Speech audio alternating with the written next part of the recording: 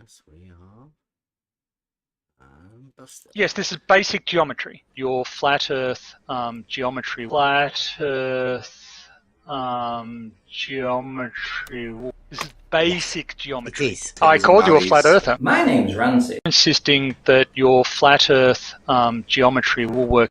I'm familiar with the bubble, Morty. I also dabble in precision, and if you think you can even approach it with your sad, naked caveman eyeball in a bubble of air, you're the reason this species is a failure, and it makes me angry.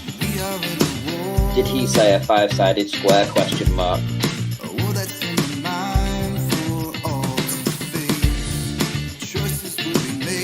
You're a universal horizontal waterer. You're drunk. I called you a flat earther.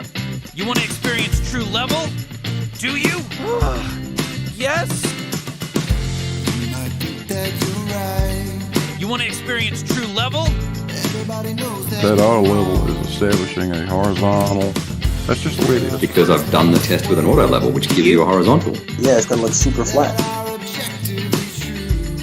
All right, come on.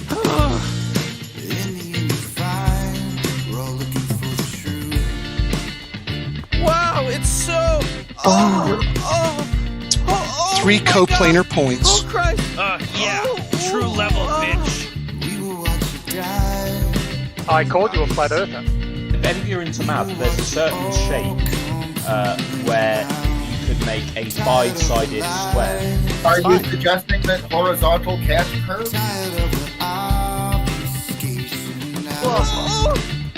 Everything's crooked. Reality is poison. I want to go back. I hate this. What's his deal? Shh.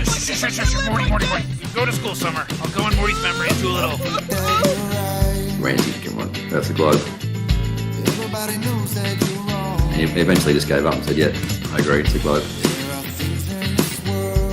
Geodesic is a continuous string of infinitely small, straight lines. Yeah, true level, bitch. It's pretty flat and level now. Randy, come on, that's a globe. Yeah, true level, bitch. Randy, come on, that's a globe. Lance to the cosmic slaughter! Well? You seem to be in charge of what I get to remember. Why? Good question. Randy, come on, that's a globe. I'll go on Morty's memory and do a little.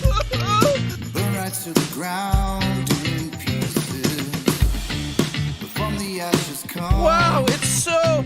Oh my God! Oh Christ! Yeah, true level, bitch. If you're into math, there's a certain shape where you could make a five-sided square. Randy, come on, that's a globe. Yeah, true level, bitch. Wow, it's so. Oh my God! Oh Christ! Yeah, true level, bitch. I called you a flat earther. True level, bitch. I called you a flat earther. True level, bitch. I called you a flat earther. Yeah, true level, bitch. Person to think. When you get to the end of this test and you have a result and you say level is horizontal and everyone says big whoop, that doesn't prove anything about the shape of the Earth, will you then say yes it does? No. No. Okay, I'm going to bed. All right. Okay, so you. I'm going to bed. That level is horizontal is good for you then, right? I agree. I agree. Level's horizontal. All Sweet. Right, true level, bitch. Perfect. Wow. Nice, mate. I came Nice. in just for that. You flipped it, man. Yeah, true level. And we are live. Welcome everybody. It is Wednesday, therefore it is Hump Day. It's like a trivium Hump Day, just in the middle of the week. Thanks for coming. I know there's going to be a lot of people who aren't really going to be wanting to be around. Well, we're going to go over trivium and stuff.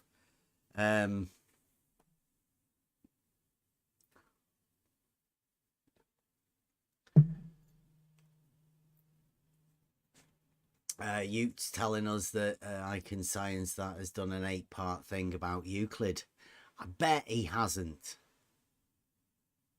I bet it hasn't got anything to do with Euclid, but yeah, I'm aware of it. And Thursday, tomorrow is Euclid Day, and I've said we will go over it. I've been doing a little bit on the website. It's just a bit of misunderstanding, and I think he's just got confused about what Euclid is and the idea of the realizing Euclid test. I don't think they've quite understood what it is. They've done what they usually do, is interpret their own thing into whatever it is they imagine, and he's gone off and made a series of videos. We'll go over them on Euclid Day, but what I think we want to be going over is, at the minute, it has become quite apparent that we've stumbled across logic. Well, I don't know whether we stumbled across it, but we were given the opportunity to use logic in our reasoning powers, and it's sort of been a coming together of a group of people who are, I don't know, just out for conversation, meaningful conversation, not just rambling conversation about the price of fish or the energy prices, or who knows. We have developed a love or a liking for the debate, the way that you can converse with somebody else and gain knowledge from that person. All depends on how well you can communicate with each other, because everybody has things to tell. Everybody has experiences that they want to portray.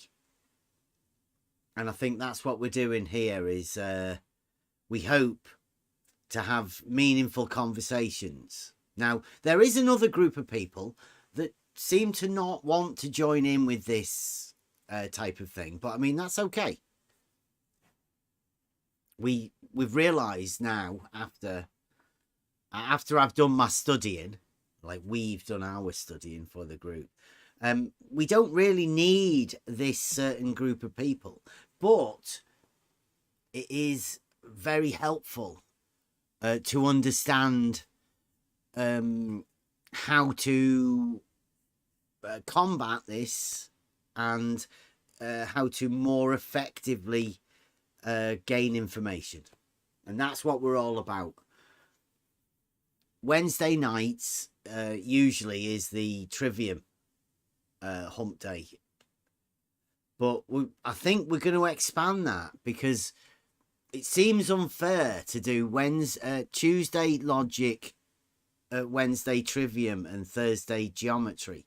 It seems like those 3 days midweek, barring Monday and Friday, obviously, they are the ones where we should be concentrated on this sort of thing, where we try and gain as much knowledge as we can, whilst trying to learn how to, I would call it debate, but I'm not too sure whether the actual debate is possible yet. But with the aim to be able to debate, but debate meaning to formulate an argument and then discuss that argument in the traditional sense, logical statements that are put up for discussion to make a logical statement that makes sense to everybody, not shouting at each other type thing. So, what's that? Might be more of a dialectic. If people want to look up dialectic, it should be a conversation between two people trying to either convince one another of something or an audience. Debate has gotten to the point now where it's fighting, basically.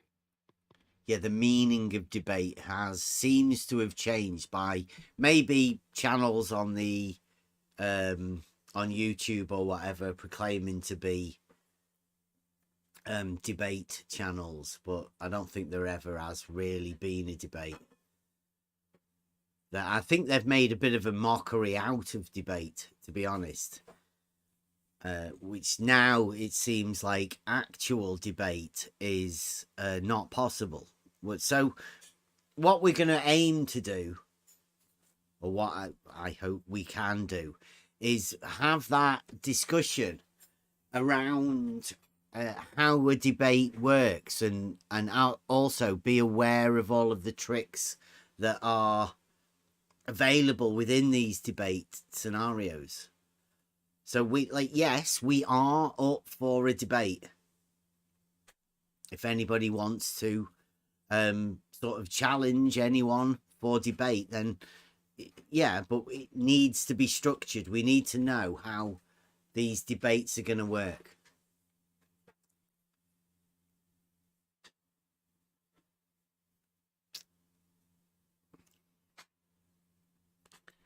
And also because this is not just about debate, it's about the whole structure of the thing, building up from trivium, getting the wordage of the terms of everything correct as well. And Chris Berry's give us a great example there in the chat. He says Earth, it is at the beginning of a sentence, so capital E. Hard to tell whether he's talking about big E or just but he says Earth is level.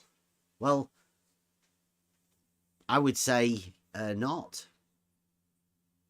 I would say it goes up and down. I mean, if you're talking about a farmer's field and he's just ploughed it, well, it's got ridges in it. That's not level. So I don't know. These are nonsensical statements.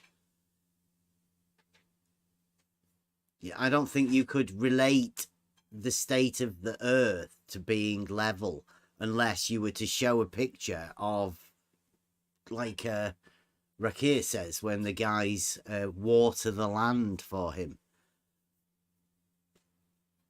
But just in general, it's a ridiculous statement to be saying something like that, to me.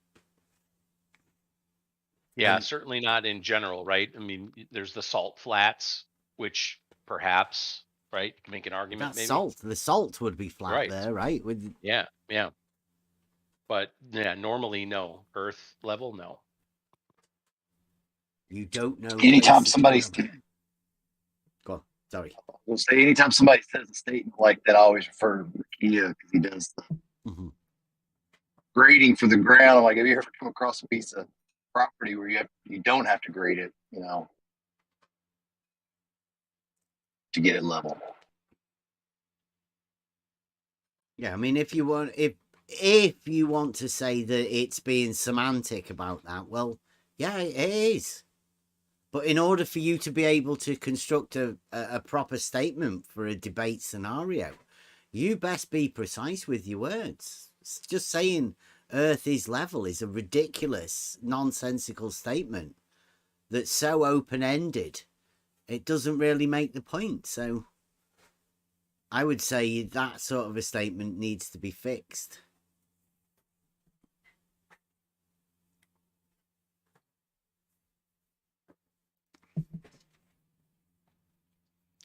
It is much safer to say that water at rest is level. Or water finds its own level. Finds or seeks or yeah.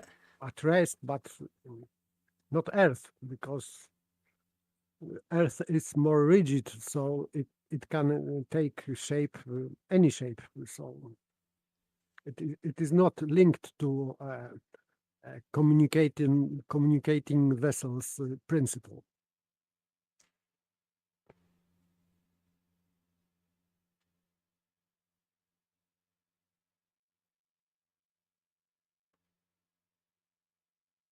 Earth is always capitalized. I never capitalize Earth. I don't ever give it a power. It's not a name. It's not a person. It's not a thing. You can't make it into a deity. Yes, deities are typically capitalized. Contractual terms are capitalized. Beginning of sentence is capitalized. But if I were to write the sentence, I have just planted my peach tree in the earth, would it be capitalized?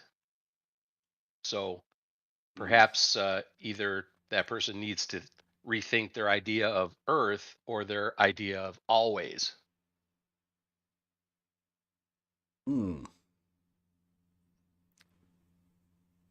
Yeah, so that's the sort of thing we're going to be trying to do.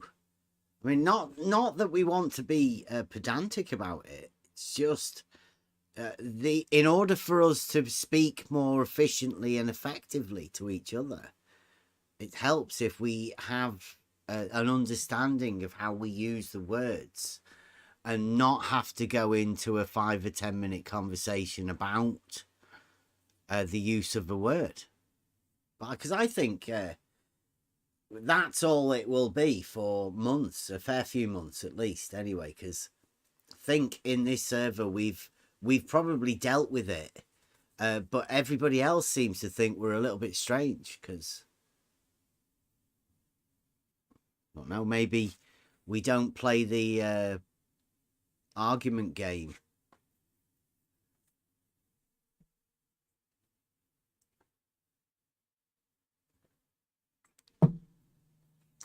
Chris Berry thinks that's a non sequitur. Capitalize an E. I wouldn't. I don't have a big G God. I'm afraid. So that's what I think we're hoping to do, is to incorporate all of everything we do into hopefully a more being more scrutinous about the way we are and who we talk to and how we talk to people, because we know that a lot of subjects that we deal with are very upsetting for a lot of people. Now, they may seem like nothing to most people. Most people may have a misunderstanding or a misconstrued idea of what it is that we're doing.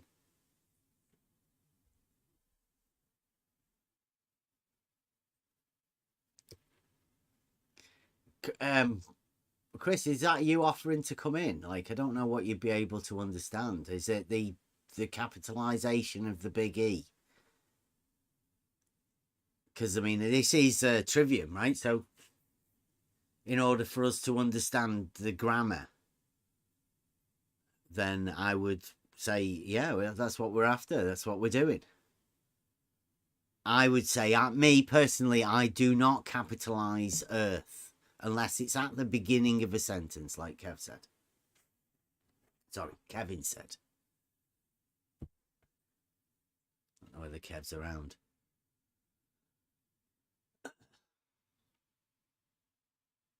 Yeah, and like Eric says in the chat, mountains are not level. So saying that Earth is level is, for number one, it's a nonsensical statement that would obviously require more backing up to finish it off, so it made sense. And if that's the case, then why say it in the first place if you then have to clarify what it was that you think you meant? because other What people am I clarifying? won't understand it.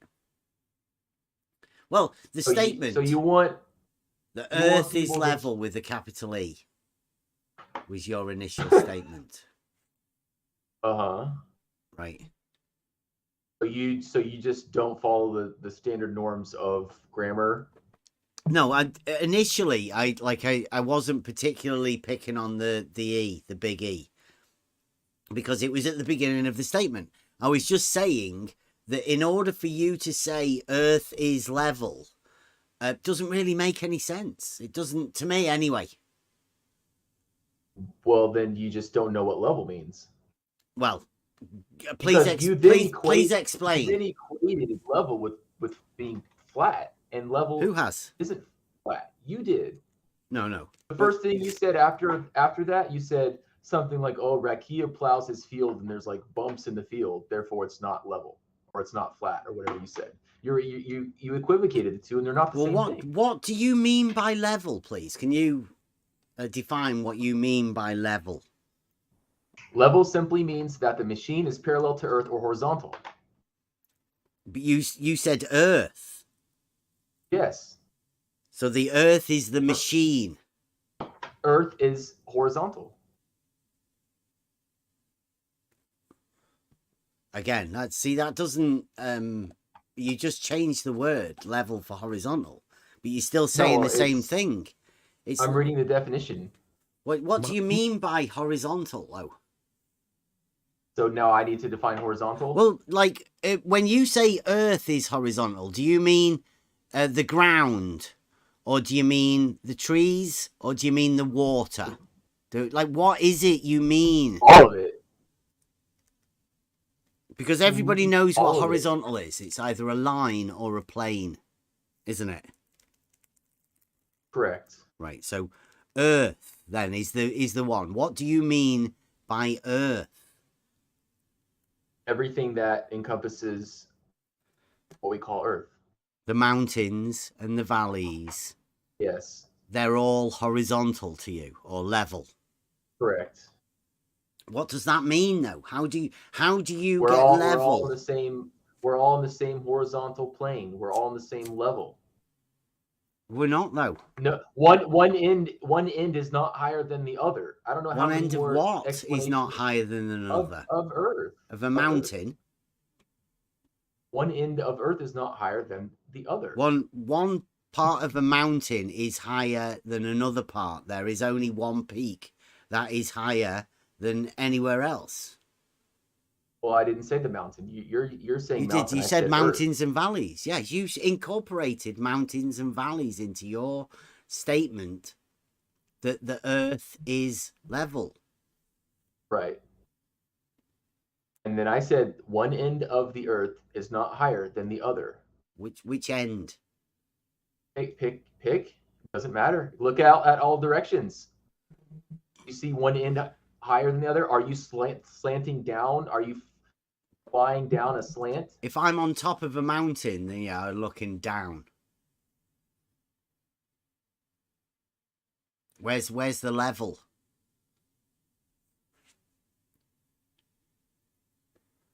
And somebody's at the bottom of the mountain looking up at me. Where's their level? What are you talking about? You're conflating elevation change with not being level or horizontal. I'm asking you to redefine your statement of Earth is level. I mean, why do I have to redefine it? Just because you don't understand it. Well, it just doesn't make any sense. Well, nothing makes sense to you, Bev. It's like your whole thing about, it's just an angle. Well, yeah, if you stop at one angle, don't go divert off into an angle. We're talking about level. The Earth being level. Right, but it's important because you do that with a lot of stuff. You take part of it and you say, what does this have to do with it? Well, if you stop halfway... You said 3 words, and you're struggling to define it now, and you're trying to divert. Oh, you're struggling to understand what level means. I've already given you multiple definitions. You said horizontal. Yeah. Yeah. But it's not horizontal, is it? A mountain is not horizontal. It's not horizontal? Absolutely, it's not horizontal. You're talking about flat. No, Yeah, it's I'm not talking flat. about horizontal. A planet is horizontal. A mountain is not flat. That's different. You say a planet's horizontal? He did. I think he said pizza. Yeah, he was after a pizza. The Earth, the planet, whatever lingo you want to use for what we're It's on. you're using it. This is Trivium Night. Well, I have to use multiple words for you all. Apparently, one word doesn't suffice here. Yeah, but you're using horizontal to talk about a mountain, which is a little bit I'm strange, not. right? I'm using horizontal to talk about the Earth. Which you have incorporated mountains into being. Or do you think the whole of what Mountains you call are on the Earth is Earth. horizontal? Yeah, the whole. That's what I've been saying that the whole time. Mm-hmm. So You the can have mountains elevation are change. part of that horizontal then? You think the difference between They're top on of the a mountain horizontal. and the bottom of a valley is that they're horizontal? Yes, correct. Well, why do you laugh? That's absolutely the fact. It's just an elevation change. You're equivocating again elevation change with something that's no longer level. You can change elevation and this two things still be level. But please Can we excuse establish me. if horizontal is or isn't elevation two-dimensional? change is measured in vertical datum, not horizontal. Y'all were kind of talking over each other. I missed it. I said that elevation change is measured in vertical datum, not in horizontal datum. So it's by definition it cannot be elevation change cannot be horizontal. Afternoon. Yo. Hey, Rob. Change. Go on, let Mobius go. Go on, Mobius. I don't know whether he's... Oh, you don't want me to normally respond having it. to him? Well, that's a pretty obvious just- statement. Go on, Mobius, while you go. What's obvious? I was just wondering if we can establish whether or not horizontal is two-dimensional.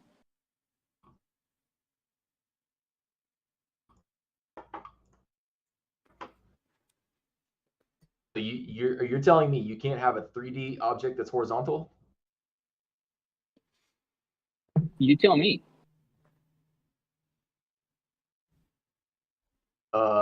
Yeah, absolutely. And then show me how a 3D object is horizontal. Is it level? A mountain. Yeah, let's talk about the mountain that you've got, that you started off with. Well, hold on. It doesn't. Well, it doesn't How matter. do you level a mountain? Maybe we need to talk about what horizontal means. Mm-hmm. Well, can you make a 3D object level? Can you level a mountain? Well, you can level things. Right. And is level horizontal? Level is horizontal. Okay. So then you just answered your own question. Thanks. I don't have any questions that I don't have the answers to. I'm asking you. Well, you just said you can level a 3D object and level is horizontal. And your Yeah, like if I take a carpenter's level, horizontal. if I take a carpenter's level, like it's a 3D object, right? I can level it. Correct. Yeah. Take a mountain. I can't level a mountain unless I have some heavy earth moving equipment. Well, right. You can level a mountain. You can, but it won't be a mountain if you level it. Oh, I don't know. I think that's what he's talking about. I think I'm looking for a meme here now. Do you mean just like putting a spirit level on top of a mountain and then you go, there you go, boom, leveled it? That's what you mean, right? No. No? Well, I don't know why you guys have some weird obsession with mountains. I think you think that saying mountains is going to debunk something I'm saying. Mountains have hills that slope.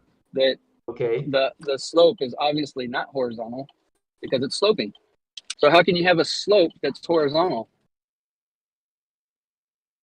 Mountains have slopes. Vertical elevation change. So the mountain isn't level? Nobody here understands what you're talking about because you're not being very clear. I'm being as clear as any person's ever been in their entire life. A mountain is obviously not level, dude. If There you're you go. saying This, I that a think he's got it mountain from is both. I level, didn't say mountain. I'm not the one that's bringing up a mountain. so I said you I said agree the earth. that a mountain is not level then? So let's say I have a 3D. Mountains Let's say I are have Earth. Mountains are cutting made of out. Earth. You cut out there at the end. Let's say I have a 3D object, and Let's say you've got a ball, right? Can you level a ball? No, not a ball. If you had the ball on top of a mountain, would you then say that's level? No, because a ball isn't horizontal. Okay. So everywhere, according to you, Earth is level, but not if there's a ball there. So you should say everywhere bar the places where there are spheres, balls, is level, right? No. No. So you can level a ball, or can you not? No. What So about if you let part me of the finish- Earth has a bit of a mound on it that looks a bit you like let a me finish ball? my example. Let me finish my example. I think he would help clarify. You said 3D objects can be level. You said you could level. You said that. 3D objects are level. You said No, you said that. You agree? You asked me. No, I didn't agree with that. Yeah, you did. Oh my god, dude. Through logical deduction, you don't understand? Right, go I on. think you need to start over. Logically deduce it. Go on for us, please. Just run us Okay. through that logical This will deduction. be the third time. Yep. Start at the beginning. I asked him if No, a 3D no, no. object- Don't ask. Start at the beginning of your logical deduction and work us through the process. Never start with the Okay. question. Okay, a 3D object can be level. Level is horizontal, therefore a 3D object can be horizontal. Wow. That was your deduction. It's absolutely simple. It's common sense. It's basic. I don't know why you guys are playing. You all play so dumb on this server. I know a lot of people. I've had people reach out to me like, "Oh, don't go on there. They're playing dumb. They'll ban you if you go against them." People reach I don't know out to why you to play say that, so do they? dumb. Yeah, But- I've had Nice. Chris Berry, you said that you admitted that ball cannot be leveled, and ball is 3D object. So you are contradicting yourself, right? now. Not every 3D object. Why is it everything? You or nothing? didn't say- Either you the didn't mountain say- is level or Earth is level. Why does it have to be everything or nothing? It doesn't make any sense. Because you didn't state that some objects. You said 3D objects. No, I can didn't. be No, I leveled. didn't. Well, first you said Earth. First you Well, you're said Earth misquoting is me. horizontal. Earth is level. That's a misquote. No, the other guy misquoted me. I did not say any 3D object. I said an object can be Did you say Earth? Oh my god. Is level? Did you or didn't you? If you didn't, Yeah, then okay. we're talking about two different things. So now you're on a different topic. No, the topic was Earth. Yes, I said that, of course. You're objectifying Earth, and you're saying that it's level. It's horizontal. If you didn't Correct. say that, then say that you didn't say that. No, I said that. Yes, I'm talking to the other guy. I didn't say what he said, but go ahead. So you're saying that Earth is horizontal, Yes. but you just said that things on Earth aren't necessarily horizontal. Like I can have a some things soccer aren't. ball. I'm sorry, what? Some things are not horizontal on Earth, correct? But those things aren't some things Earth. some things that are on Earth aren't of Earth. Correct. Like they're from somewhere else. No, they aren't Earth. So, for example, mountains are Earth or are not Earth? They're a part of the Earth. It's a system. They it's an are a ecosystem. part of the Earth. It's a totality. So mountains, to be specific, mountains are Earth, are part of Earth or not? Is water horizontal? Let me ask you this: is water horizontal? No, I am talking. We are talking about Earth. Hold on, Are is a flat? mountains? No, I'm going to answer your question right now. I'm going to answer all your questions. This will be very clear. If I have a, let's say I had a 10 mile of flat water, non-motion flat water. Is that water horizontal? We were talking about Earth, So not when you water. say Earth, you're not including mountains. Well, can you answer my question? But we asked Okay, the but question before, so I've been and you answering the didn't. questions for No, you 20 didn't. minutes. You didn't. For We 20 need. minutes. I'm asking you a question. If I have Yeah. a 10-mile plot of water that's completely still and flat, is it horizontal?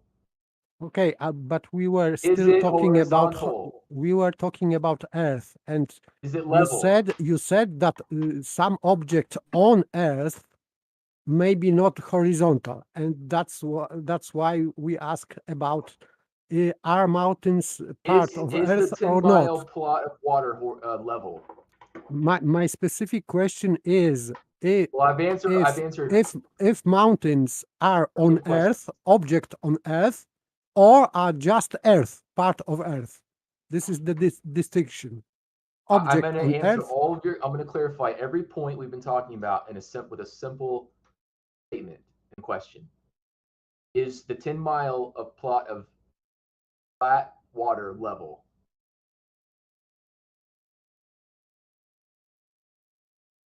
Hello?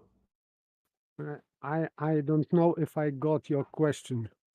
So it's just a thought experiment, okay? But it's based in real physics, okay? So don't say, oh, it does. That would never happen, because it could happen. If I have a 10-mile, it could be 2 miles. I'm just going to show, that would be enough to say, like, have a curve or whatever, if Earth were curved.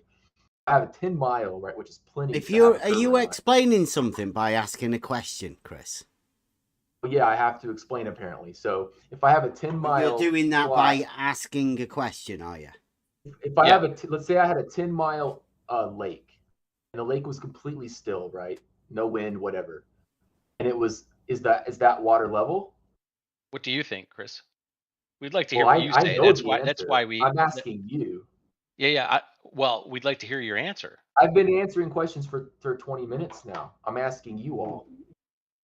But you didn't answer the crucial question: is mountain Earth or not Earth? I'm asking you a question now. I've answered 10 questions in the last 20 minutes. Can I ask a question?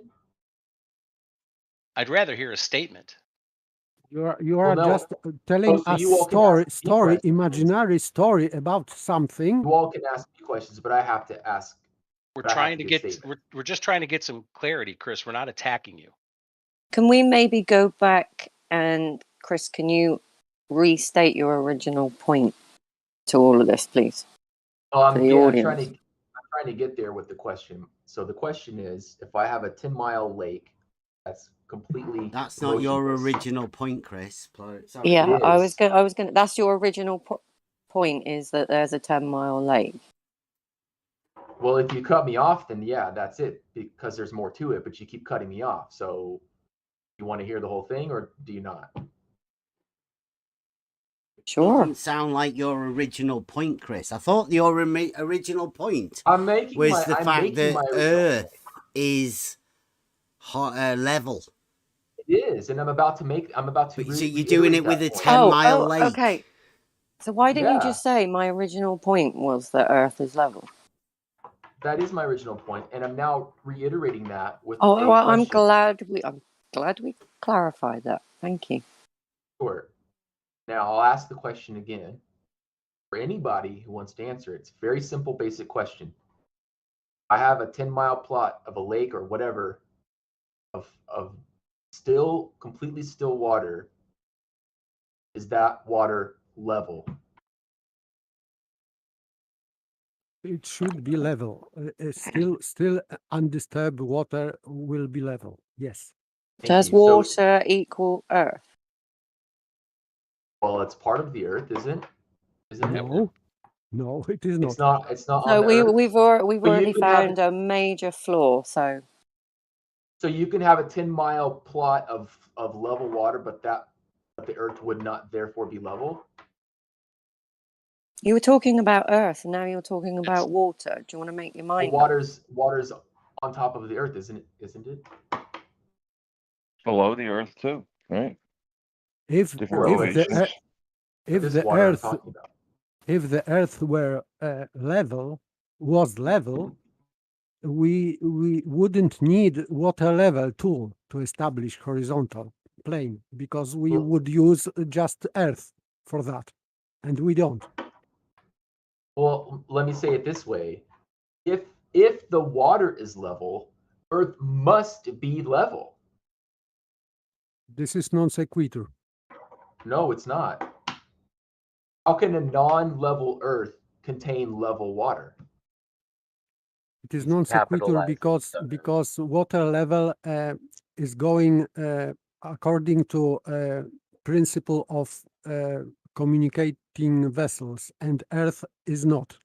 That's why it is not non sequitur. So you're saying if water is level, then a handful of dirt and sand. Tanks, hang on, please. Sure. We're having a conversation with Chris. I know you want to jump in. We'll get you in a minute. Okay. Promise. No, Go ahead, Chris. Go ahead, Chris. Sorry. I don't. Paper organist talking said I made a non sequitur. Then he goes on talking about communications with water levels or something. I don't know what the hell he's talking principle. I was talking about principle or rule or law of communication vessels. You know that the level at two ends of water level tool will equalize, and it doesn't apply. This principle doesn't apply to Earth. Earth will not equalize. That's why it is non sequitur. That's why you cannot use Earth to level something.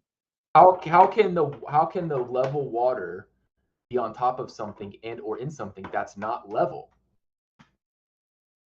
Like, for example, like lake, bottom of the lake is not level, and the surface of the lake, if it is still and at rest, it will be level. Right. But surface, exactly. not bottom. Bottom will be still not top, level. But for the top to be level, the Earth has to be level. No, because wrapping around. You didn't listen. I said about bottom of the lake. Bottom of the lake is not. It is the Earth. Bottom of the lake is surface of the Earth, and it is still not level. Well, but we're talking about the top. The top is level. The top. If the top is level, top is water. We are talking about water, and we are talking about bottom of the lake, which is Earth, and it is not level. It just happens to not be level. It could be level. Can I try something? Can I try something? Yes, sure. All right. So Chris, let me ask you another question, because I'm pretty sure there's a miscommunication in the terms that are being used, right? So water, and earth. One thing or two? Two. Earth. Ground that you plant things in, or something more monolithic than that in your mind? I'm not following. The word earth. Something that you plant something in, or something that's more monolithic, more all-encompassing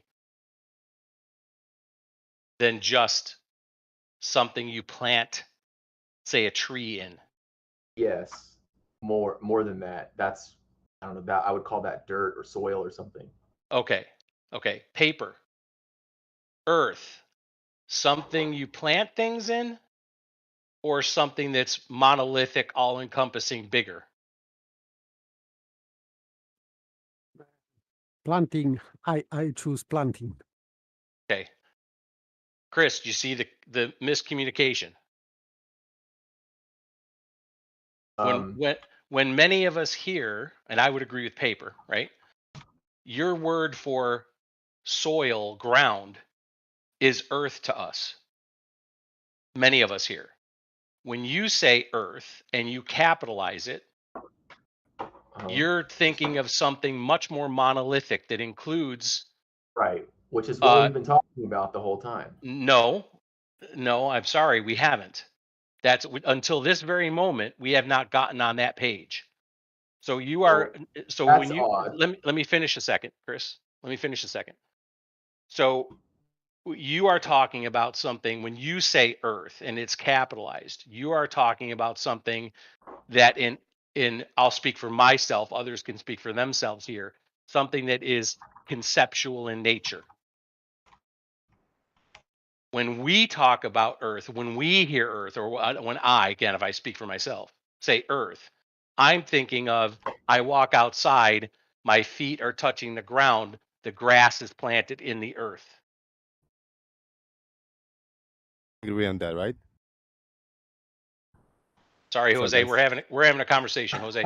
I am. I want to be part of the conversation. I just want to know if Bev is a flat earther because there's many screenshots. We're not. Yeah, thanks, Jose. We're not talking about that right now. Troll alert. Someone beat me to it. Darn it. Yeah, they were good. Fast trigger. So that's all I want to say. I think we've got a little bit more clarity now. And I think that Chris is using Earth as a collective noun. So it is water, mountains, trees, stars, air, atmosphere. This is Earth for you, and for us it is not.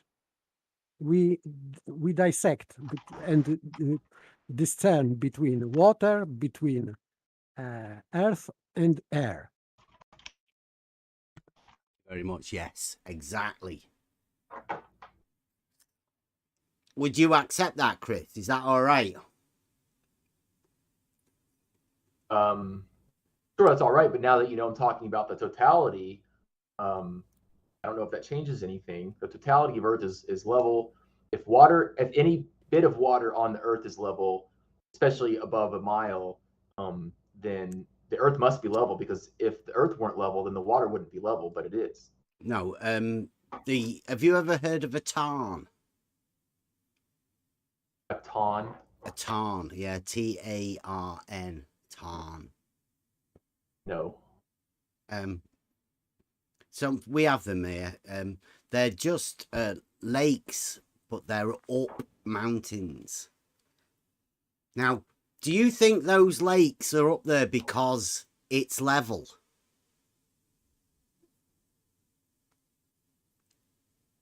Say it again, sorry. Do you think the lakes, the tarns, are up mountains because it's level, like you say? What's a tarn? A tarn again? It's a lake up a mountain. Oh, okay. I've never seen that. I'd have to do more research, I guess. I'm not sure he's really paying attention, Bev, because he's typing in the chat and he's watching YouTube chat as well. Well, he's asking me about something I don't know about, and I just said that. Chris, you're American. Are you American, Canadian? I'm sorry. I just want clarity. Chris, American, Canadian, because I think I might be able to link it for you. American. Okay, you've heard of Lake Tahoe? Yeah. Lake Tahoe is a tarn. Oh, okay. I didn't know that. I don't. Yeah, it's up in the It's up in the Sierra Nevada mountains, and it's a lake. Yeah. Is that because is it up there because it's level? Is it up there because it's level? Yeah, because the Earth is level. Is that why the water's up there? Is the Earth level? I don't know. You said because the water is level, then the Earth must be level. Well, correct. Is it the Earth being level that puts water up mountains? Is it the Earth that puts water up mountains?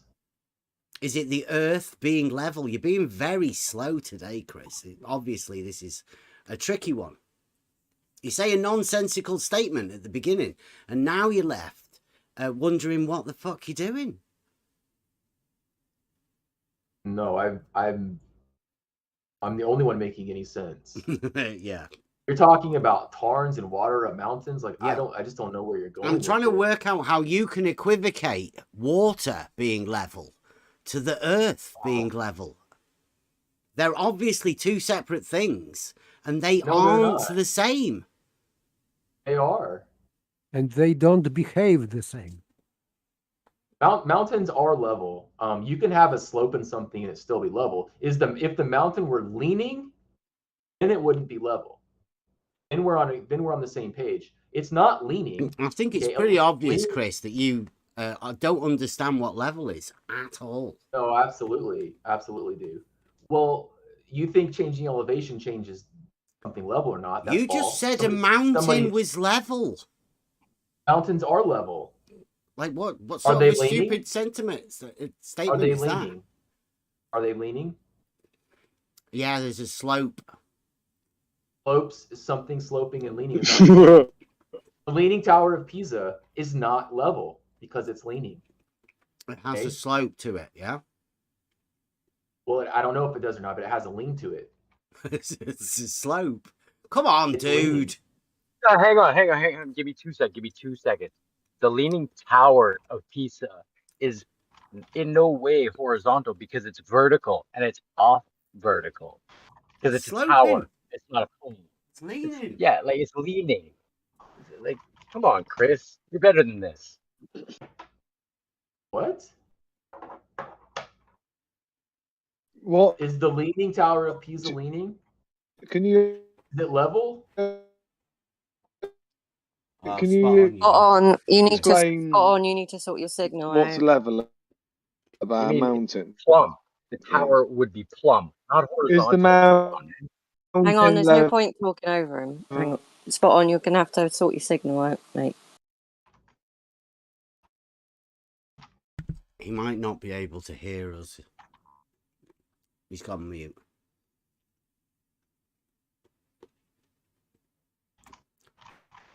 That mountain that Mike Jones has just posted in the chat there, Chris. Would you say that mountain's level? Yes, it's level. All of it? Yes, because it's on a surface that is level. Is that the shape of level? To you? Level has a shape now? Well, I don't know. You said that mountain's level. It is level. It's not leaning over. You might have some slopes to it, but the base is not leaning over. I think we have general misunderstanding here because can you define what level is for you? Define, please, level for us. I'll just take whatever the dictionary definition is. No, we ask not dictionary. Your definition of level. How do you understand noun level? That mountain won't be good enough, Chris. Do a little bit better than that. That mountain.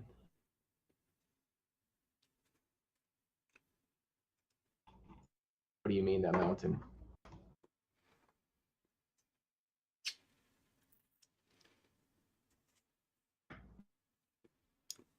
It's a good job that we've been talking about the trivium and going over stuff today. And, you know, where people can make a statement and then clarify upon it. Sounds like you're really struggling, Chris. But it's because you started off with a nonsensical statement to start off with. No, the start out statement was the most concise statement possible. Earth is level. You said your first statement was that mountains are horizontal. And it means, I think, level also. So they are horizontal and level. So please define for us or horizontal or level or both. The mountains are well, by virtue of the fact that they're on a horizontal surface.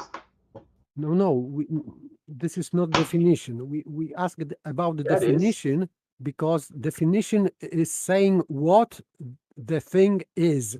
So we are asking what level is for you.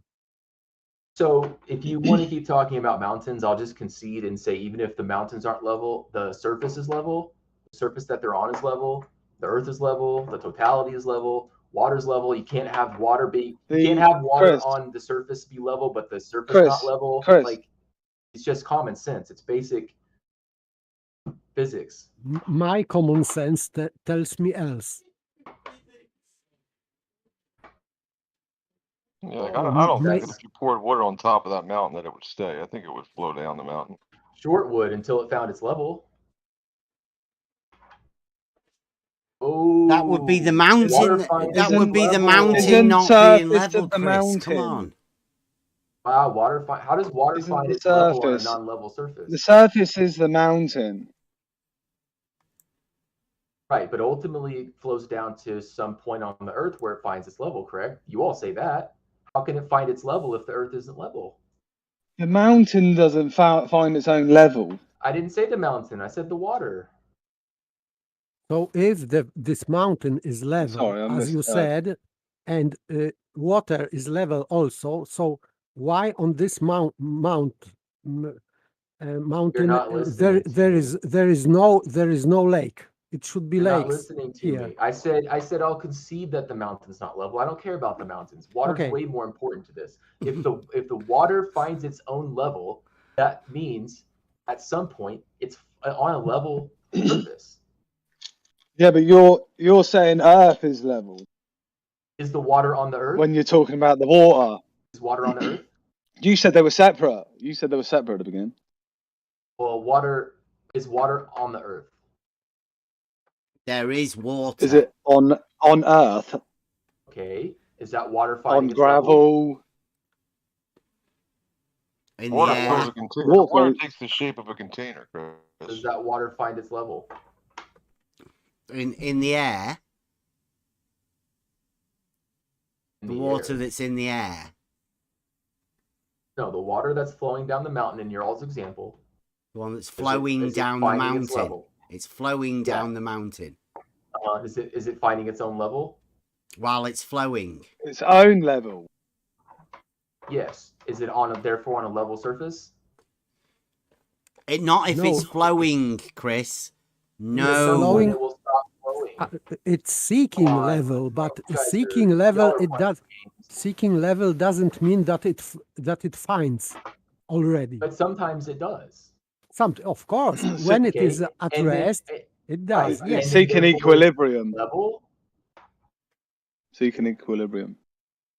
It's finding its own level, so therefore the Earth or the ground or whatever it's on is level. Chris, perhaps? we are trying to find an understanding here to gain in knowledge. Now, can we at least admit that there is a difference now between water finding its level and Earth being level?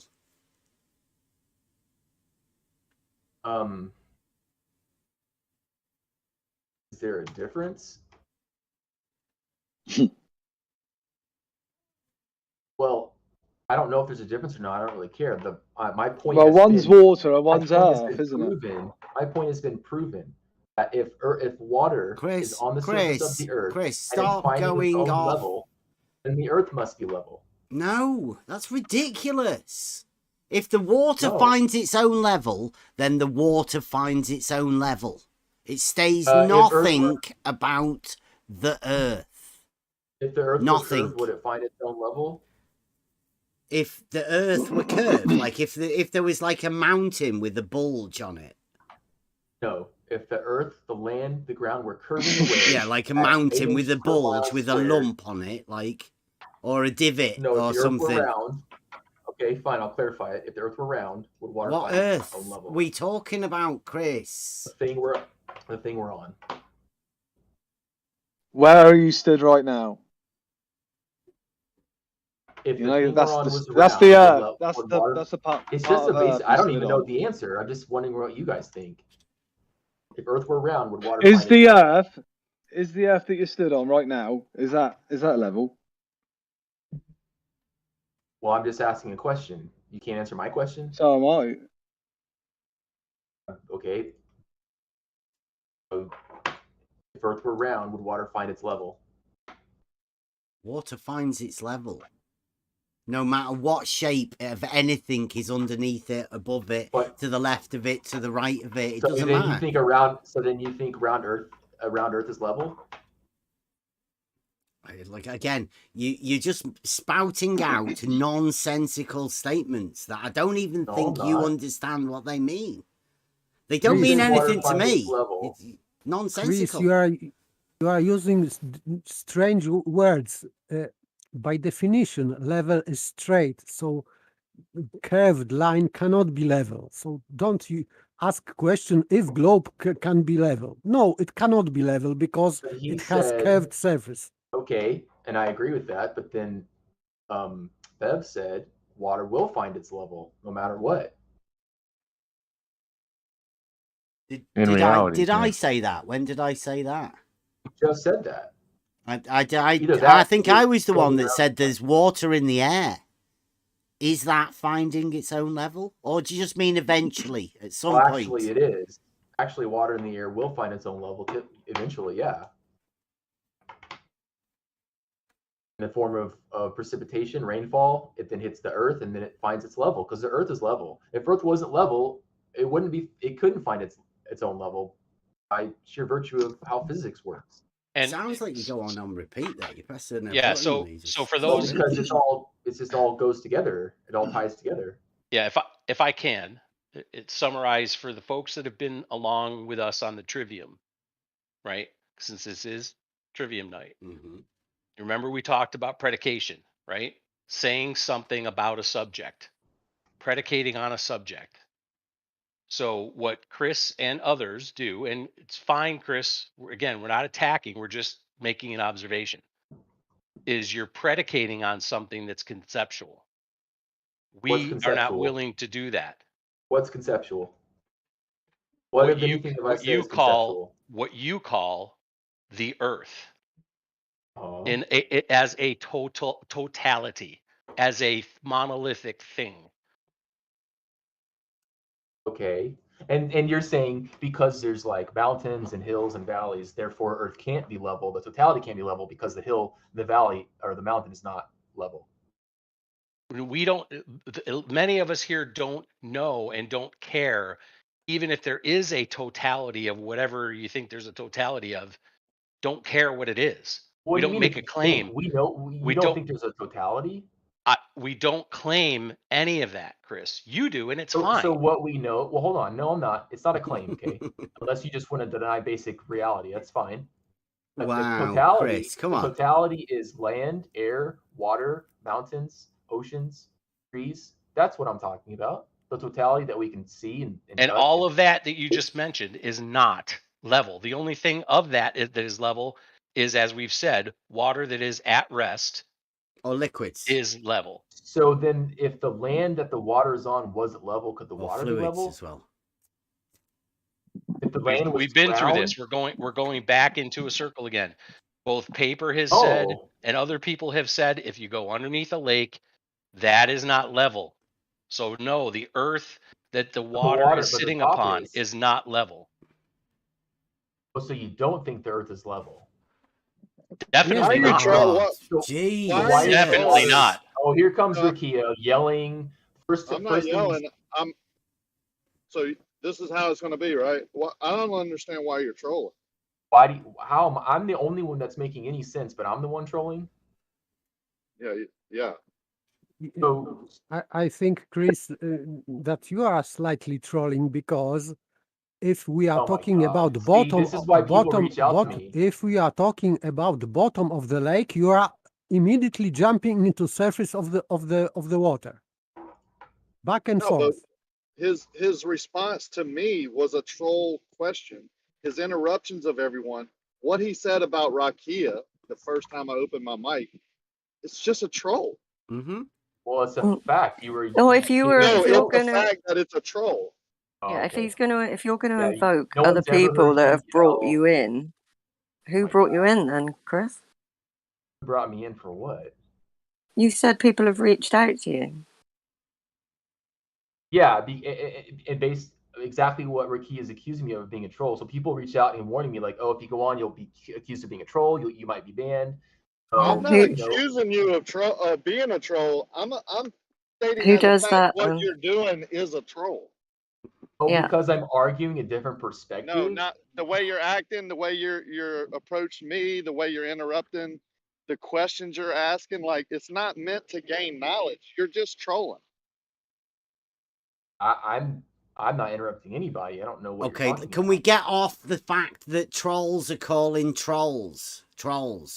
Right? Forget about it. Let's get back to learning about something, Chris. I think you need to communicate with us more about this level thing and stop focusing on what people have told you to expect whenever they come over here. It's of no importance, is it, for you to communicate the knowledge you have to us? Although I would say that the people in this room are the experts about level. I enjoy it. I don't know if you guys don't like talking about it. If you just want to have your own little inner circle where people can't come on and debate, that's fine.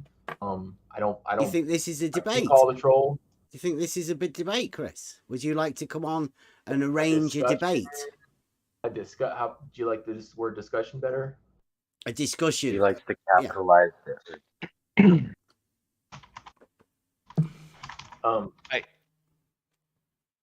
So anyways, I have to go, but I stand by what I said. If you don't agree, that's fine. Definitely not a troll. I've been jumping on different shows for almost 7 years now. And this is the only channel I've ever been accused of being a troll on. Right. Other than from don't worry about that, Chris. Do you class yourself as a flat earther? No, I'm a level earther. A level earther, but you've just explained that you think the mountains are level. Well, mountains are a part of the totality, right? We talked about that. The totality is level. I can have a mountain and a valley, but the totality still be level. The mountain is not leaning over like the Leaning Tower of Pisa. The base is level because the base of the earth is level. The top of the water is level because it's on a level surface. If water finds its own level, water can't find its own level if the earth is round. I think we all agree with that because it doesn't make sense, because you can't have a level on a round surface. So how can the surface be round if water's level? It's not, because water's level, the earth is level, the ground is level, the totality is level. Wow, you really like level. It seems like you don't really understand what level is. You could possibly do to go on some sort of a course or something. Maybe I suggest you go on a basic surveying course. That's an ad hom attack that you're saying I don't know what I'm talking about.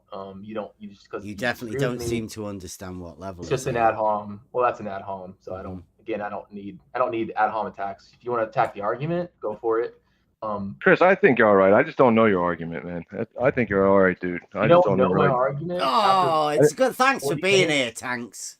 I'm just saying, I didn't really get to hear. At least we've got somebody here that supports Chris. I'm sorry everybody attacking you like that, Chris. I mean, it must be awful, but at least Tanks is on your side. I'll get over it. Yeah. I've been on worse channels, so I'll say that. Yeah.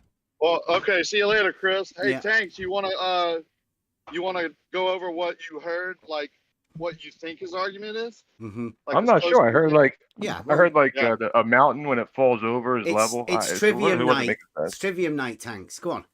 Because now what we're trying to do is communicate, and how well Chris communicated to us his argument, and you said, just give us your interpretation of what's take. Chris. Yeah, go on. Yeah, I need to go. Chris was claiming that a mountain, when it's up and down, is level because it's falling over, so it's level. I don't know. It didn't make much sense to me. Oh my God. Yeah, I was gonna say. That's nothing close to what I said. That's unbelievable. I would just stick with you weren't listening and leave it at that. I do have to go. All right.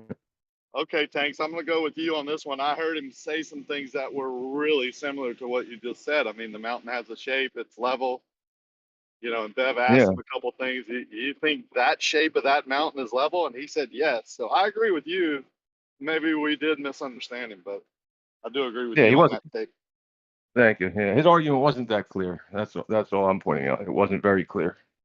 Well, and yeah, I would agree with you as well, Tanks. And I promised we'd get back to you, so I'm glad we got back to you. But I would also say that, and Chris, if I don't know if Chris is still listening or not, but those that are listening, we're not purposely trying to be argumentative, and people think that we are, and that's fine, I guess, right?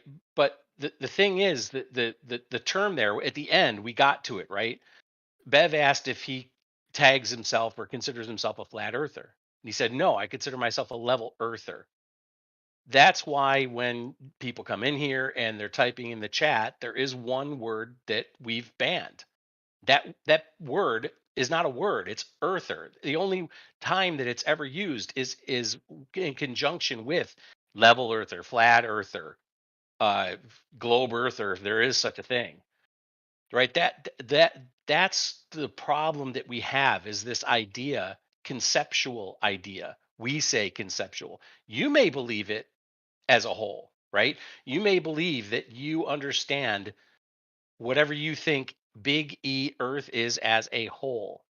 And then you can call yourself a blank earther. It's all fine. We don't attack that. It's all good. But there seems to be a problem with people understanding where we come from, that we don't have the earther part, nor do we care about the big E earther part. We don't care. Never have. Never will. Just don't care. So when we say Earth is not level, and we try to make the distinction between earth and water, earth is earth, water is water, trees are trees, mountains are mountains, Bev is Bev, Kevin is Kevin, Rakia is Rakia. I mean, I don't know how many times we have to go over this, but that's where we come from. And that's the knowledge that we're trying to share with others. And it amazes me every single time that we seem to have this go back and forth, go back and forth, go back and forth, because we don't consider blank earther to be something that's real, that's reality, because none of us have ever seen it, whatever that is. Don't know, don't care. So Tanks, if I can pick on you for a moment, would you flag yourself or tag yourself as a flat earther? And it's okay if you do. I just want to let you know I'm not chastised. I just want to hear an opinion. Yeah, no, I say flat earther. Yeah, Why? I mean Because it's Rob the does as simplest thing. well, right? Yeah, Rob's coming me off too. mic. There's Rob. There's Rob. I knew he was coming off mic. It's all good, but is it? Let me ask you this, Tanks. Are you okay with understanding that we don't have that thinking, that conceptual thinking of earther? I think it's great that you guys try to get the conceptual out of people's mind and just deal with what is in front of them. Yeah, I think it's a great angle. Thank you. That's what we're trying to do. Yeah, That's what we try to do. Anyway. Well, all sorts of crazy things happen to everybody when they start to bend beyond what they can get to. It bends one way or another. Yeah.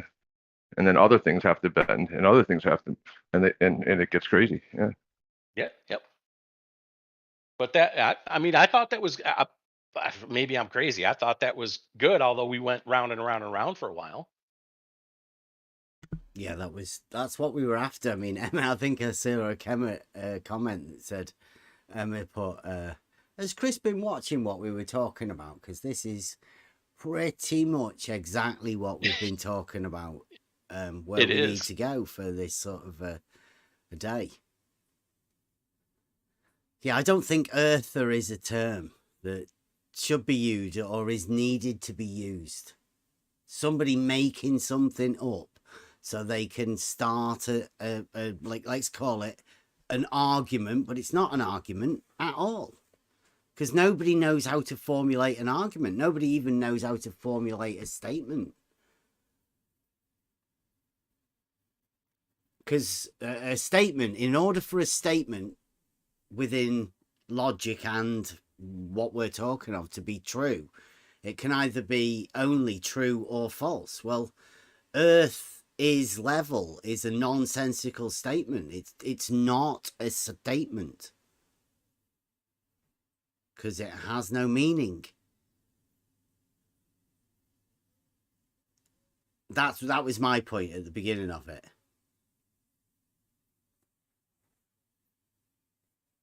And I'm guessing if we're going to start talking about terms and how to construct an argument, well, we've just gone, how long there? An hour and a quarter over a nonsensical statement that somebody put in the chat. He did get to say level a lot, though, which has probably confused a lot of people. I think it may be deliberately used, misusing this word with earth, because normally it is water level, but now it is earth level. So I don't know, but my conspiratory theory tells me that it may be not an accident. Yeah, it's at an even altitude, which means it is above the surface of anything. It's a level. Anybody knows, or anybody's ever seen anybody doing anything, it's on a tripod mainly, and it's above the surface. The water, inner water, is above the bottom of the canal. It makes the level, the water. So, I mean, it's a very simple thing that we'll be dealing with. But I'm guessing a lot of people do have to try their hardest to misdirect people about how simple this is. And the horizontal paradox is so closely linked to this that they obviously have to obfuscate and point out the fact that horizontals are provably parallel.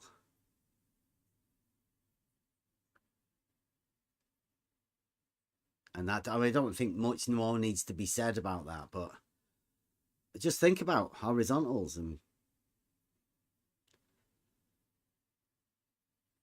how they'd have to be, because on a globe, it's different.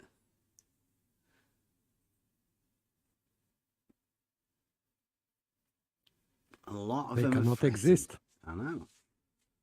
Horizontal planes and the globe model are mutually exclusive.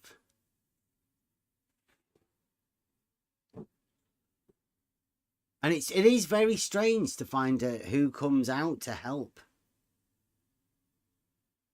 Oh, Godzilla. Thank you, gods, again.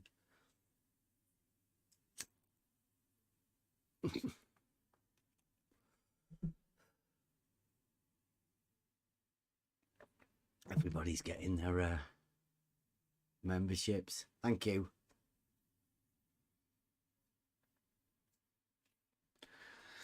So, I mean, within the terms, I mean, it was good. Was there something else I said we should be going over? Did I put something to one side? We are amassing a good amount of globe logic. The globe logicians are coming out in force.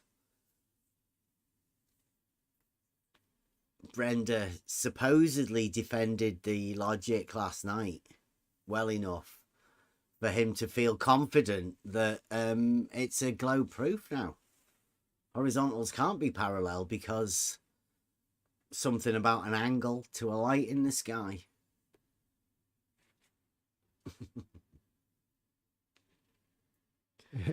Angle without angle, because on curved surface you cannot have an angle. So this is very disappointing.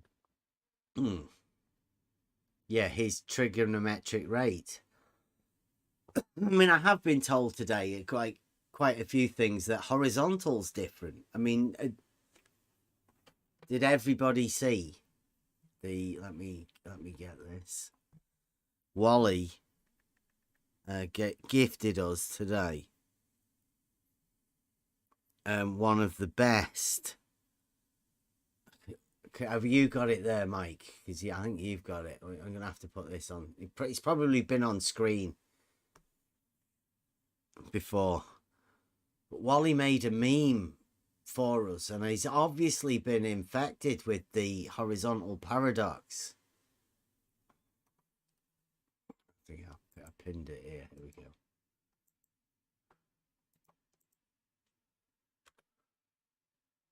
There you go. So, can you see that? Oh, it's a little bit small, isn't it? Where's Wally's made this meme? And this is Where's Wally? And he says this be true. He says, place a horizontal line across a globe. And it's this red droopy line here. This is a horizontal line on a globe. Look how sad it is. All droopy. So that's Wally's give us that today. And this here is a horizontal shift. It goes from here to here. That's what Wally calls a horizontal shift. I don't even know what it means. I think it's amazing. Horizontal shift. Yeah, he's got a horizontal shift and a vertical shift. And the ball that it's around doesn't move at all. It's the pattern that's on the ball stays where the pattern is. And he's calling it horizontal, even though it goes from like the top of the ball to the bottom of the ball. He's calling that horizontal shift. And he's calling vertical shift if the ball moves, I think. I don't know. Yes, but I cannot discern between vertical and horizontal shift here. It looks like the same for me.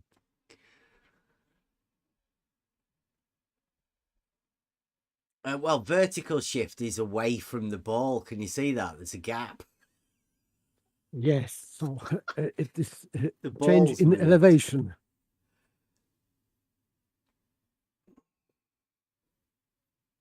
I mean, this is the height of globe 2022. This is peak of sophistry. Well, I mean, can you call this sophistry? I mean, if you can get away with it, right? No, then I'm it just could joking. possibly. Well, I mean, I think Wally thinks people are really that stupid, and I'm not. Like, they might be. I mean, I know the people that are around here aren't going to fall for that. The people that are listening to us, I hope, would not fall for this. But Wally's, you know, he's considered a god to a group of people. The globe earthers.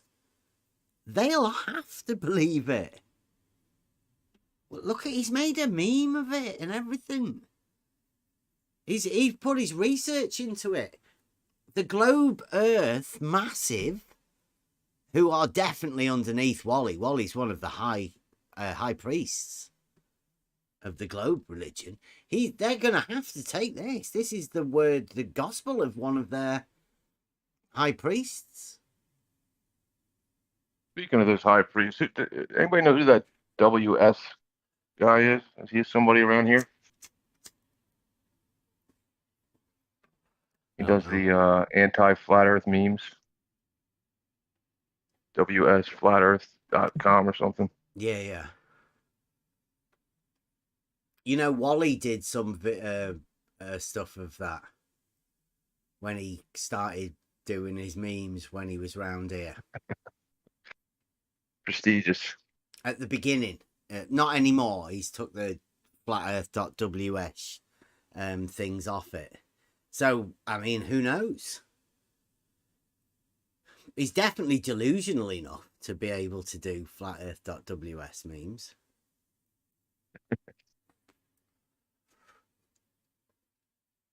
But I don't know. You'd have to use your discernment on your own.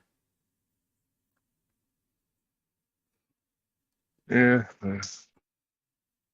Yeah, even the Chris Berry, I think he's a musician. It looks like he's got the music tag up. He makes a bunch of music. Does he? Well, his like his icon, his profile picture was Chris Berry music. when I looked him up. Looks like he's got a bunch of videos. I don't know if it's any good, but he seems to really like nature and like the trees. It's good. I think he's a little bit strange. I'm gonna listen to one of his. Limp spaghetti on a horizon. That's genius, Wally. So good. So yeah, we're basically trying to get through the trivium, which it is Wednesday and it's the hump day. But pointing out as well that getting through the trivium to do the grammar, logic, and rhetoric. The rhetoric part is the discussion about debate, right? It was even, as I recall, enacting out a debate, being able to vocally speak it, sort of stuff. So I'm guessing being able to narrate and act within a debate is also part of the training of the trivium. So I'm all up for that. The quadrivium is the part that comes after it, which is the further learning, which does not mean that once you move into the quadrivium, you have to stop with the trivium. The trivium can always be done as a progression at the base of it, which is, I think, we can take that on as an idea. Then we can incorporate being able to speak in the rhetoric and the grammar and get people to come and have chats with us about this. How communication seems to be getting lost, and how the old tools of learning seems to have been taken away in favor for a more modern approach to education. Whether that's good or bad, I would say the education I received while I was at school hasn't really served me very well at all in preparation for life. And I would say personally that the learning I've done on my own or with the group of people that we're with at the minute has been tenfold. And it still continues to be so. And I'm hoping it is, will continue for a long time. I'm hoping to become very good at what I do, and whatever it is I do, it doesn't really matter. I believe that this sort of stuff that we're doing now within this trivium is going to benefit all of us. I think if you talk to most people within this server, they will tell you that personal gains have definitely been made in the last 2 or 3 years. I mean, it doesn't matter how long you've been round. You don't have to be round here for very long to realise that these people that are around here are a very special group. And there is a lot of knowledge that can be gained from the people that are here. And nobody will try and lord their intellectual supremacy over anybody, because that's not how it's done. I think most of the knowledge that's within here is exchangeable. It is people want to try and help other people.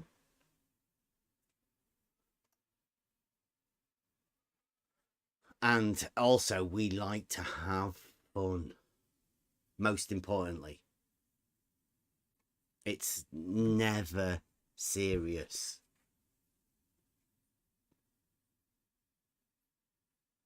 Mainly just fun and laughing. Trying to work things out. Solving puzzles. Making new things. I think that's a good thing as well, isn't it? The inventiveness that you get.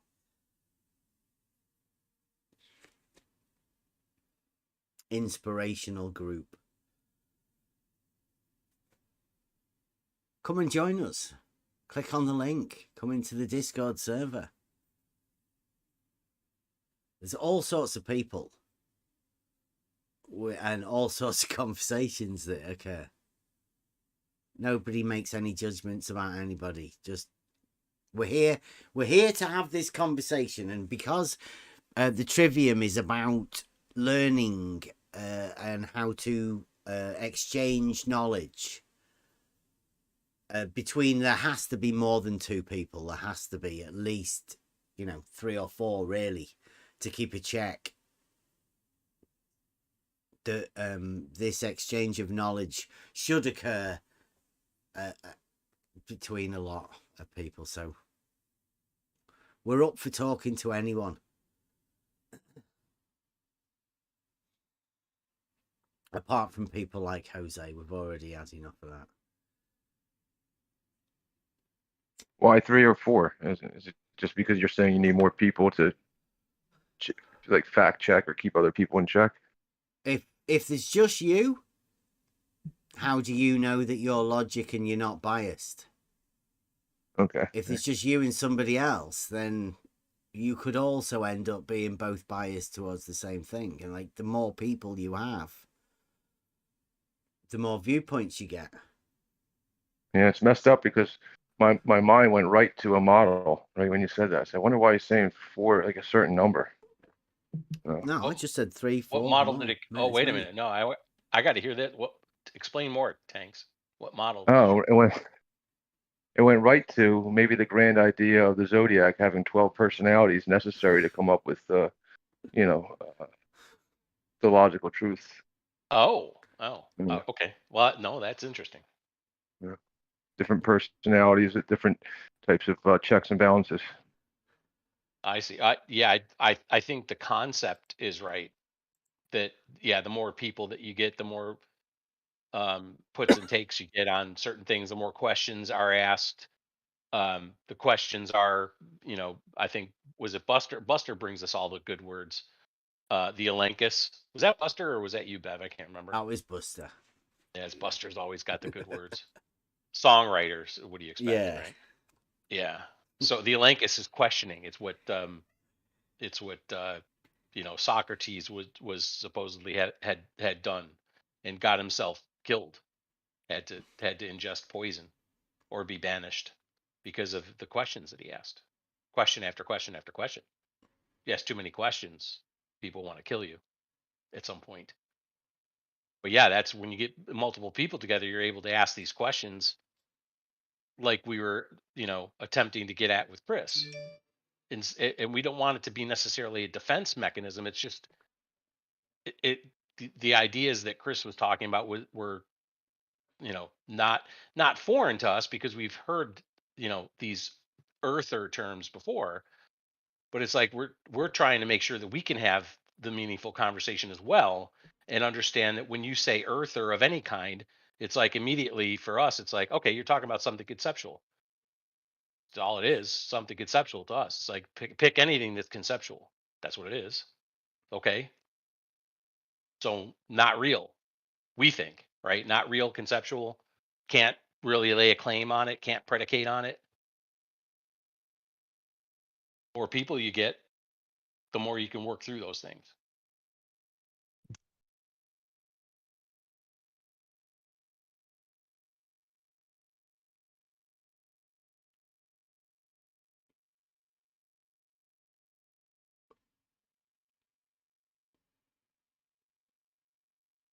I think I quite like the Elenchus because it shows you're always one step in front, right? By asking a question, you are showing somebody you have understood the question that you've been asked, and you've thought about it, and you can build upon it. if done correctly, Lenkus, that's,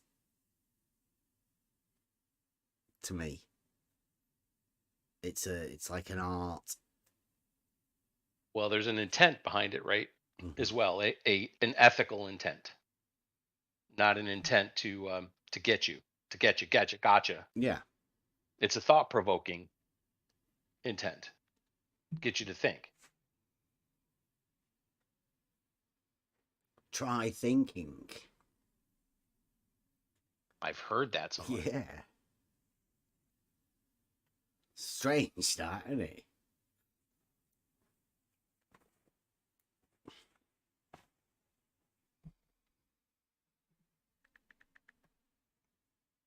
So, go on. I was going to say, why think when you can have somebody else do it for you? That's a baller motto, by the way.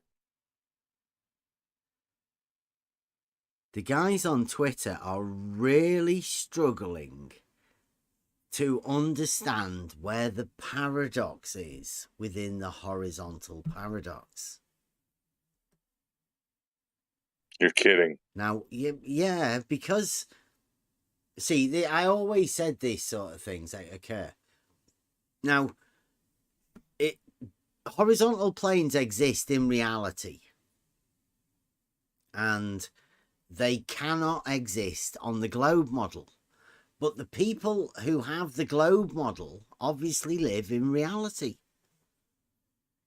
So there is a paradox that occurs. It's got to occur in their minds. They think reality and the globe model are the same.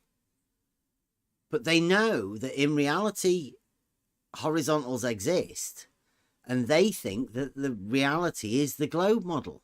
Now, surely they're aware that horizontals cannot exist on the globe. Or are they that mixed up about reality and the globe that they can't realize the geometric implications of a horizontal plane? It's really confusing. Well, I would imagine finding a paradox within your paradigm of what you imagine reality to be has got to be troubling.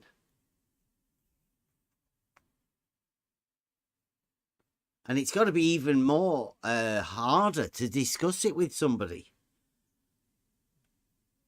How do you discuss the existence of a paradox within your model?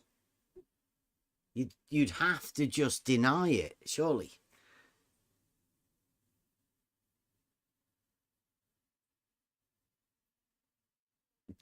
These are the deeper levels of the horizontal paradox. Is how people deal with it. Now, I will point out that the horizontal paradox doesn't exist if you think horizontal planes exist, because you're living in reality, and quite rightly so, a horizontal plane is a horizontal plane.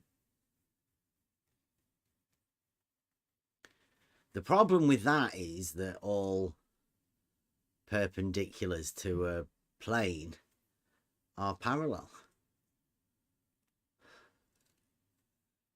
Your fans have once again entered YouTube I know, chat. I've seen that there.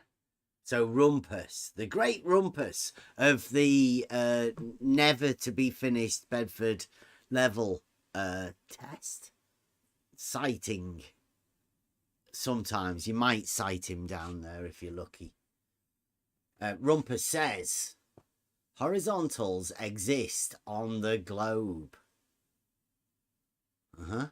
How can you think otherwise? They can't exist, but I mean, we'll go around to that. A conceptual horizontal can exist on a banana-shaped Earth. See, you don't understand basic geodetics. So, Rumpus, not only can he conceptualize a globe Earth, which is impossible, he also can conceptualize a banana-shaped Earth. He did capitalize it as well. Still, this is true. I don't understand basic geodetics. What is geodetics? I don't think he can explain it. I know what geometry is, but geodetics, I don't know what it is.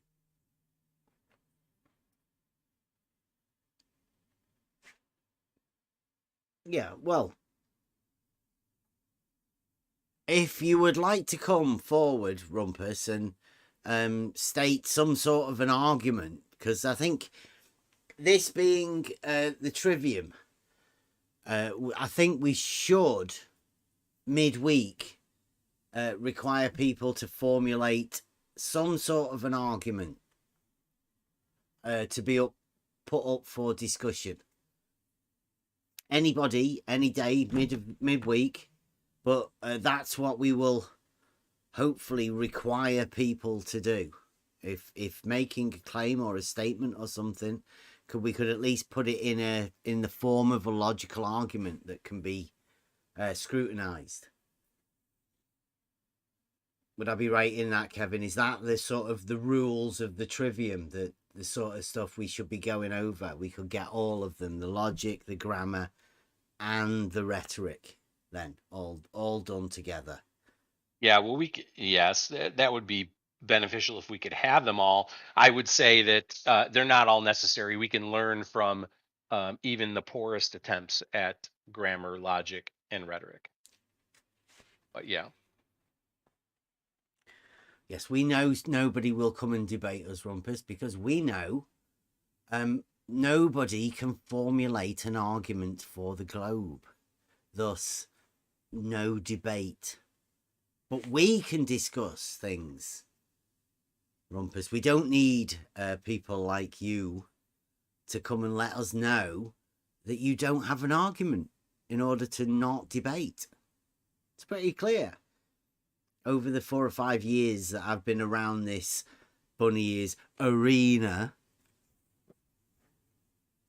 there's not been one debate. In fact, there's been not one argument put forward for the globe. It's just arguments of negativity, sophistry.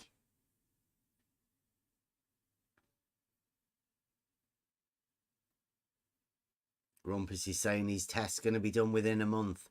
Is that the video going to be put out beforehand, Rumpus, on what you're going to be doing for the test? Exactly how it's going to work? Are you going to have the discussion with Asken, SE, Mobius about the thing that you were saying you were going to do to everybody? Who knows? Probably not. Probably another failure. Thank you, Emma. Rumpus. Horizontals exist on the globe. Well, they can't, Rumpus.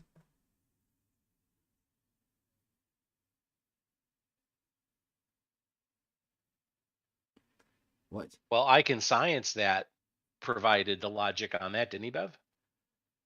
Well, yeah, if water forms a plane. But I don't think Rumpus knows the implications of a horizontal. Because 2 perpendiculars to a horizontal would be parallel. I've been going through it today, you know, in order for me to do the Realizing Euclid. I've picked out all of the propositions, definitions within the book that mainly apply to the things that we are going to be talking about. So we can directly link to these definitions, postulates, propositions, axioms. They're very specific ones that we can go to, and then we can always refer back to them to use as an example. That's why Euclidean geometry is so easy to understand, because you can always relate back to an earlier proof. Proof on proof on proof. But I mean, you can relate back to an axiom, you can relate back to a definition, you can relate back to a proposition and say, yes, I can do this because, and it's stated here. These are the rules.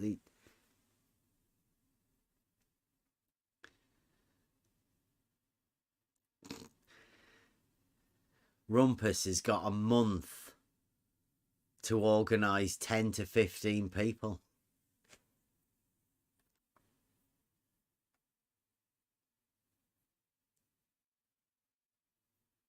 One week. By the way, there's going to be a video. Go on. Sorry. By the way, Rumpus is wrong about horizontals because on the globe, horizon should be not a straight line, and horizontal is parallel to horizon. So being parallel to horizon means that horizon has to be a straight line. That's why they cannot exist. And Rumpus is still insisting that they can exist. It is not true. They cannot on the globe. I think Brenda might have slipped him a bit of dialetheism there. They were getting cozy and smoochy the other day. I think she might have slipped him one. Brenda's dialetheism is very, very strong. Beware. Yeah. Because that is definitely the dialetheist approach. Look, he said it again. Look at that. How ridiculous. Horizontals have nothing to do with the horizon. Quoted Rumpus. Let me get that. I'll just get that just so we can have it in the. They have just coincidentally same or similar name. Just coincidence. Horizontal and horizon. Just pure coincidence.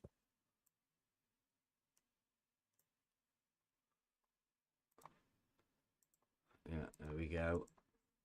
Put that up in the stream. Everybody can see that there. Put it up there on the screen. Rumpus, the great Rumpus, globe defender. I believe most etymologists would disagree with the Rumpus on that. Yeah, but this is Rumpus, right? I know. And even Ruhif said the definitions are meaningless. So, but we had a discussion with Chaiki, and I checked in Wikipedia or Wiktionary or whatever that, and we talked with Simontrel about that. That this word is derived from horizon, Greek word horizon. Definitely. It means boundary, limit of our implicitly of our view, but still this is boundary, line of boundary. So horizontal is from horizon, and horizon means line which dissect. Yeah. Separation. I would say it's the totality of the horizon, right? All the way round to join itself back up again. It has to be a plane. Has to be a straight line. Horizontal. It's a plane. Horizo in Greek means to separate. So it makes sense. The separation of the sky and the ground. Yep. Makes perfect sense. So Rumpus, I don't know where you've got that from or who's been telling you these strange things. But I mean, how could somebody do that? Somebody's done a Jedi mind trick on Rumpus and convinced him that the very fact that horizontal begins with horizon has got nothing to do with each other. I mean, Come on, Rumpus. I thought you were a bit more cleverer than that. How could somebody be fooled so easily to do that?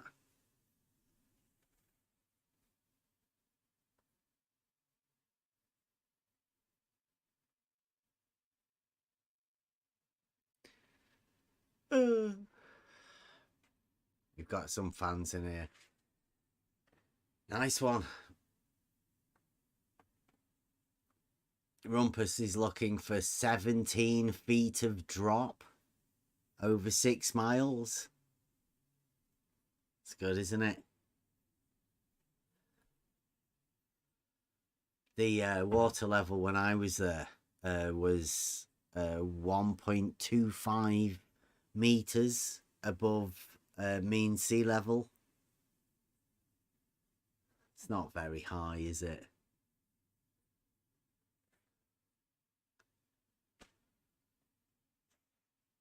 And Rumpus is looking for 17 feet. That's handy. Rumpus. Oh, like, wow. Oh, you guys. It looks like Rumpus isn't going to do the live performance to you, Asken, SE, Mobius. Unfortunately, it looks like he's chickened out on that. He's done a video, though, he's telling Gadget. He says, indeed, I will be explaining at length the difference between hump and drop and level and horizontal.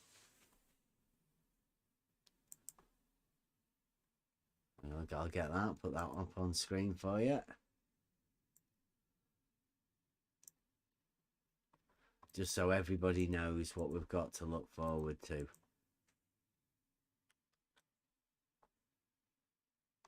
There you go. Well done, Rumpus. I like to keep everybody up to date with the Bedford.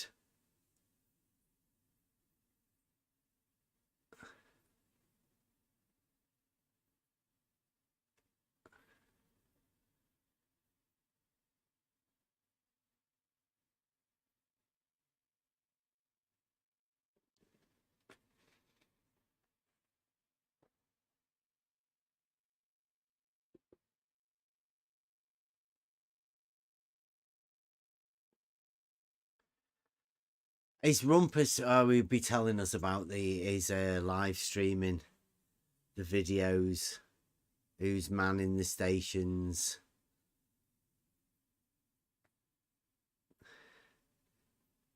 Oh, hey, whoa. Now it appears that you're still in for your live debate. All right. Good stuff. George isn't coming. Oh, there's a surprise. Oh, I'm disappointed. Yeah. He'd be better off leaving Khan. You know, staying at home with Khan. He can't be risking Khan coming over here. His age. I bet Rumpus is missing out there. I mean, that if George was there, he'd have been like 5 men at least. Do we think Gadget scared him away, or was it something else? I think Gadget might have offered him snails. Sorry, escargot. Escargot. That's better. Escargot.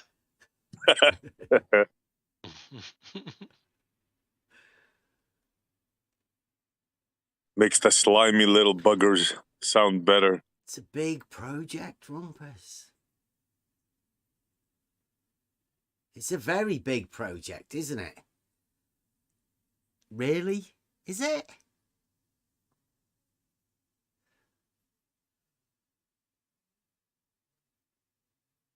It's getting the BBC, is it? It's not getting the BBC.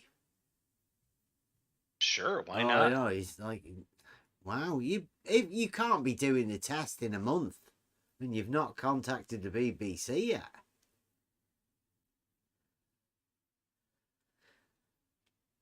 They have schedule, I Don't think. forget the engraved plaques. That's got to get done. And the catering.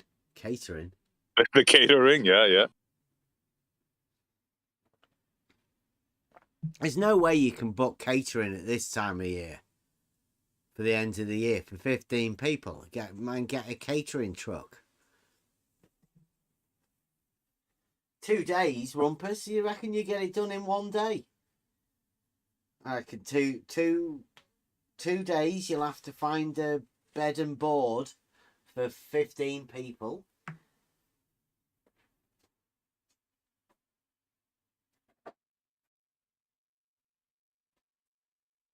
Beginning to sound like a massive operation. I reckon if we could put our minds to it, I reckon we could do at least what Rumpus would want to do, a few pictures. I reckon we could do it well less than that. In fact, I'm thinking of one at the minute.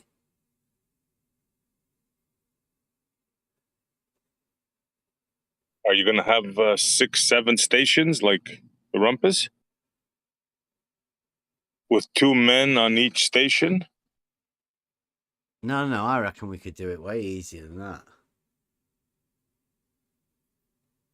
Hey, Mrs. Rivet.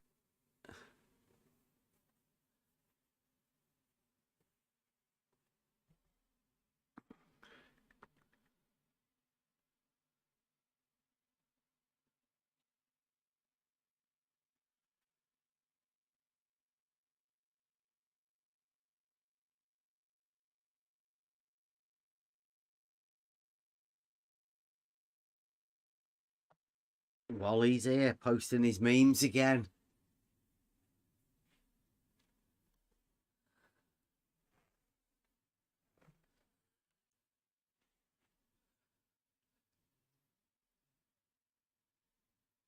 It's Wally teamed up with it's like Wally's been making some new memes. He's getting good at it. Yeah. He's The busy. memes, not the message. Don't the they memes. don't they look a bit like DP's old stuff, or is Definitely. Definitely doesn't half look like. Is he modeling his new memes on DP's style? Well, he does tend to rip off people's memes. He took and, shall we say, rearranged a couple of mine, made them better, according to him. Yeah. Yeah, it looks like he is. It looks like he likes DP's style.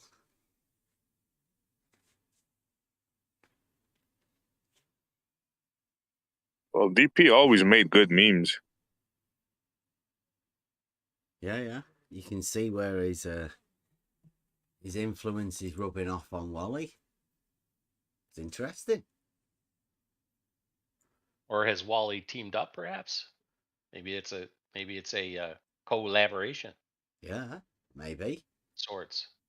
Rumpus says there are 5 stations, including the bridge. Each requires at least 2 people plus others at the bridge. He reduced the stations? I thought there were 7. 5. Could have been wrong. 5. I guess that'll do. Well, if he needs at least 2 people. Yeah. And you had 7, that's 14 plus more on the bridge, then yeah, that's probably too many people. Probably had to reduce it to 5. So that's at least 10 there, plus several on the bridge. You could probably do it for 15, right? Yeah. Yeah. You Makes reckon sense. they'll be fighting for the bridge time, right? Because that's where the BBC will be, and that's where Rumpus will be, and that's where all of the cameras will be, and they'll all want to get on there with Rumpus, won't they, at the bridge? like the big director's chair. Rumpus with his big loudspeaker. With the megaphone. Yeah, well, you might have the satellite dish up there actually getting the signal. You think Rumpus has a pipe or cigar? The director's chair. You could lend Rumpus your pointing pipe, Bev. Might come in handy. I'll be using that My myself. prediction. Oh, you will? Yeah. My prediction is that if he ever does get to do it, he looks through that sight and just sees a load of wobbly bits of pipe. In the distance. Like that. Sorry, spot on. Go on. No, I'm done. I was thinking of that video with that guy walking in the street with the pipe. Rumpus walking by the canal. The BBC filming him, giving orders. Derrida. Derrida. Yeah. I bet Rumpus thinks it's going to go swimmingly. I mean, he's tested it out. He's checked everything. He knows his team, how his team works together. I mean, his team, they all know that they can trust Rumpus with giving directions and exactly how it's all going to, the logistics of everything. There's nobody better at logic than Rumpus, especially logistics of this matter. He'll have polished all of his flags, painted his poles, greased his poles for the crankshaft to make it go up and down. Yeah. Do you reckon they'd have walkie-talkies? I think he's setting up a communication network array. I think he's got somebody on the team for doing that. All sorts of stuff. Rumpus says, I have done preliminary parts of the test already, but there is still a lot to do. Admit it, Rumpus. If they've still got a lot to do and you've got a month left, you're not going to do it. I think it might be next year. Yeah, let's do it next year. We want some shitty weather as well. So. By preliminary, does he mean I thought about it? I think he means he's been there once and shoved a pole up. Looked at it. Yeah. Look at you. Look at you, negative Nellies. Come on now. We're hoping it's going to inspire him even more to do it. I'm not sure where Rumpus is going to rent a tractor from, though. A tractor? Tractor? Why? Yeah, he says a Jeep is not capable of covering the territory. You would need a big tractor. Oh, what? Along the towpath. You're not getting a tractor on that fucking towpath, I'm telling you. What, like driving over all the datums? But it is Rumpus, so I mean, let's let him dream, right? He can imagine that he's driving up and down there on a tractor, shouting orders at people. Oh, you can't get your pole up? Yeah, I'll bring the tractor. I'm thinking hovercraft. Whizzing up and down the canal. Oh, that'd be another one, yeah. No, I'll come on the hovercraft. Or a jet ski. I'll just jump on the jet ski. Yeah, Rumpus, thank you for making us laugh, bro. Here come the tractor memes. Look at that one. He's got a canopy on it. Oh, dear. Goodness gracious. Somebody says it sounds like you're all getting scared. Yeah, because this is definitely what we sound like when we're getting scared. Yeah. Yeah, I'm always laughing like this. I'm terrified. My cheeks are hurting me from fear as we speak.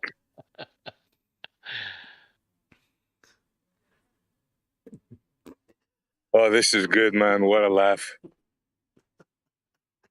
Literally, the back of my ears are hurting me, I swear. So, he's still looking for drop, is he? Yeah, he's gone for the full nutsack. Has he confirmed as to what he's attempting to find? 17 feet. 17 feet. Yeah, of definitely. drop. Yeah. Yeah. He's 17 going feet. for the record. Yeah.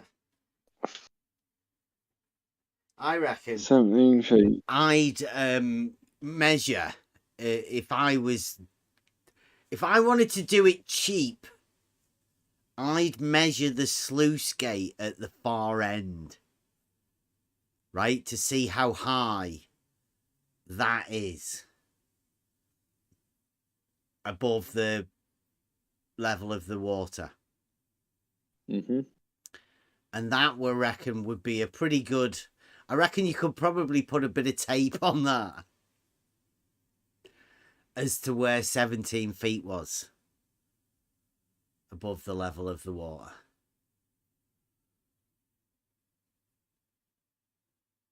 And that'd be it.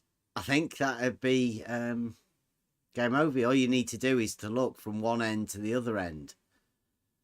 Yeah. And where the See it. 17 feet is, yeah. And then try and imagine that the water level in between you and that bit has dropped down, not like that's 17 feet above where the water level is. Try and imagine that the water level's actually dropped and that's level. And then that should be it, really. All you got then is the hump, obviously. You know, that's... Well, you'd have to deal with the hump, but he's going to do a private session with SE, Askin, and Mobius. And you, maybe, if you depends. Depends whether Rumpus thinks you're worthy of his audience. We've not seen eye to eye before. Well, I'm willing to... Well, he's going to be that behind us. convincing people that the hump and the drop are the same thing. Yeah, that's what he said. There's no paradox. Is he going to start turning things? I don't know. It's like it's Is he going to gonna- be a Rumpus trick. Yeah, I don't want to spoil it. Yeah. I already have the diagram he's going to draw in my mind. I already have it. Just like a circle, isn't it? I can't wait. It's a circle with a load of straight lines around the outside of it, isn't it? I wonder if he's going to use the geoid, you know, the lumpy one. Well, he's never used the geoid before, but maybe. Yeah, I think it's safer for him to go with the Euclidean circle. For a lot of these flow model believers. For a tangent, can you get tangent to a geoid? Yeah, at least you're in the realms of geometry that everybody knows about.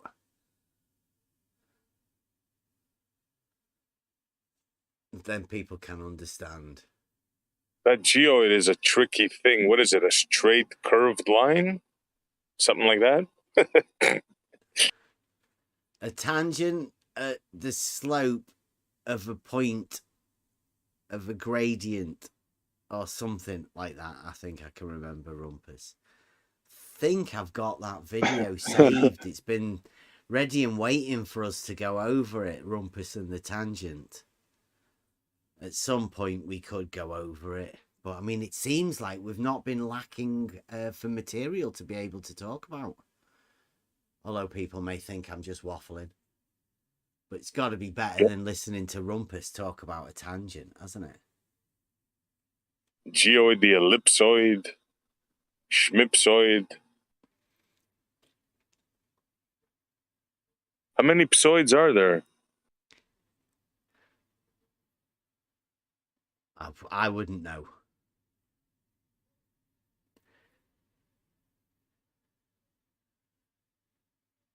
Yeah, they're talking about the Rumpus movie.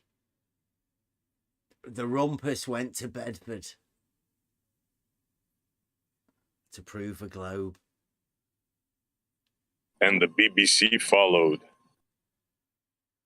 Yeah, Oh, it's school nursery when they rhymes, do isn't it, can I please pick out the tractor that Rumpus is going to use? Rumpus won't leave the bridge. He'll have his minions, his servants, to go and do the rest. That's why he needs people to. Oh, come on, Farmer's Boy can't do any of that. He passed out last time. That's the tractor. It's exactly the man. If anybody knows anything about tractors, it'll be a farmer's boy. Ploughing the fields and all of that sort of stuff. Oh, what? Farmer's boys driving the tractor. If Rumpus had left it, let him.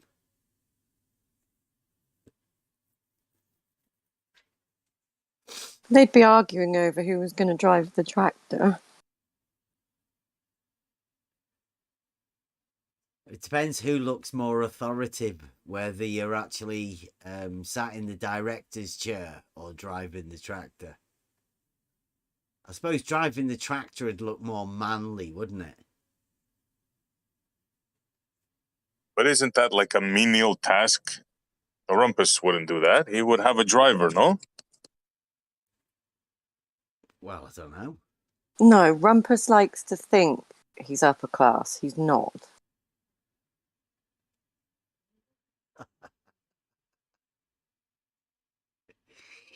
Rumpus is doing the thing where he's in the chat talking to somebody.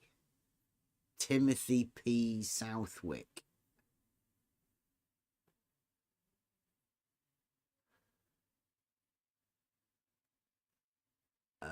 Rumpus is having a very good conversation with him. It's obviously easier to do that than explain anything about his test or how it's going or anything like that. There are people. Has anybody heard anything of Rumpus talking to anybody about his test anywhere?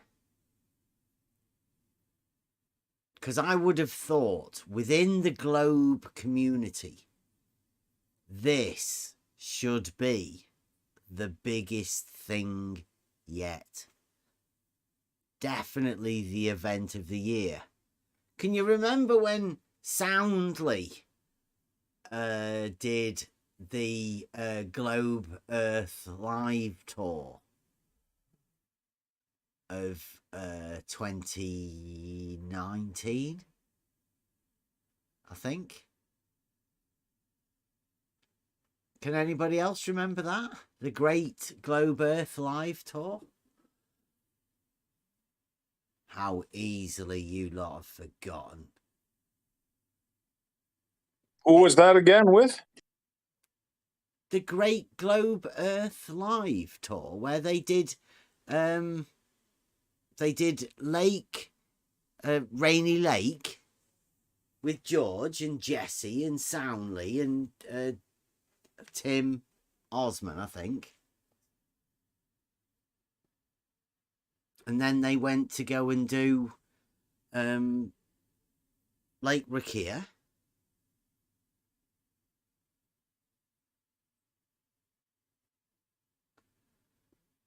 That was all in the same tour?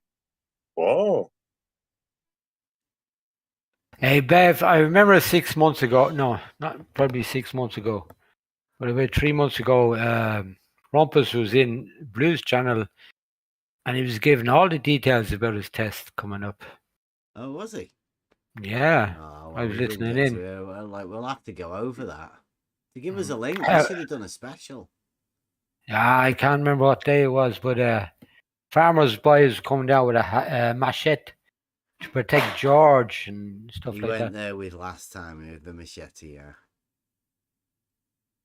Yeah, but he was coming down again, yeah.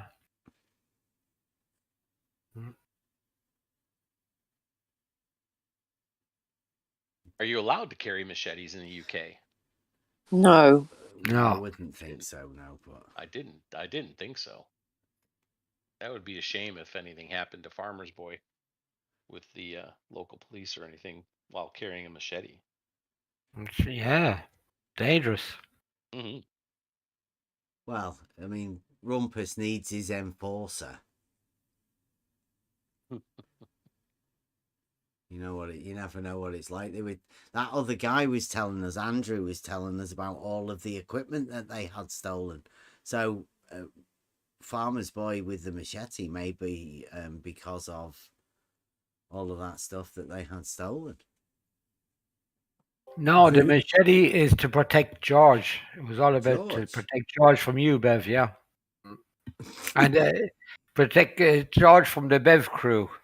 Ah, well, George isn't coming. No, George is not coming anymore. Pity. And Globebusters is in the chat as well. Mm. Yeah. Hello, Bob. Chatting up Rumpus. So they lost technology and they lost George. So this is not good. Both difficult process to rebuild again.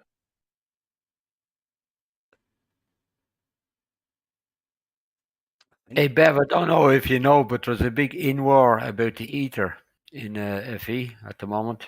I think, did I hear rightly that QE has started getting rid of it? Did I see that correctly? Or is he? I don't know, but I know there's a big in-war between the flat earthers. I don't know exactly what is going on, but maybe somebody in the chat can tell us. It's about the ether. Yeah. Yeah, but who's on what side? I mean, did I see correctly that QE was getting rid of it for once and for all, or something like that? Yeah, well, the Oakley team is going against Globebusters.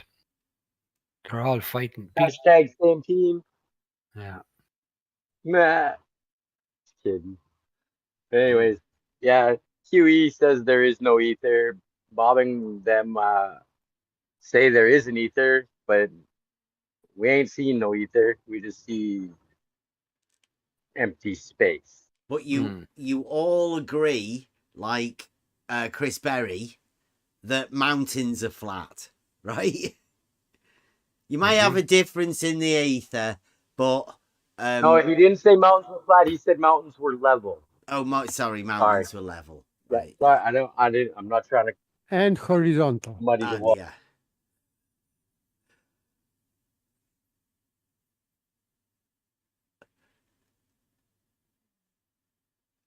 Yeah, Bob says that QE's claimed that the ether and electromagnetic waves don't exist. Lol, lol, lol.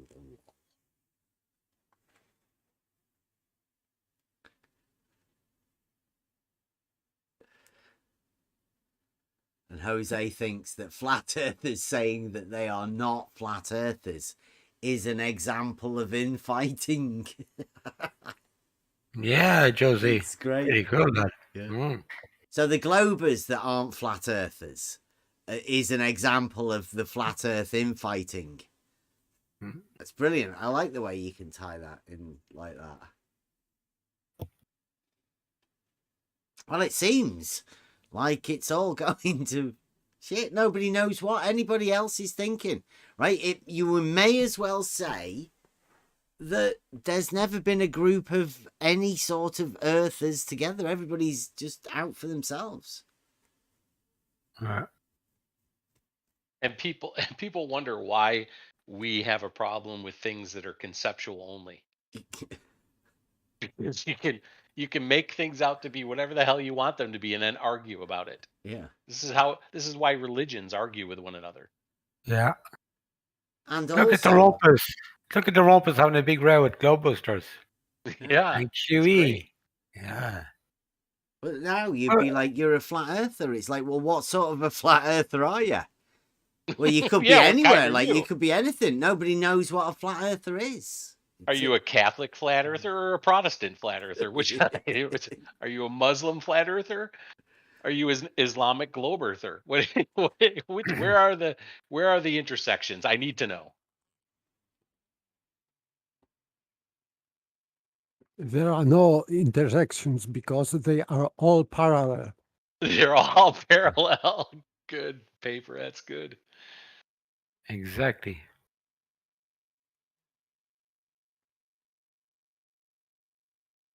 Yeah, Jose. I don't think Jose's quite aware of the new redefinition of flat earther by McToon.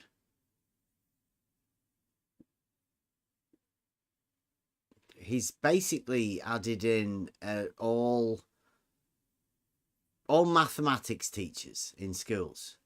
He's tagged in anybody that's ever done a construction drawing, architectural drawing, an elevation profile, anybody that's ever drawn a map, anybody that's ever done any surveying and then plotted any of the coordinates that they've done on an elevation profile. He's added all of these people into people that will say they're not flat earthers. But McToon wants to call them flat earthers. Yeah, there's suddenly a lot of flat earthers. Yeah. The ranks have jumped. I mean, the Globebusters, and maybe that's why they're arguing. Maybe that's why Nathan's crew and the Globebusters are arguing, because McToon has just broadened the flat Earth population. Yeah, and they're all trying to get members on each side. Right. Join our side of flat Earth. Yeah. Quick before they get you. Only $99.99. Get it while supplies last. Yeah, you've signed up to the McToon Club, didn't you? The McToon Clown Show, Jose. You did.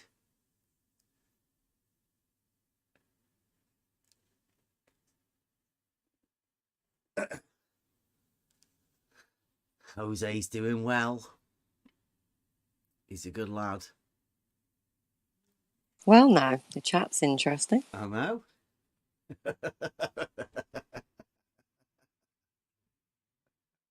Over 50 at the moment. My goodness. That's a good one. Well done, Unicorn. I'm going to click on that. That's the Flat Earth Lie Tour 2022. Rumpus in his tractor. That's great. Yeah, that's a good one. Rumpus is explaining to Globebusters that he doesn't understand Maxwell's equations and Schrödinger's or whatever descriptions of wave of something. So this is very sophisticated discussion. Wow. Please, in our chat. Yes, please don't disturb. Yeah. Leave Rumpus alone. Look at that. Maxwell's equations and Schrödinger's description of photons with wave functions. All while planning a historic Bedford level test. Yeah, everybody is waiting on Bedford on the wreck this summer. And so we got confirmation, Bev, tonight. There will be a video in 1 week. Okay, so what's that? Next Wednesday? Probably Thursday next week. Wednesday, yeah. Yeah, so we should have a video.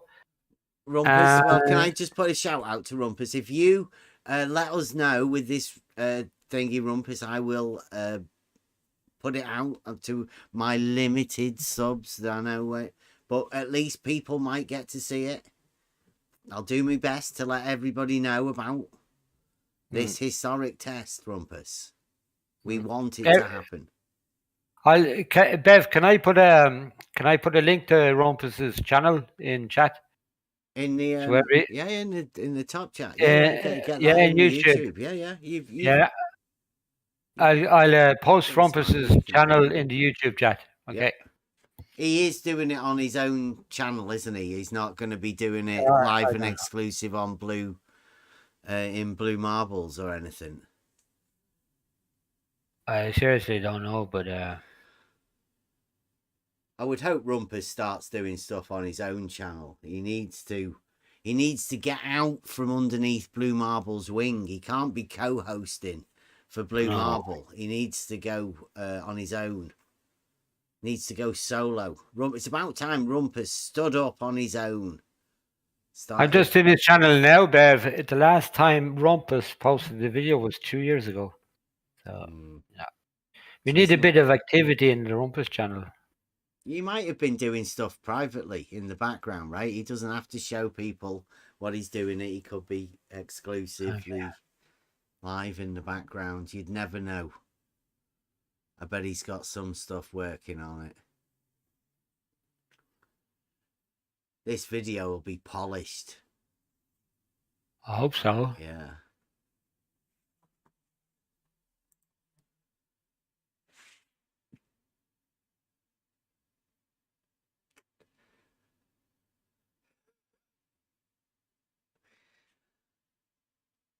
I like that. That's good, fast work. That well done, Unicorn Laser Eyes. Yeah, it is. I was just looking at that. Rumpus and the tractor crew.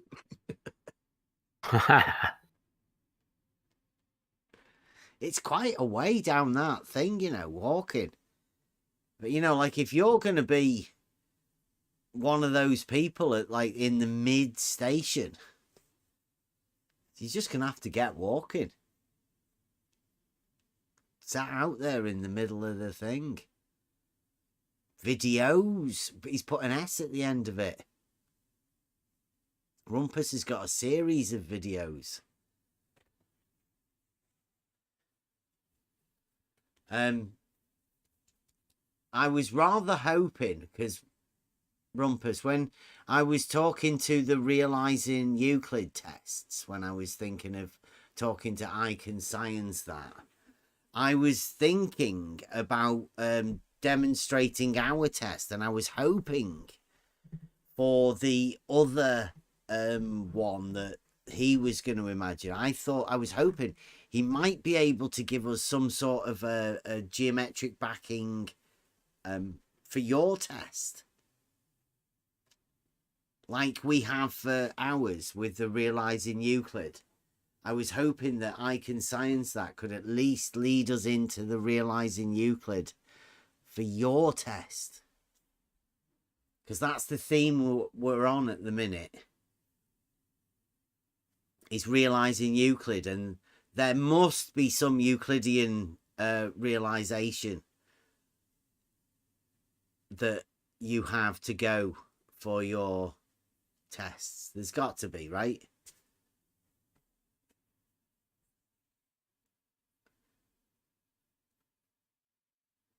At least that's what I would hope.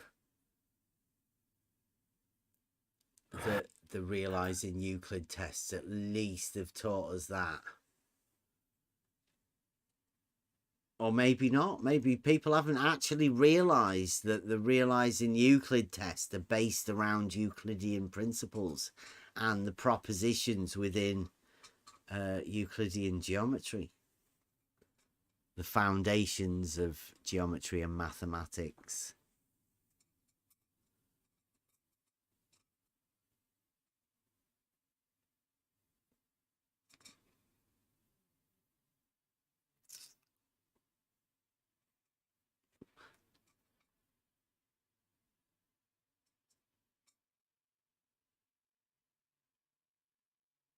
Right, like, so Rumpus says, I'm going to have to get this one because this deserves a Rumpus. Our test's already been done, so I don't know. So Rumpus says, ICST, that's the spaghetti scientist, globe scientist, sorry, in bunny ears, inverted commas. ICST understands my test, says Rumpus. Your test makes no sense, as your risers do not form a straight line, which invalidates the whole thing, says Rumpus. I don't know what that means, Rumpus. It doesn't really... it invalidates...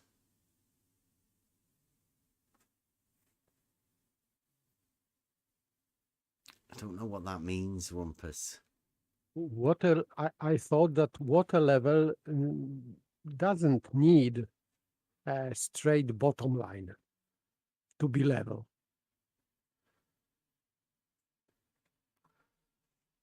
So I don't understand his argument here.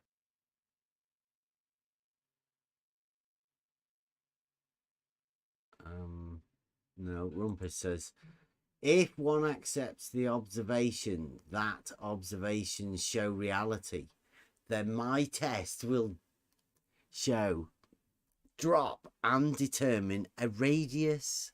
So Rumpus is going to put himself to the measuring a radius at Bedford.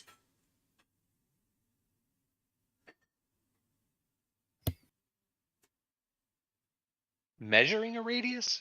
I don't understand how he's going to get to the center of the Earth from Bedford, the Bedford levels. Do you, Bev? I mean, you've been there. Determine Is a there a conduit? radius. Determine a radius. Oh, determine, not measure. From a straight line, Rumpus? A drop. Calculate? The drop of the water over 6 miles will give you a radius. A slope at best, I would imagine, but that's fantastic, isn't it? When you think about it, that Rumpus can literally say that. 6 miles. Do you reckon? Do you reckon Wallace or anybody ever thought of doing that? So there you go, everybody. I just posted Rumpus's channel there in chat. Everybody subscribe to Rumpus. Because there's a video coming out in 1 week. And maybe a live of the wreck. I'm just putting these things on the screen, so if we ever come back to them, at least they can't. Rumpus's comments will be seen. Rumpus is looking for a 17-foot drop over 6 miles. Over 6 miles, and from that he's going to be able to measure a radius and expend a hump. Not measure, sorry, determine a radius. He's going to explain the difference between the drop and the hump as well, Bev, apparently. Well, yeah, that's to SE and Askin and Mobius.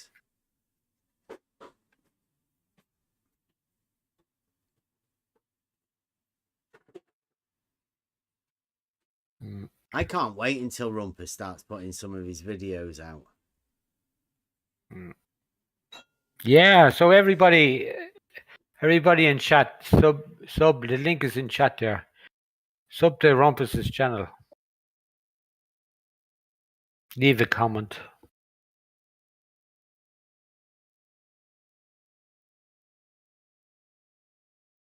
Yes, everybody, please sub to the video channel that Gadget's just put in the YouTube chat. I'll put it up again. Hang on. Rumpus's YouTube channel. Yeah, Rumpus everybody View. sub there. He's changed his name, has he? Is that? I don't say you spell it, yeah. Oh, nice. So it's how Rumpus views things. Maybe not exactly how they are in reality, but just how Rumpus views them. Yeah, Rumpus is gone. Bye-bye, Rumpus. Hope to see you next Wednesday or Thursday. Hopefully before then, Rumpus. Yeah, let us know. Send us your link before you do your video, and we'll put it out for you. Hopefully, get you some more views.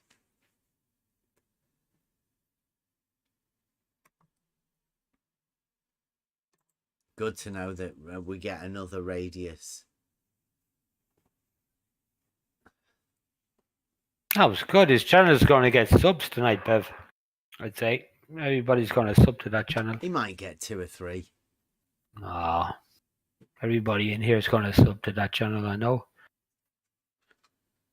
There's not much activity on it, but hopefully, if Rumpus gets his globe cape on,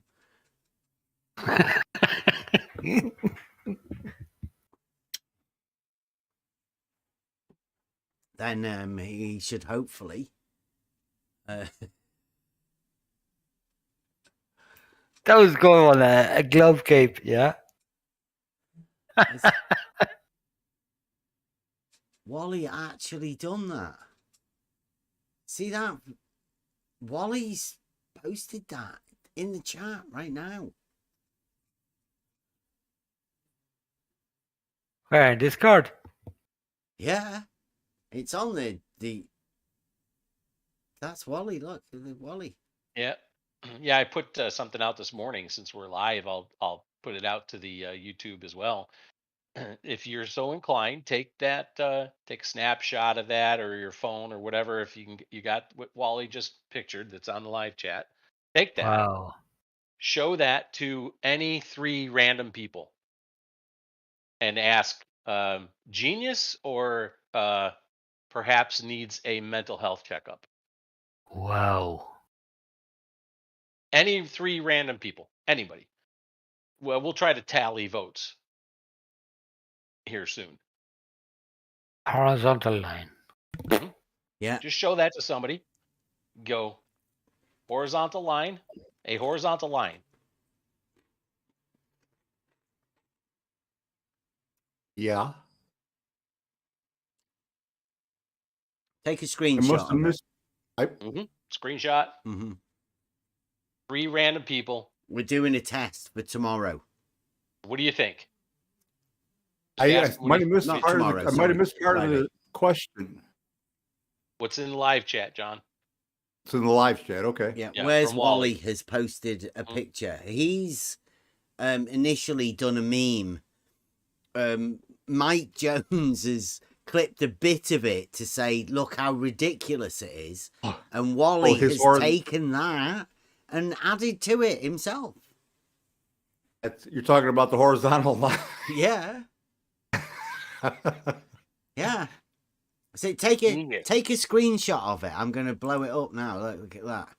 Take a screenshot of that screen and show it to some people. Ask them what they think of that statement. Does that look like a horizontal line? What is the statement a horizontal line? And how does that relate to 2 Wallies pointing at the end of like a licorice stick or whatever? I don't know what it is. My table's a mushroom. If you want, you can say, this person actually stated, imagine being stupid enough to not understand this simple concept. Oh, I didn't even see that. I didn't even read that sentence. Wow. Yeah. So, Bev, if you're looking at that picture, okay, what he just posted, if you go right around, a horizontal line is a circle. Correct. Yeah. According to the Wally, yes.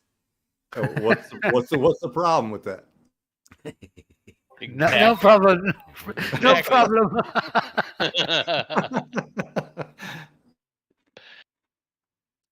I know what Wally would say as well. He'd say, it has to be.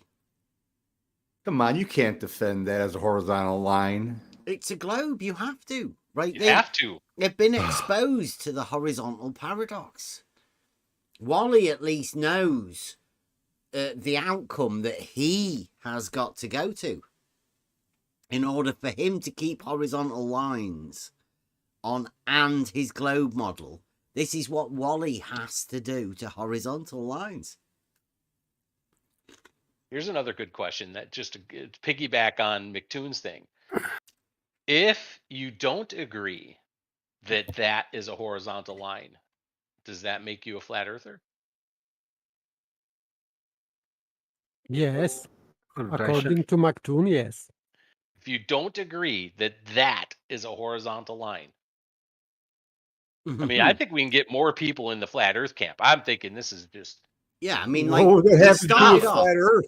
It just makes you sane. We started off at the beginning of this week not being flat earthers.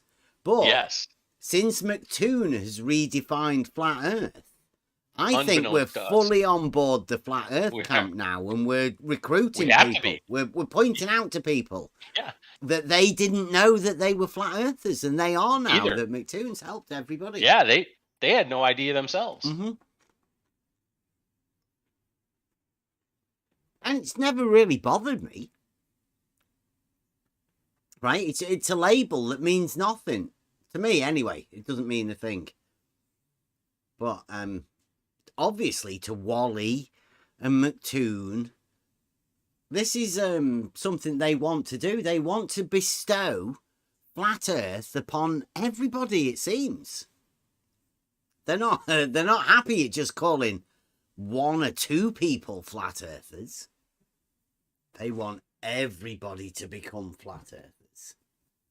And we do it by stating stupid things like this. If you want to live on a globe and you want to be on McToon's team, which is a little bit creepy,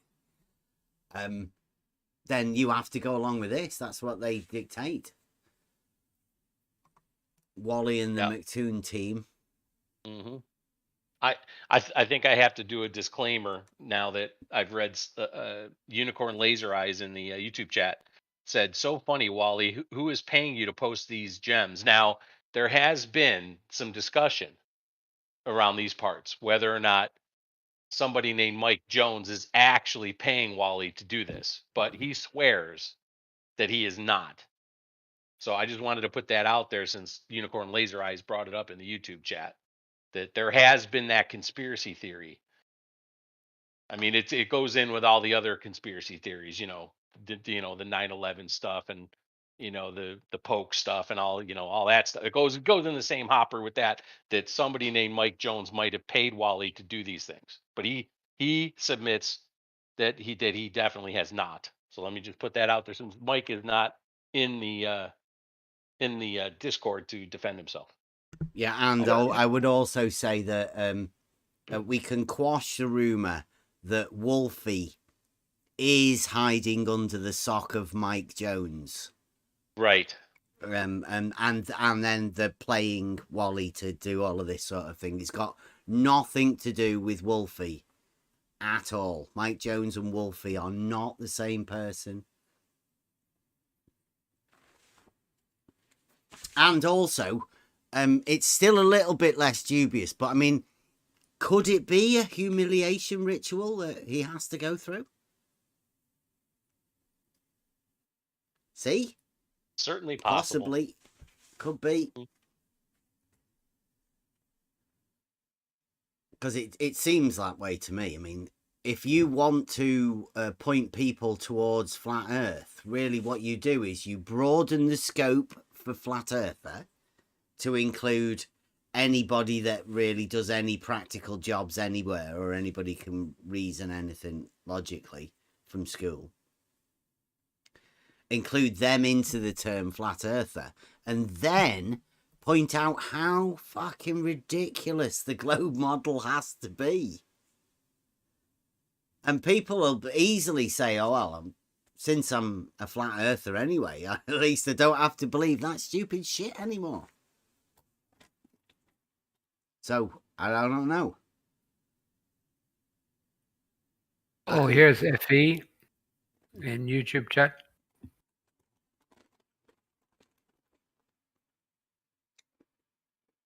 Who? I know. Okay, no, doesn't matter if something else. Yeah, but that photo that Wally posted, that's absolutely absurd. That's a horizontal line. That's stupid. I'm going to show that to my daughters tomorrow morning. Ask them what they think about it. Yeah, he's one of the top globe defenders. And no doubt Wally would say that if you do not believe that, then you're a flat earther. I don't know. Is Wally a top guy up in the Globe Council? I don't think so. Yeah. Is he? Is well, he? yeah. Yeah. He's been around for a while. Huh, Kev? Yeah. One of the very top is what we understand, if not the top. He was the originator of the Wolf Pack. Was he? Yes. Started on WhatsApp. Okay. So Wally started the WhatsApp group, the Wolf Pack, and look at the mighty empire that they've built. Yeah. Prof Phil Bell is one of them. He came out of Wally, no? PhD Tony. Yeah. Ruhif. Critical Think, who seems to have gone very quiet. He used to be big. I can remember he used to go on ranties a couple of times. Not many of them are up for talking or discussion. And would George been in their clique? No. Wally's clique? No. You've Or got to did be George Australian. Got to be Oh, yeah. Australian. That's what Ruhif said. Yeah, they're very, Okay. very, very selective. Oh, you have to be Australian. Okay. Yeah. I actually didn't know that. Yeah.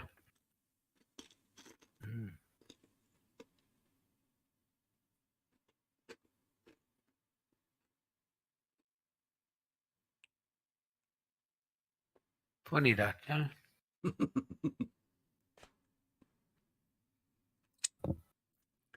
Yeah. And does Ruhif come in the morning anymore, Bev? No. No, he left just before he did that thing with McToon. Yeah, he didn't come in for his victory dance. Nothing. Yeah, no, he's never been back since. I don't know. Don't even know where Ruhif is. Wow.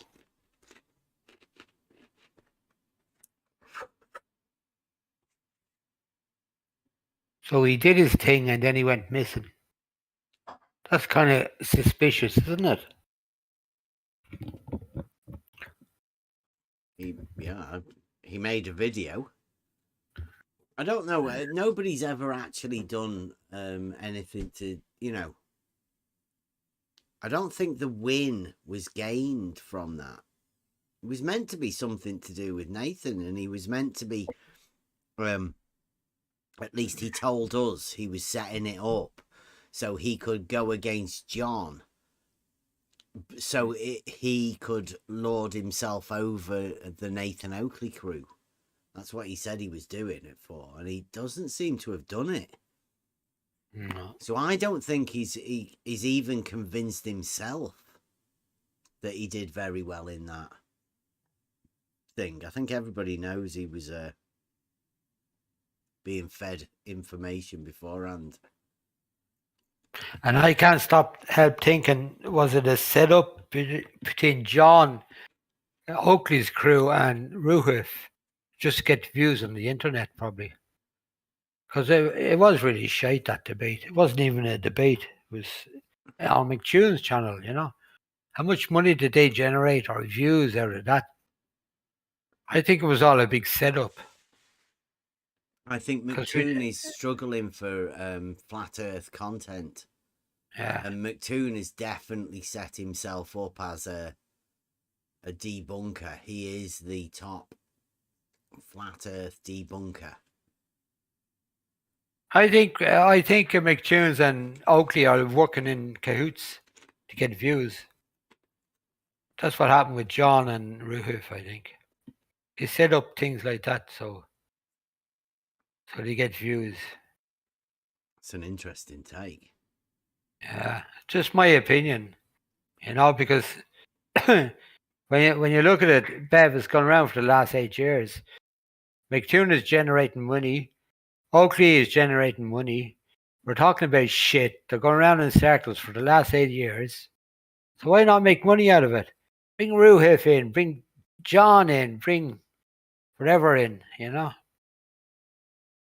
Super chats. I don't see, though, because to me, it's not as if Nathan Oakley promotes Toon or that Toon promotes Oakley.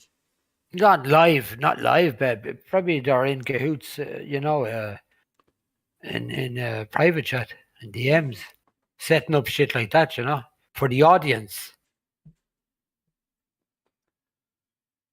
You know what I mean? I think if they were to do it, they'd have a middleman. Then neither side really knows about the little in and out workings of it all. It'd be much easier for somebody to sort of communicate on both sides. Then neither side actually knows that they're communicating with each other. Maybe I'm just talking shite, Bev, but it seems that way to me. That's just my opinion. But you know, this arena now is going for the last 8 years, 9 years, around in circles. You know, it's there's nothing coming out of it. But in here, we're getting places. We're talking about the logic. Well, getting to understand the arguments more. Yes, I would. Yeah, they don't like it. Yeah, they don't like it.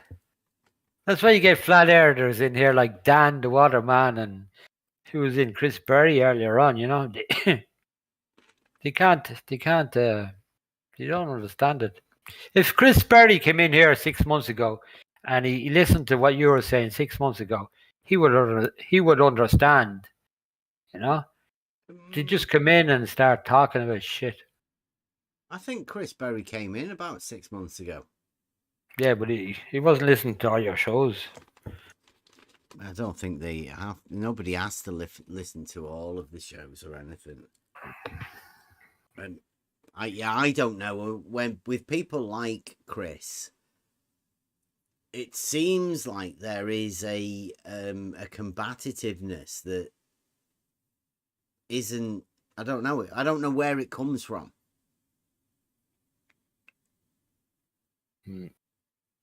I can tell you it comes from us not just blindly accepting a statement like Earth is level with a capital E. That's the combativeness. Hey, Kevin, can you just explain that to me and probably for some members of the audience that don't understand that? Why don't you say Earth with a capital E? Yeah, because well, we kind of talked about this at the beginning when Chris had come in, but unless it's the beginning of a sentence, which in the sentence that I just stated it would be, right? Just because it starts the sentence. If Earth is capitalized, then Earth is a proper noun. There's only one of it. It's like saying Paris or New York City. Okay. Or the Notre Dame Cathedral, right? That's what it is. But the difference between Big E Earth and those other things is Big E Earth is conceptual. Okay, I get you now. Yeah. Okay. Right? You can predicate on Notre Dame. You could predicate on New York City because they're real. You can go there. You can visit them. Mm-hmm.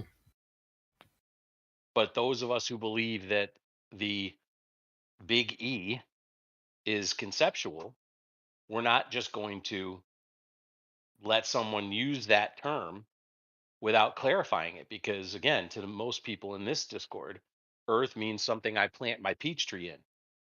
Mm-hmm. And over predicate for a second, so people might not know what that means, Kevin.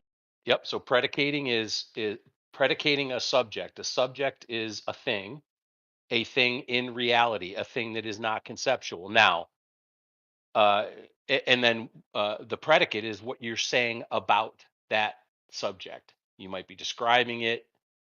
Like Kevin, like planet Earth. Yeah, that would be a conceptual subject. Okay. Right?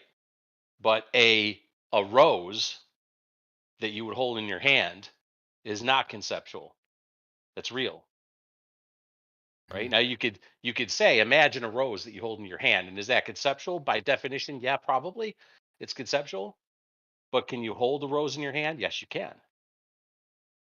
So the difference is that people like Chris and honestly Rumpus and others believe that they have a concept, a belief that their concept is real. What we would call their concept. So now, can you predicate on that? Sure, you can predicate all you want on something that's a concept. You can say anything about it that you want, because there's really no way to prove it one way or another. You It's like cannot. when Bebby came in and tried to use the logic of the dodo. Do you remember that? Yes. Well, dodos don't exist. They're conceptual. They don't exist. Can one make an argument that they used to exist? Possibly, right? But they don't exist. You can't predicate on them. You can, but you can't. Do you know what I'm saying? We had this conversation back when we talked about the trivium. Yeah. It's whether or not you can actually say something that's truthful. You can suggest that something is truthful. You can suggest that the Earth, big E, is level. You can suggest that. And you could say that I've predicated level upon the Earth, Earth being the subject. But in this Discord, we're going to take you to task and say, what do you mean when you say Earth? So the mountain, that's why Bev went to the mountains. And again, I'll say, we're not just being nitpicky. It's because we don't have the concept of, quote, big E Earth that many other people do.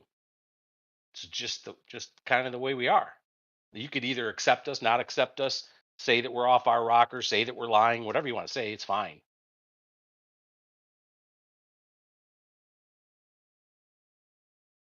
So that's the animosity. The animosity is when one's beliefs are threatened, there's animosity.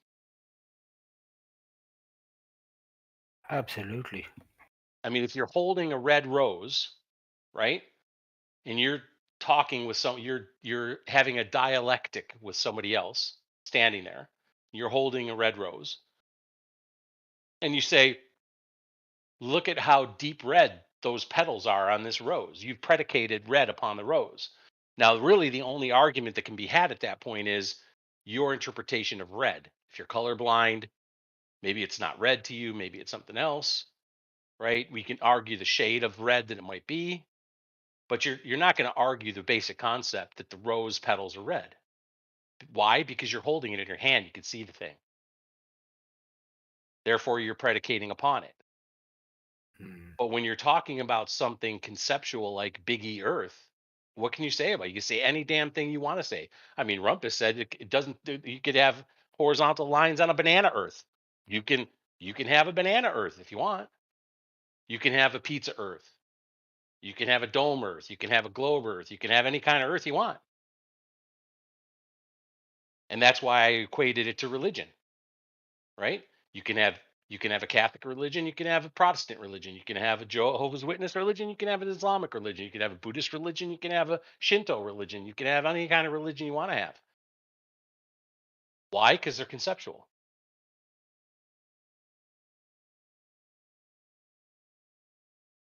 Cool. Yeah. Good job.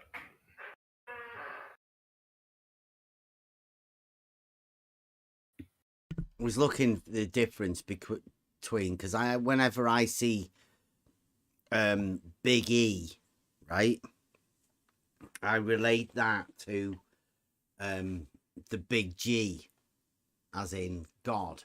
God, yeah.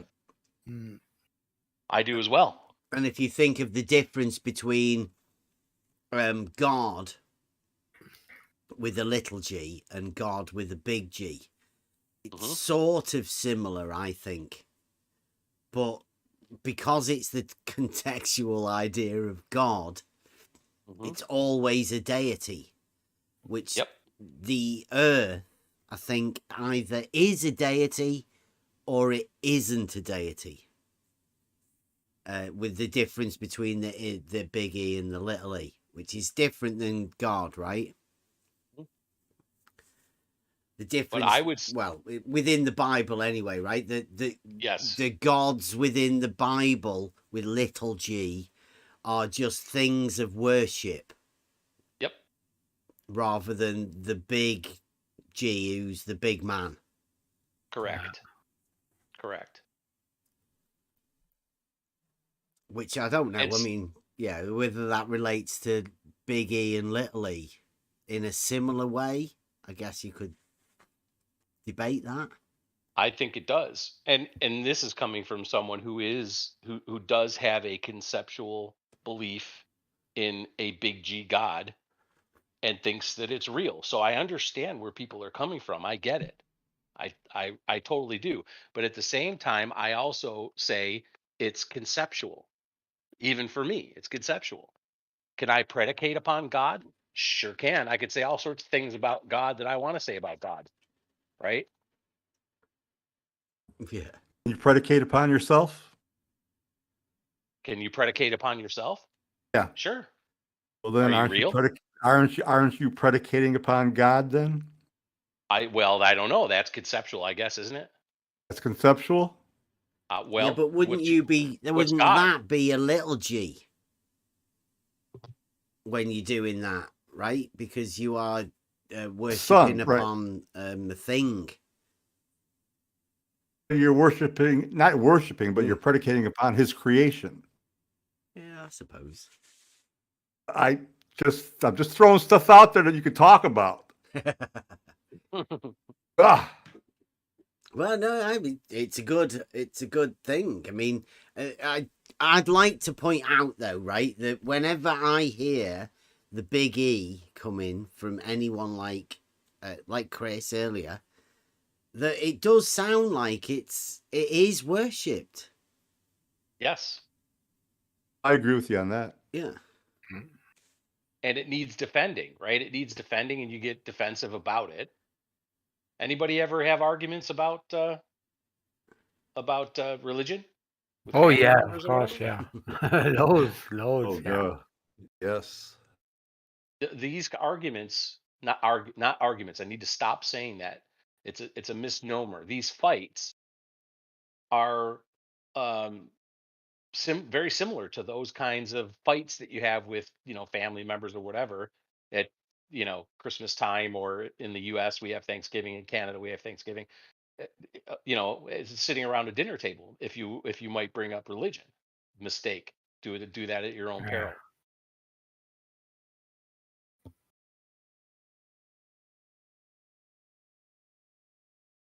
And I can tell you some pretty heated arguments at the dinner table of my family when that was brought up. Boy, wow. Yeah, but if you set let me ask you this, John. If you set a bowl on the table and the bowl was green, and you said, "Wow, that's a really nice green bowl." Any arguments about that? Other than Shouldn't somebody be. said, "That's the ugliest green bowl I've ever seen in my life," right? Right? Right. Probably not too many arguments about that. Why is that? It's real. Because it's real. Exactly. You've predicated upon something real. So everybody goes, "Yeah, okay. I can see where you're coming from." And then you can get into those shades, right? Like, "Oh, yeah, well, I don't care for that color green," or, "Yeah, that bowl is kind of weird looking to me." Or I mean, you can have those discussions, but you're not going to have the kind of knockdown, drag out fights you get around religion or politics, Unless you're really drunk. or whether you landed on the moon, right? Right. Yeah. Arguing about the conceptual subject, you can say anything you want, like you said. Yep. There's any argument you could bring forward is, I guess, allowed. And that was the idea about the predicating upon things that aren't real. Right? You can do it, but it will lead to a fallacy somewhere. Because if you start your argument with a P, right, statement, if something that isn't real. I mean, how many times have you heard it? People wanting you to draw you into an argument if something that obviously isn't real. I mean, it's okay if you don't know the outcome, but if you do know the outcome, it's pointless to say if not something. It's I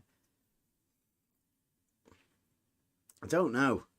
It's very strange, isn't it, when you get into these realms of logic, that you can see why the sophists are liking the sophisticated argument.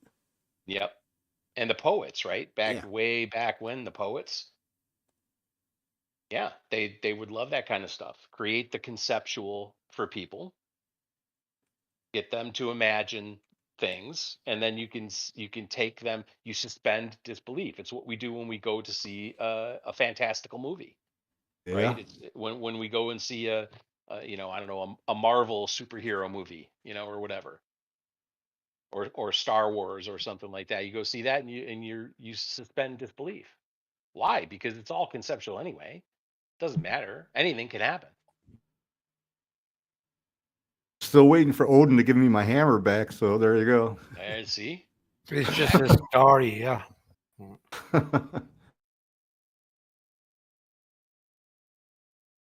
The interesting thing is how people get upset. So listen, guys, I'm a bit confused. Maybe some of the people in the chat are confused as well. So we all know the Earth isn't flat. Okay. We know it's not. We know it's level, but we say it's not level. So the next time I'm talking to a baller, what should I say? See, it's a plane, or we say nothing. I Nothing. personally have said nothing about the Earth ever. Don't make a claim. Okay. Unless you can make a claim, Gadget, right? Hmm. Can you make a claim on what you might think is the totality of the big E Earth? And I have to say big E because we're not talking about the ground that I go plant my peach tree in. Right? Absolutely not, Kevin. No, I can't. I can't make a claim about that.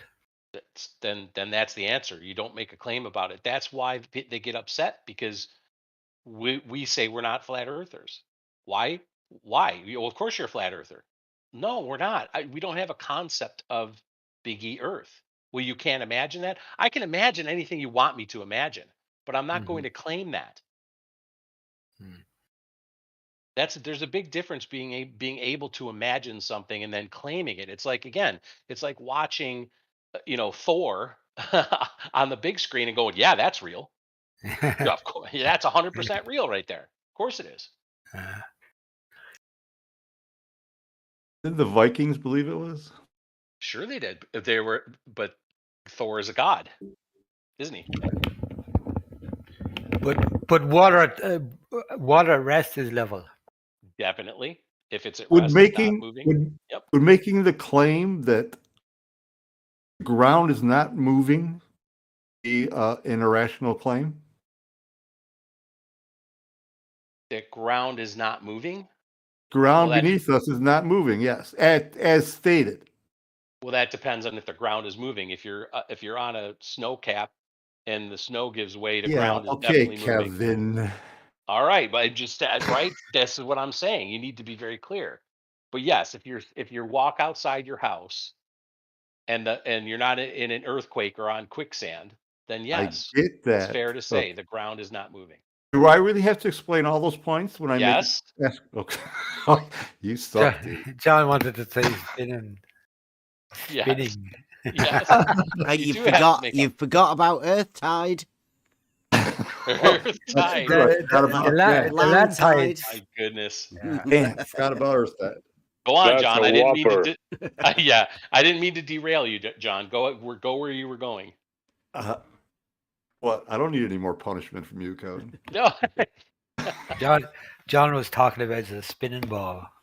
Yeah, if I made that claim, I mean, I feel I'm very secure in that claim that whatever's beneath us is not moving as claimed. Absolutely not. As claimed, right? So what claim? Right? What claim can you make from observation? Can you make the claim that the ground beneath your feet is moving? And I can walk in any direction with exactly the same effort. Yep. Only if you're not in an earthquake or on quicksand or on something that's actually flowing, mud. Yeah. You get my point, though, right? Yeah, but if I was on any of those things, I would have stated so. Right, exactly. But as long as that's not happening, then yes, your claim can stand by observation that the ground beneath your feet is not moving. Yeah, great point, Kevin. Yeah. I've never been in an earthquake. Probably maybe someone in the chat was in an earthquake. You probably find it hard to walk in an earthquake. or even run when the ground is shaking. And Even if I was on a snow slope, it would have been the snow that was moving, not the ground. Correct. Very good, John. Alex, awesome. See, you can get back at me. See that? But you can still positively claim that, for example, stars are rotating around Polaris, because Polaris is fixed and we can see that, and other stars are not fixed and are rotating around Polaris, making circles in the sky, because it is common notion. So it is very safe to say that, because we can see that it happens in reality. But then to somehow extend that and make a claim of a big E round Earth moving, right? Yes, No, but this is can't. reversal of proof, because it is non sequitur, in fact, because how can you infer from rotation of the stars that the Earth is moving?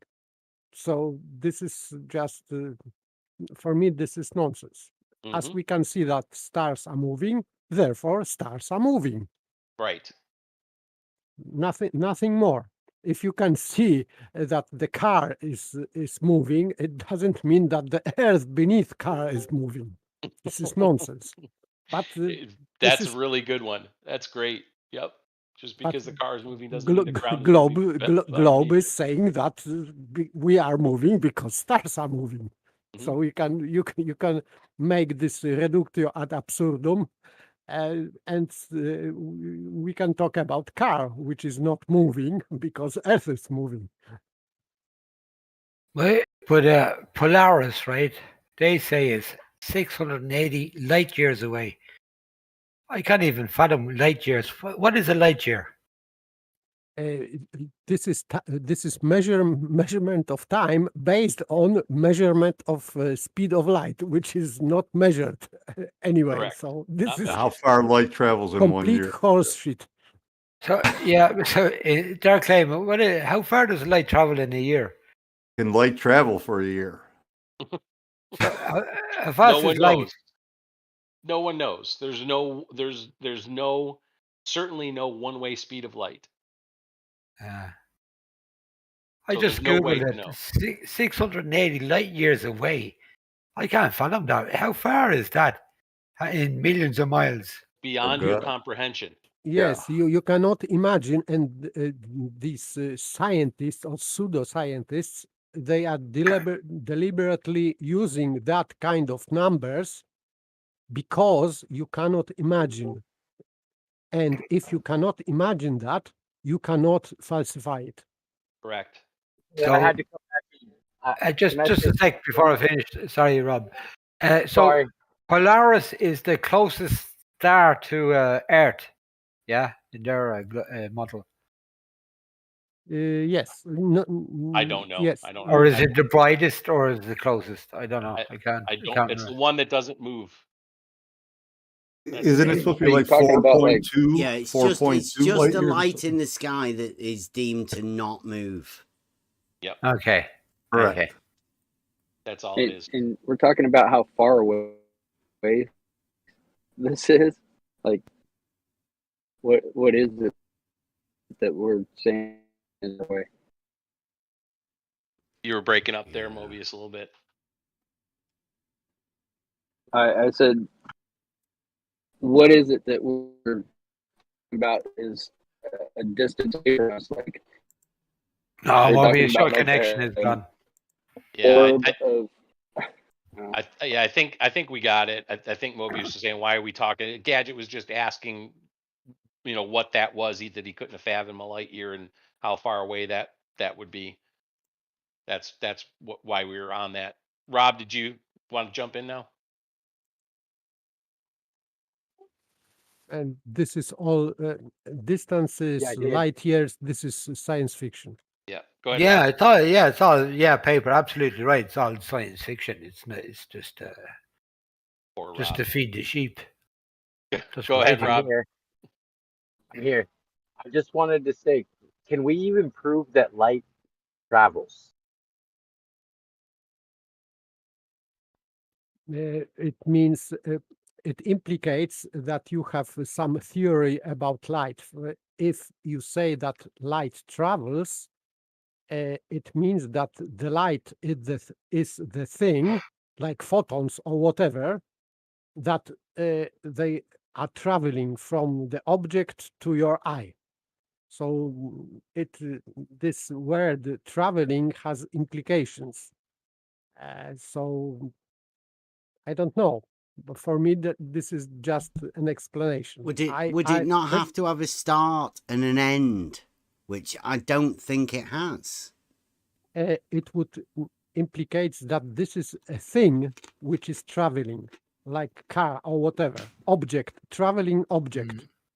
Because if you shine a torch to say you're in a forest, right, a dark forest, and you shine a light on a tree 100 meters away, the bulb in your torch is going to light up the tree. So there is I wouldn't say it's physical, but light does travel from the bulb in your torch to the tree 100 meters away. You're lighting the tree up.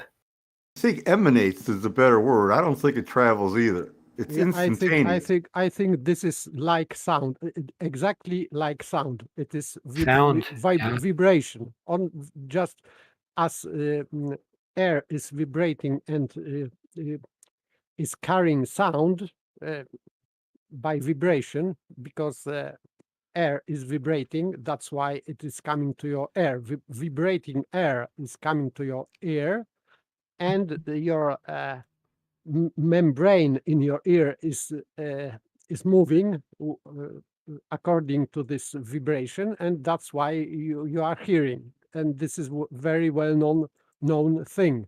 So for me, the light is completely the same as the sound. So it is also vibration, and it is not traveling itself. There is no objects traveling from object to my eye, just vibrating air, like sound. But this is me. It's in the medium. Yes, vibrating medium. Object is vibrating, and and therefore a medium is vibrating, and it is vibrating with such great frequency that it can overcome inertia of the medium. It would be the air, because air is very has small inertia, so you have to have very fast vibration to overcome inertia of the air. But I was going to say that I don't think you can predicate upon light, especially not distance or time. But it seems you may be different. For me, light as sound is phenomenon. So this is what's happening with air. So this is not an object or thing. This is not a substance. For me, I think so. So for me, Well, it is phenomenon. it's an interesting it's an interesting conundrum, right? That Bev that you brought up, because can you predicate bright upon light? I would say you could definitely predicate the light is on or the light is off. You could do that, right? There are certain things that you could predicate. But would that be the switch that turns the light on and off that you're predicating upon? Yeah. What about bright? What about bright? Can you predicate bright? Saying the light is bright. I guess you could. But I think there has to be a speed between the two of them, sound and light, because everybody's seen a fireworks display. Okay, when the thing goes up, you have the bouquet. You know, you see the light explodes and shit like that, right? And then you hear that boom. About 5 minutes later, not 5 minutes later, about 2 seconds later. So it's not the light and sound having the same medium. They haven't got the same speed through the medium. Yes, definitely. understand? Sound is traveling slower. Slower than light. So This is That's the same provable. so thing. it's definitely traveling. That's the same thing if, like, if you're in a parking lot and there's somebody a few rows away, and you could actually see the person slam their door and then hear it a split second later. Yeah. But the light is instantaneous. You're seeing it even before she did it. Right, it's instant. Well, you can't see it before she did it. No, you're seeing her at her car before she slammed the door. Then she slams the door. So you're And then seeing boom. it. Then you hear it that minute split second later, you'll hear the door slam. So, I mean, it's instantaneous, the light. I don't know. Yeah, I don't want to interrupt it, but there is breaking news, the sort of stuff that we would like to comment on. Breaking news. There's a guy in the chat, FE Reality Denial Club, doesn't believe that Wally would have done that. He thinks we've forged these absolutely stupid, ridiculous memes. He doesn't believe that Wally would do them. Wally's not that stupid. It's got FE to be Reality. an FE guy that's taking the piss out of it and posting these memes under Wally's name. No, absolutely not. FE Well, no, Reality. I was thinking this earlier. I literally was thinking it earlier. Wally's been in here for all of this time, posting all of this stupid shit. Why not dump him off as a stupid flat earther? He's a ridiculous character, right? I mean, he's definitely not helping the globe. Even that guy in the chat is saying that. I'm going to give FE Reality a link to the Discord channel, Bev, so you can see the shit that They already know this stuff. They know it. They're trying to dump Wally off. They're getting rid of him. They don't it's ridiculous. Rolly and his ridiculous curved horizontal line. The Globe Earth team aren't going to have it. In case the Discord people haven't seen it, it says responding to Eric Hartel. Horizontal is not curved, period. I don't believe for a second that Wally made that meme. It's so stupid that it could only be made by an FE, a flat earther, I imagine that is. That's Wally, right? That's how stupid it is. That's how stupid the globe has become. Wally's done that all on his own. Nobody asked him to do that. Wally's been doing that for months. Yeah, FE, that's true. That's why we brought it up. Wally definitely made that meme. Mm-hmm. Well, I mean, somebody could have made it for him, and he said, "Yeah, sure. Let me go post that over at on the level." Well, he's had people making those memes for him for quite a long time. We have said it might be a humiliation ritual, but they're definitely Wally's memes. How can it be a humiliation ritual though if Wally is number 1 or number 2 of the Globe Council? That doesn't make any sense to me then. Can't have both. No. Well, maybe because they think that flat earthers believe any old stupid shit that anybody says, and Wally has been saying some really weird, funny, old, stupid shit. But we keep him around. We treat it. I initially thought it was like a play group. He has his big brother Wolfie, that drops him off, and he thinks he'll be safe in this server. He can post all of his stupid shit, and we sort of accommodate him because we're nice people. We want to try and talk to people. But it has become very apparent that Wally is like the FE Reality Denial Club. He's stupid, literally. Yeah. Yeah. And But for Bev, FE, yeah. Sorry, go on. Go ahead. let me just say, for FE Reality Denial club over there, or group, he just posted it again. Wally himself just posted it again. So yeah, it definitely came from Wally. Oh, perpendicular to a curve. How's added to it? So Bev, no, just Kev and Bev, you have to point out that Wally. He's changed it. Wally is posting all day on what is it? Level Thinking Discord all day. He goes to bed. He gets up. He posts, and he posts all day, and then he goes to bed. He doesn't sleep. That guy.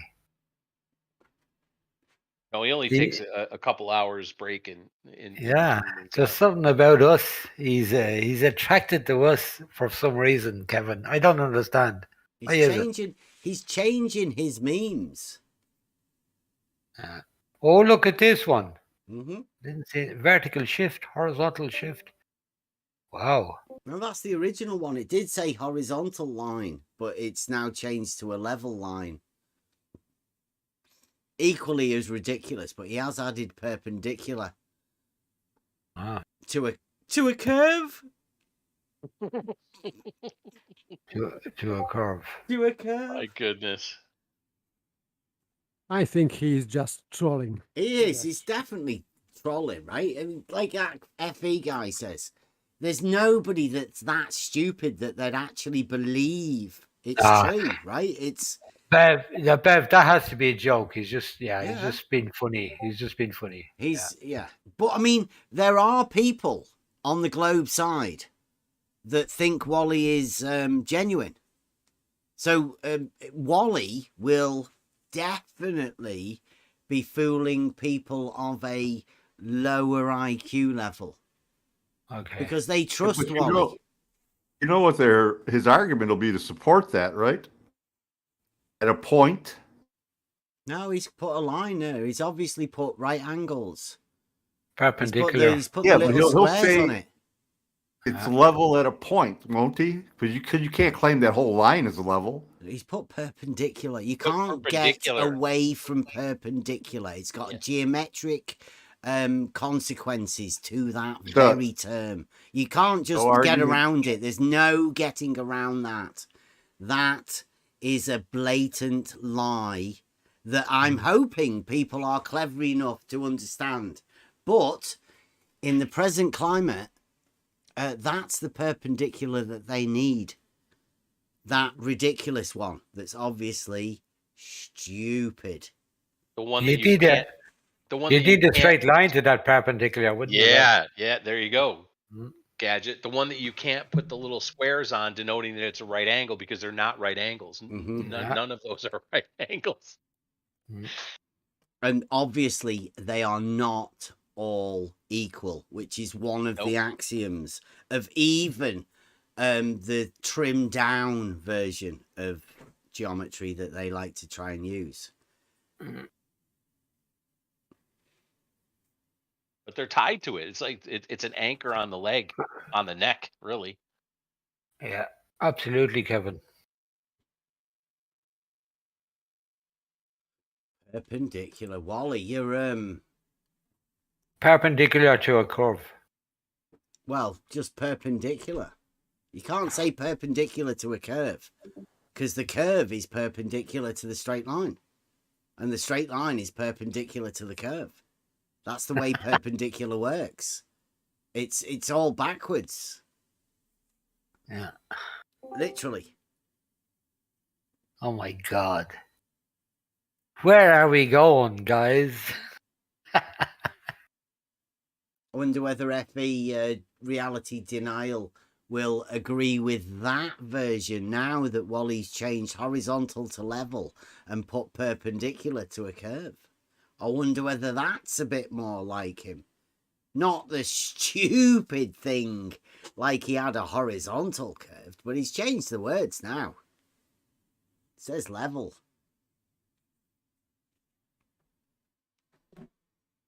The internet is forever, though, and we have the receipts. Yeah. Yeah, these are on the screen, like, for good, as we're doing the video. I think that Where's Wally had a good riddance from the Globbers because they are treating him seriously. So I think this is great fun for him. For Wally, do you reckon? Wally's trolling the Globers in the chat. Yes, now. he's trolling and he's having even greater fun because some ballers are treating him seriously and wondering what their boss is talking about, and maybe there is something deep in that, and he's just joking. I see, yeah. There could be a deeper game involved in it with Wally and his perpendicular. I mean, that is... well, I'm just going to wait until we see what exactly comes of this, because they're developing these memes and things from Wally.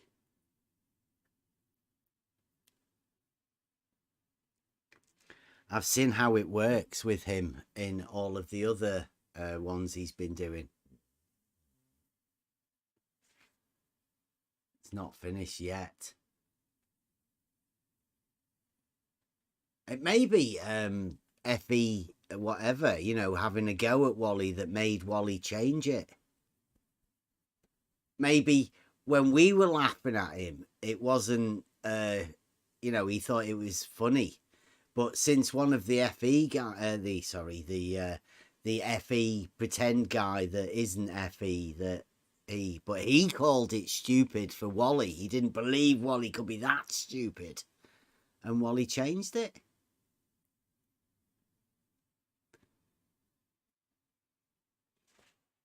That's some power from the chat, making Wally change his memes.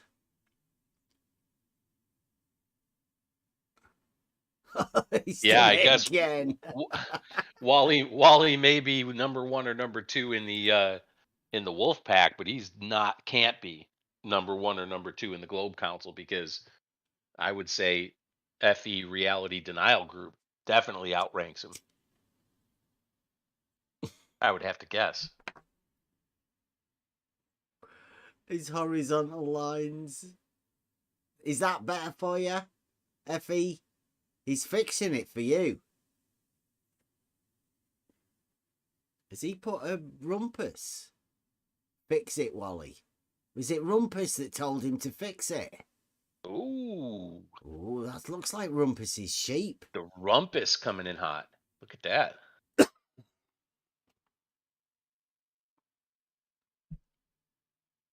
FE Reality Denial. It wasn't you that got Wally to change it. It was Rumpus.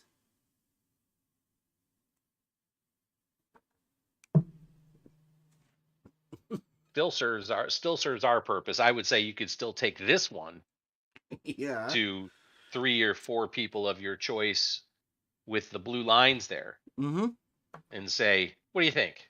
Genius or full of shit? Which one? Does this convince you of Globe?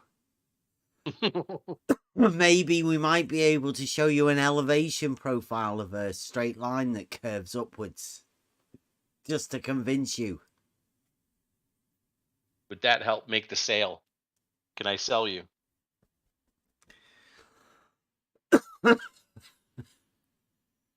Here's an elevation profile of that horizontal line.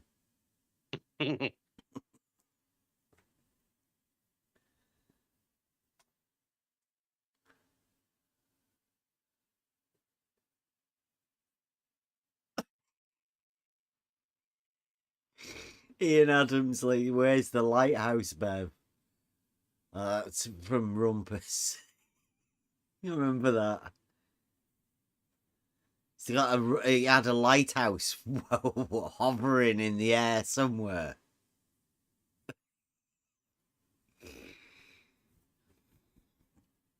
Oh, so funny. We've got loads of Rumpus stuff. I'm waiting for his Bedford thing to come out. I can't wait. We've been sitting on loads of stuff. I probably have to go and find it all now, right? Locked away in a vault of file somewhere of all of this stuff.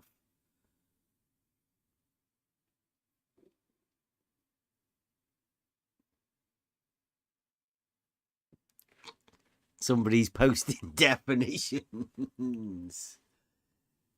Horizontal.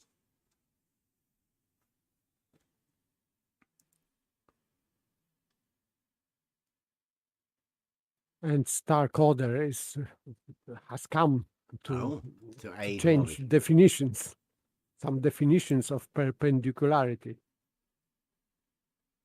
So this is funny. He disagrees that perpendiculars have to be straight lines. Wow. I've never seen this definition, the changing definition of perpendicular. I would like to see it. If anyone can show us.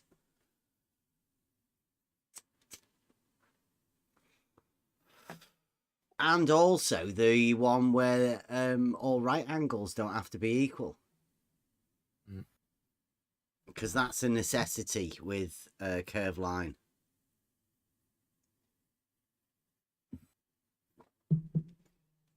For those of you that can't see the Discord chat, please join Discord.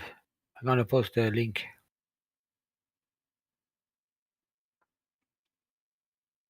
Join. I really like the idea of these people that come to a conversation where we're just trying to get everything nailed down to the most basic we can, and they're coming along and saying straight lines can curve, and we ask them how they can do it. Just a load of gibberish, meaningless statements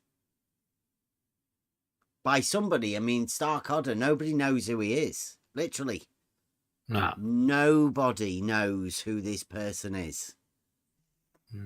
He comes with no qualifications, no standing, no previous experience, no nothing. But he comes in and says you don't have to have perpendicular straight lines. A completely ridiculous statement that goes against mathematics.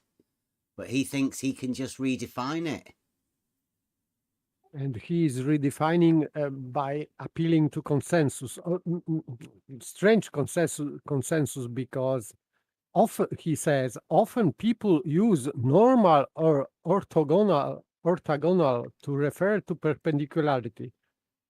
Why we should care what some people say about normal and orthogonal being perpendicular or not? This is not definition. So he's appealing to consensus of some people, maybe body science or science, body of science, but it is completely meaningless. But this is his argument, and he cannot create any logical argument that perpendicularity can be considered as a relation between curved lines, for example. He cannot. So he is just talking about often people use something. Often. How often? It's the people in this arena, and they often use it when somebody points out to them that perpendiculars, two straight lines, the relationship between two straight lines at right angles. It's hard work for them. The horizontal paradox has really hit the globe Earth hard.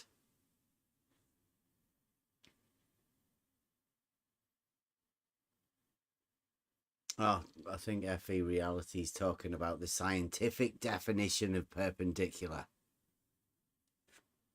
You know, bunny ears, get your bunny ears out.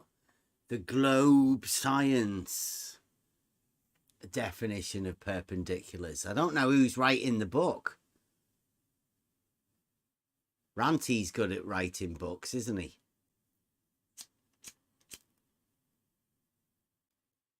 About what? Non-existent things. Ranty did optics, flat Earth optics, I think. It's hard to tell. He took it all with him when he disappeared. The entire body of optics for the flat Earth went with Ranty. I don't think anybody else did anything. Wally, look at that.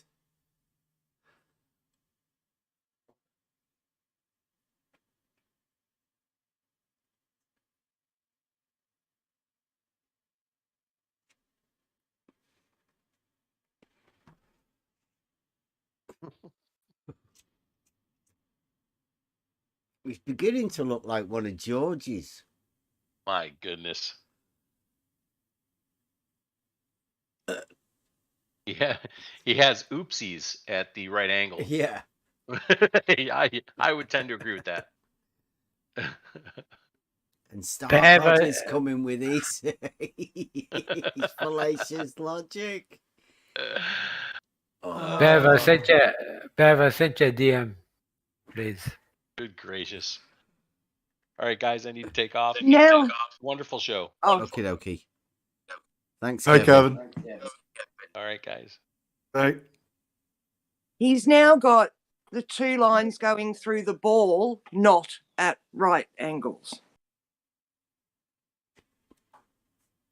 Yes, that's why I say that he's just joking. He's got to be. How could you be honestly think that a horizontal is tilted like that or a 90 degree? Oh, it's just insane. It can't be.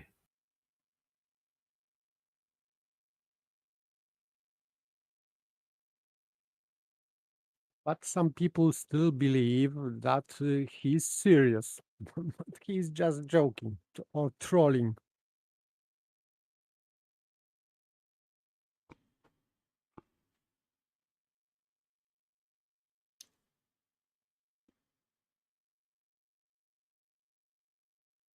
Yeah. All right, I am going to bed off. Okay, Thank you very much. You're a bit Good night. tired, are you? Yeah. What time is it here? Oh yes, nearly 1 a.m. Quarter to one. Yeah, quarter Same to time. 1. You're on the same timeline as me, Paper. Yeah, so for me it is late. Good night, Paper. Thank you very much. Good night. Yeah, see you later. Good night, Paper. Cheers. I'm looking here, and Stark Otter says it's common to also allow the phrase for curved lines and surfaces. He's talking about perpendicular. Being like the relationship between two straight lines, but he says it's common to allow the phrase for curved. Does anybody think? Oh, who's that? Oh, it's just me. Sorry, I'm just waiting for you to finish. Yeah, I say the. Does anybody think? Oh, I'm getting feedback through, Paige. Sorry. Does anybody think that perpendicularity or mathematics will allow a straight line to be curved? No. Absolutely not. Never. Never. Never. Well, Stark Otter says it's Never. common It's common, to yeah. allow it. Well, I think the people that are allowing it are globers. Yeah. And they Absolutely, have Bev. to Yeah. allow it. Otherwise, their globe can't exist.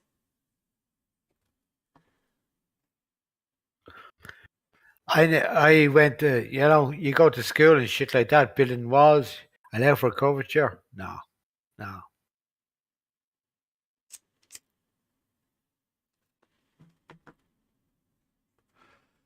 It is a very strange concept that now we've got But people that don't believe Wally is honestly posting them. Which, I mean, we've been saying that for quite a while. We think it's Wally's quite a joke. common. It's quite common that we allow for curvature. Wow. This is new to me. I don't think Stark Otter understands that we live on the surface.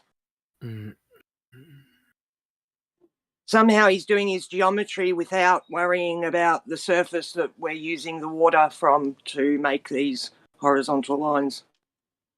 But Page, don't mind him. He's just driving his ego. He's defending his model. Don't mind him. Take it easy. Angles to curved lines again. It's crazy. Why do they want to just sort of start imagining things that aren't possible? It must have been told by somebody that this is something. Hey, Bev, did Stark Otter ever come in here to VC? No. No, never? No, nobody knows who he is. He's a non-entity. Even Ruhif Doesn't know who he is. doesn't know who he is. Nobody has known who he is.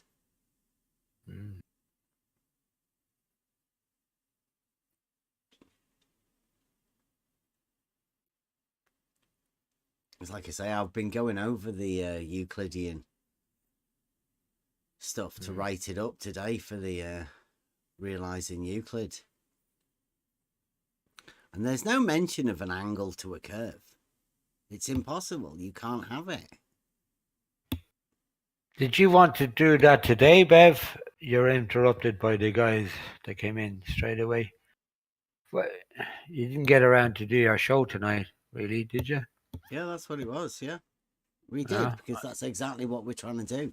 We're trying to explain now within these midweek shows of how to communicate with people. That's what it's all about. I love it. I love it. Absolutely brilliant. We're doing like street debate tactics, but, you know, practical use of how to communicate with people, how to understand and spot fallacies.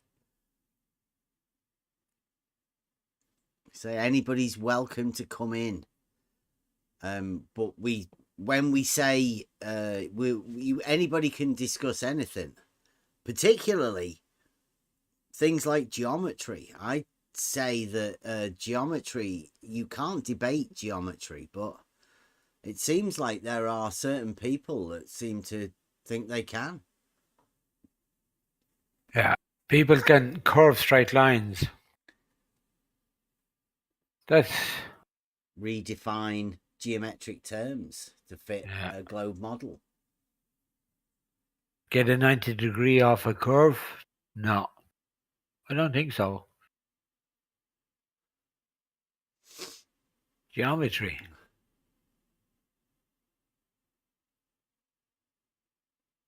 Yeah, the globe page is gone. There is, like, since we put it out yesterday, right? If you take this on as a logical concept, step one, you cannot predicate upon something that isn't real, right? Not to say you can't, of course you can, but it can easily be proven false if the thing is there to be real.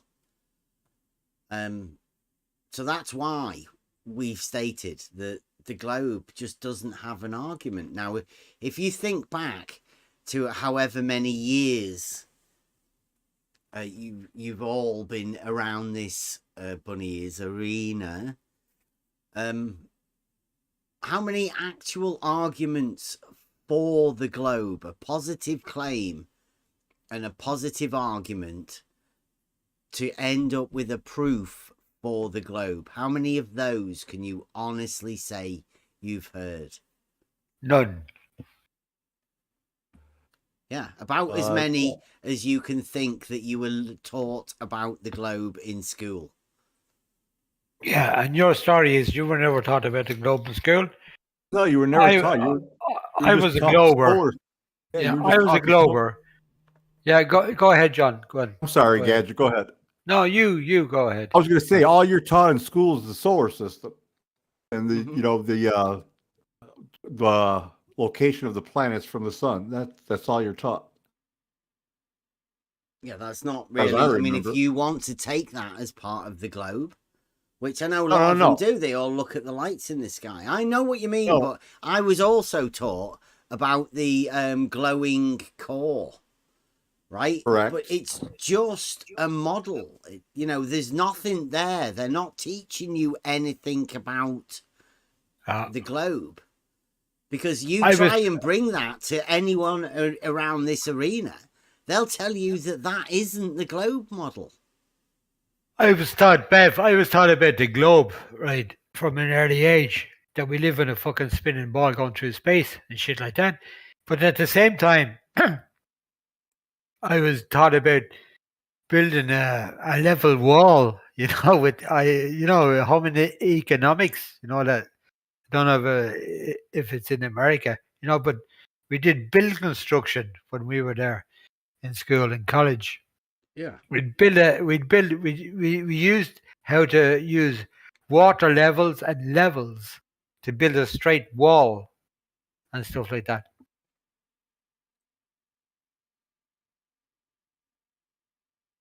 All the time. Yeah, the rest of the globe, we just indoctrinate ourselves through the media. And films. Movies, films, comic books. Every time you turn on Netflix or Disney, shit like that, what does the film start off with? A globe. Exactly. A globe. Just look at the music, the globe, and shines in on Hollywood. There'll be scenes in TV shows where they'll have the globe sitting there, and there's absolutely no purpose for it, but it'll be sitting there. And then you get hints as well that it's been flat as well, like flat. It's not globe. As well. You get hints in films as well. Yep. So.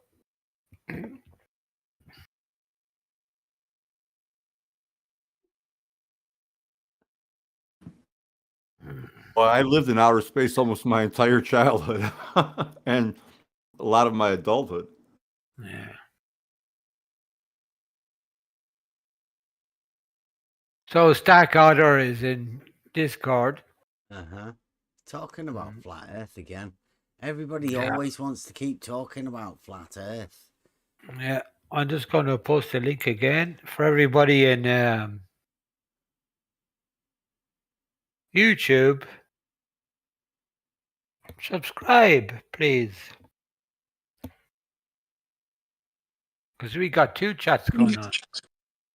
He's telling me that the XYZ coordinates can be either straight lines or something else.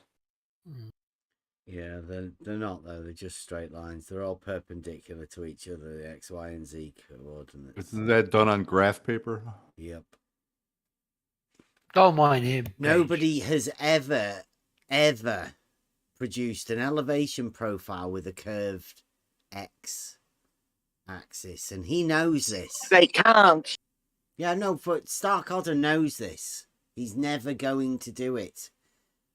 It doesn't exist. He knows that. He's even drawn us elevation profiles, and he says you can't draw it with a curved X. So that means that all horizontals are parallel. Even Stark-Odder knows this. It's part Well, of if you the don't have horizontal parallel paradox. lines, you can't make a square. So how does their geometry make, things like squares if they don't have parallel horizontals, parallel verticals, parallel lines? Well, they have another concept, but they won't tell us what it is. It's just not that. They have a geometry that is not that geometry. Doesn't seem to have any definitions, axioms, postulates, propositions. It has nothing. Is it a mistress geometry, one they just kind of hide off to the side? It's imaginometry. The geometry they don't speak of, we've already done, finished, completed for them. Like their mistresses, imaginary. Yeah. Hey, Bev, has Stark-Odder got roles to come in here to VC? Yeah, of course he can. I just invited him in. He won't. Come and join us, Stark-Odder, you coward. Come on. He won't come in. We probably know who it is. It's probably Brenda or somebody, is it? No, definitely not Brenda. He doesn't get angry enough like Brenda does.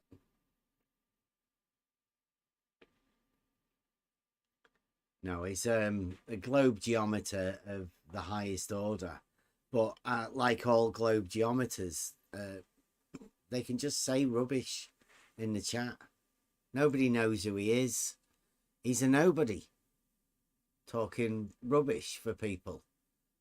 I mean, FE Reality in the YouTube chat will probably be saying he's not a real globe earther. He's talking rubbish. And that's what they do. Everybody's here now to just confuse the shit out of everybody. I think Stark-Odder is Rumpus. He types like Rumpus. Probably is Rumpus. I bet it's Rumpus. It's a nobody, no name. A Zoc account for somebody. I mean, like he's a nobody. Waste of time. Mm-hmm. So anyway, Bev, what's tomorrow night's show about? Since everybody's here, what are you going to be doing tomorrow night? It's Euclid night. We're going Euclid over. Somebody's supposedly done some of the realizing Euclid. Would that be Spaghetti Man? Mm-hmm. Spaghetti scientist. Okay. That should be interesting. Mm-hmm. So Did you say Spaghetti Man's coming tomorrow? No. He's done some videos. We had that chat, and he's done some like a 6 or 7 series of videos altogether. I think. Holy moly! He's been Okay, I'll have to check them out. I think it was 8 altogether. Oh, 8? 8 videos, but they're only 2 minutes long, apparently. Yeah. Well, see, there you go. A series of 8 videos. We'll be going over them. I don't know whether we'll go through all of them or whatever. I'm getting something together for the Realizing Euclid on the website, so we can go over that. You're not gonna watch them beforehand, are you? We're gonna view it at the same. I'm not watching them beforehand. No. Cool. I'm gonna watch them live with you guys tomorrow. That's cool. 8 videos. He must be in tour. Yeah. That'll be good. Good night tomorrow night, guys.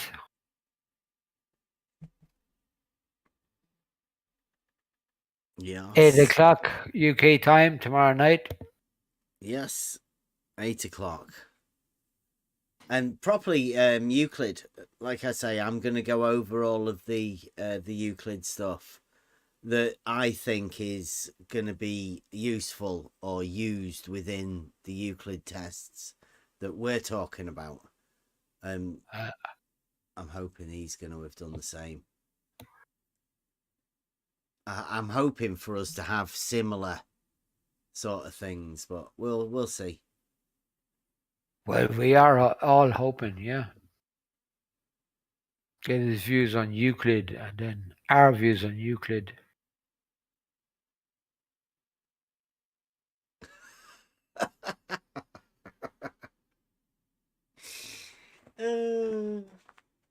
Should be good. Stark Odder's not quite understood the Euclid tests or what I've asserted.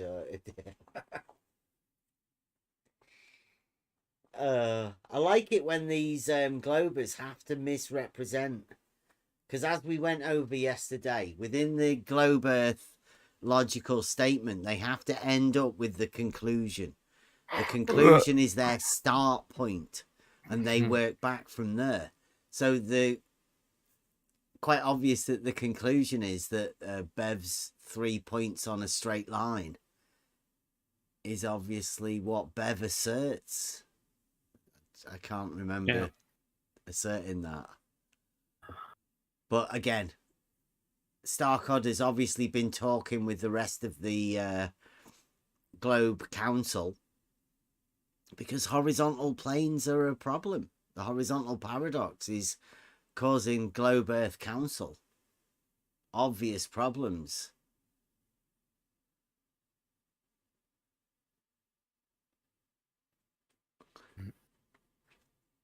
Starkadder, genius. Check the YouTube chat. Yes, that's a nice one there, look.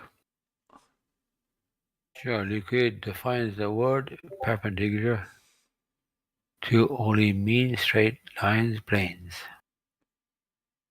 Euclid mentions that case too. What's he talking about? Crazy. He says only. He says only straight lines and planes. Yeah. Do you think that means curved lines can't meet 90 degrees? No, they can't. Curved lines can't meet 90 at 90 degrees. How would that be possible? You can't. Exactly. It's not possible. Bev, are you leaving stuff out of his elements? I never heard you mention that Euclid talked about curved lines. Yeah, this is that WS stuff. Yeah. I've been trying to get WS to have a chat about what the hell they mean about all of this stuff. And nobody has ever come for a chat, because I say that nobody can explain what it is that they're talking about. It's just rubbish.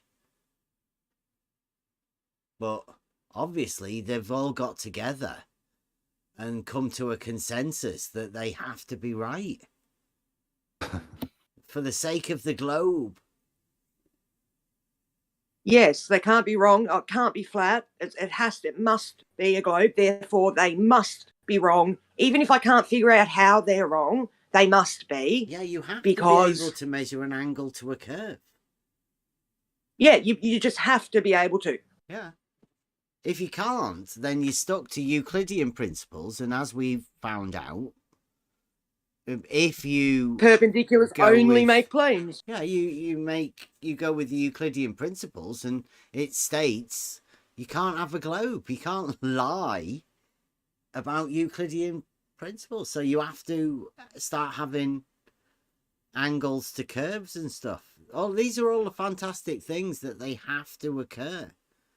Otherwise, they can't have their globe. And they really need the globe. Bev, did you see the DM I sent you? Yeah. Please.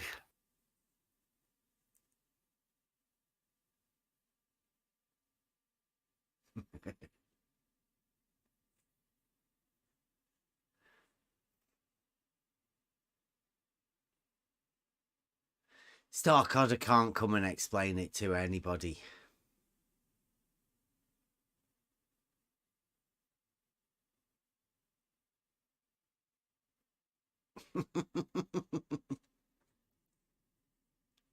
Oh, look what Effie said in Yeah. True horizontal. As if there's a difference. Wow. Oh my God.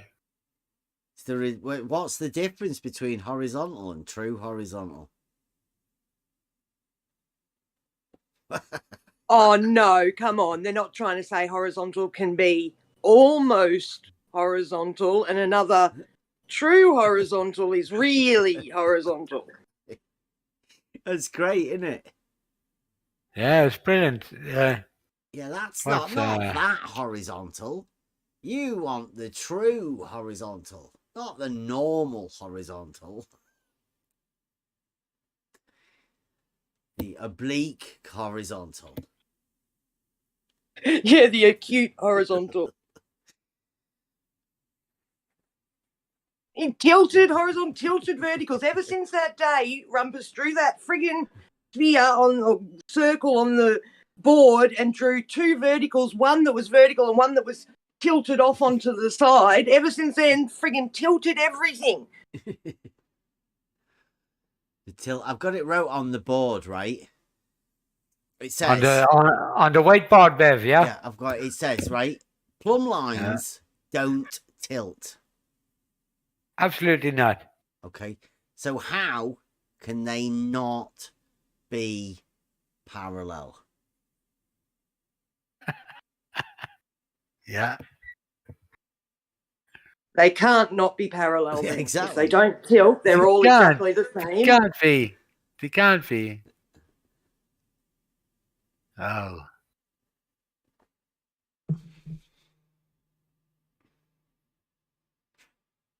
This is mad. This.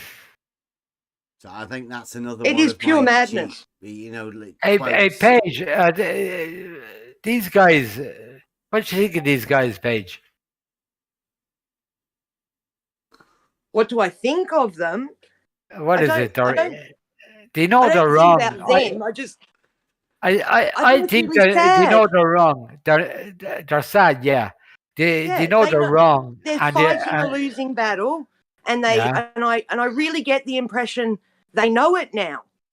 Like they just want to keep the fight up because they just don't want to be wrong to a flat earther or someone who they think is a flat earther. You know what I mean? They just can't bear it. It's their ego. Yeah, exactly. Yeah. I agree with you there, Paige. You know, can you imagine someone like Rumpus having to admit to me that he's been wrong all along and that every time he's called me all these names, that he's actually been the one in the wrong? Like, can you imagine what that would do to a man like Rumpus or George or, you know, any of these guys? Yeah, I think they would commit suicide first. They're like little kids now. Exactly. They're like little kids now, Paige. They're like little kids now. They're they can't admit that they lost. No, they can't.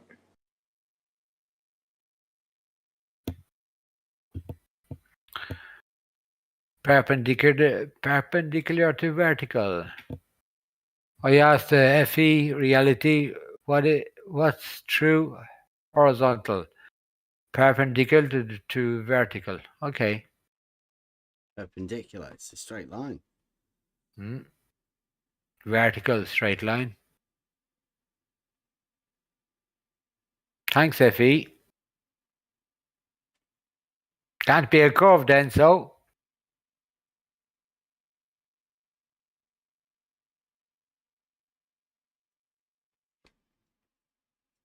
Yes, asking Animal House. be right back.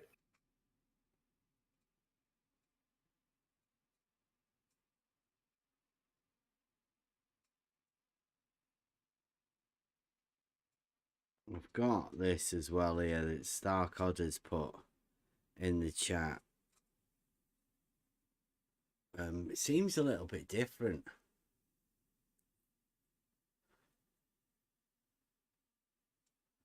He's got something. He's trying to prove that you can have angles to curves, but he seems to have a different idea.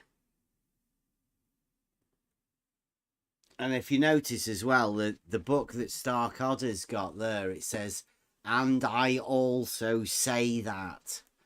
That doesn't sound very Euclid to me. This is meant to be an axiomatic system that follows through proof on proof. Why would it say, "And I also say"? Don't think I've ever seen any statements like that.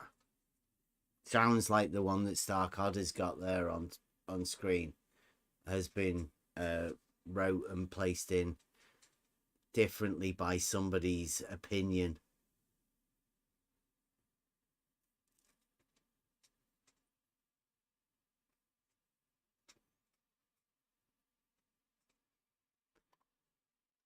What's the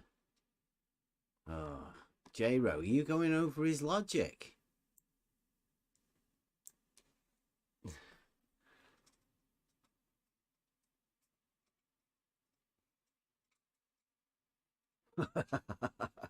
Have you never seen that before, J-Ro? That is amazing how somebody can come up with logic to get verticals not being parallel. It's genius. We forgot to go over that. That is probably one of the best globe logic bullshit things I've ever seen.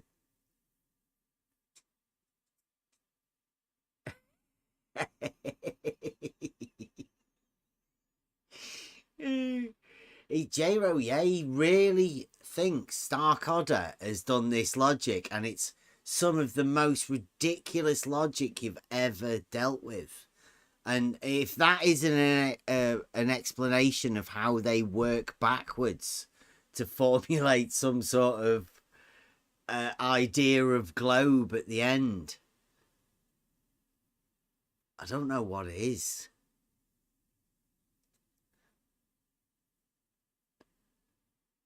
I've just put Proposition 16, the Stark Odder. Your misinterpretation of it is terrible.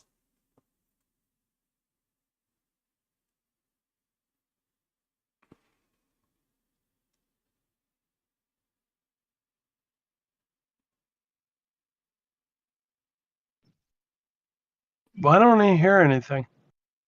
Pardon? Show's over? No, we're still here. I was just a brief second of a moment. Like we were just talking. I was talking about Stark Odder and his ridiculous idea of Proposition 16. It's still coming around and around, right? I mean, how many times have we had this argument with WS in chats months ago? It still keeps coming, doesn't it? Yeah, they have to imagine it.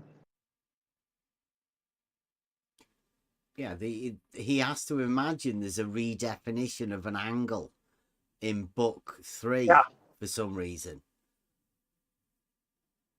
Specific Sorry, to Bev. circles. Sorry, Bev. Can I just cut in there? I just posted again. Rumpus's channel in YouTube. Rumpus, everybody subscribe to Rumpus's channel, please, because next week he's going to approve a 17-foot drop over 6 miles. He's going to tell us how he's going to do it. So everybody subscribe to YouTube, Rumpus's channel. The link's in the chat. Thank you very much. Yeah, next week. He said next week. There's a video coming out. The test isn't done yet, but there's a video coming out showing us how he's going to get a 17-foot drop over 6 miles. Go ahead, Bev.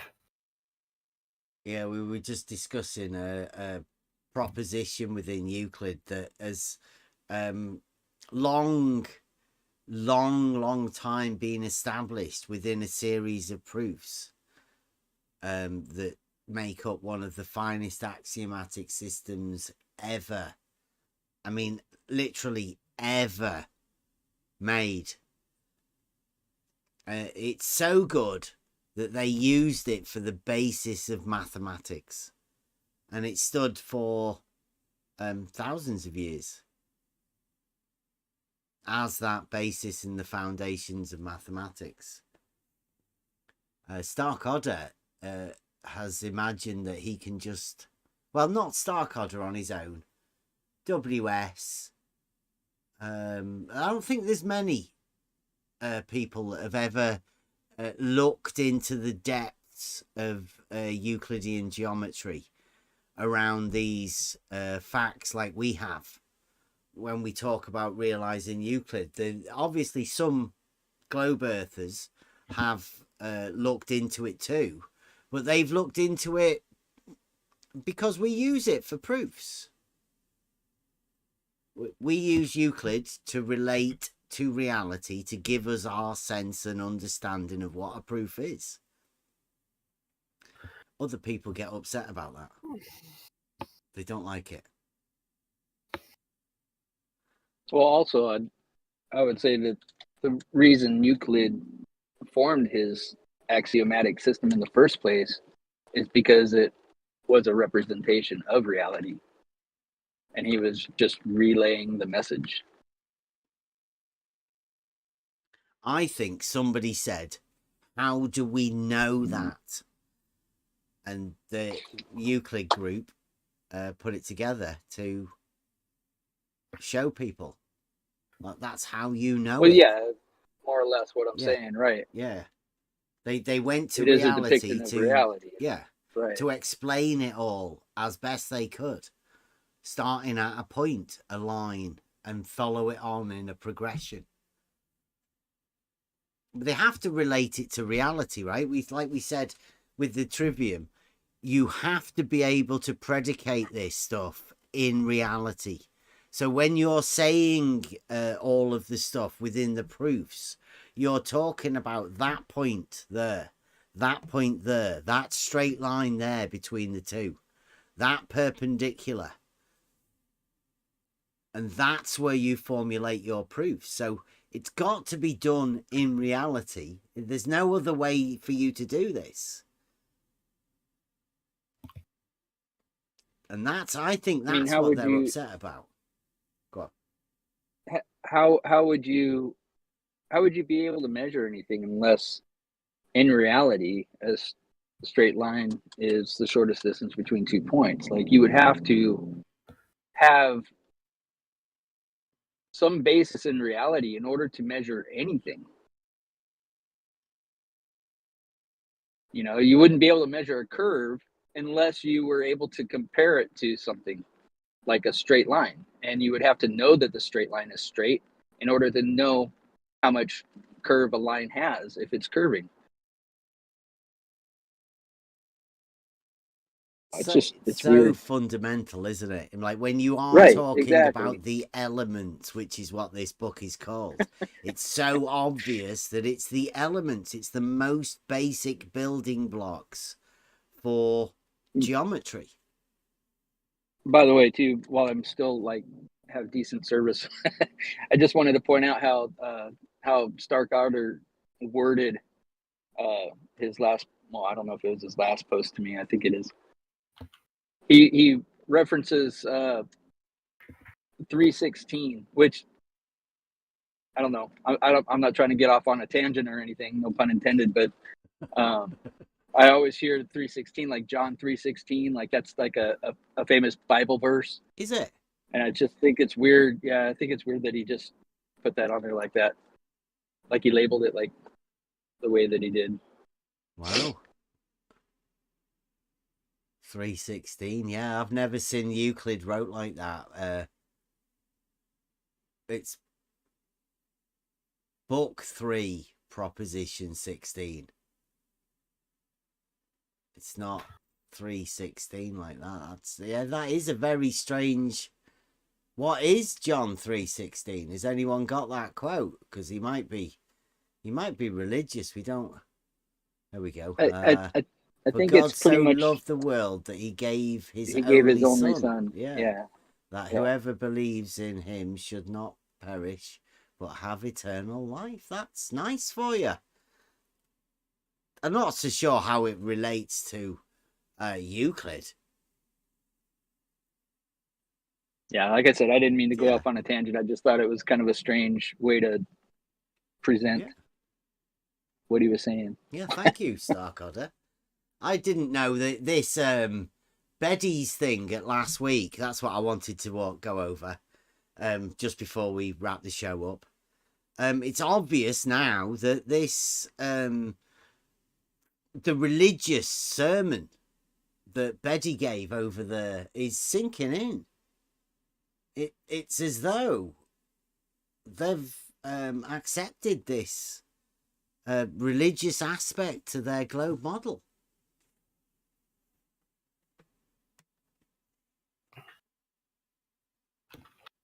So, it is it's interesting. I wonder if Starkadder's going to get anything.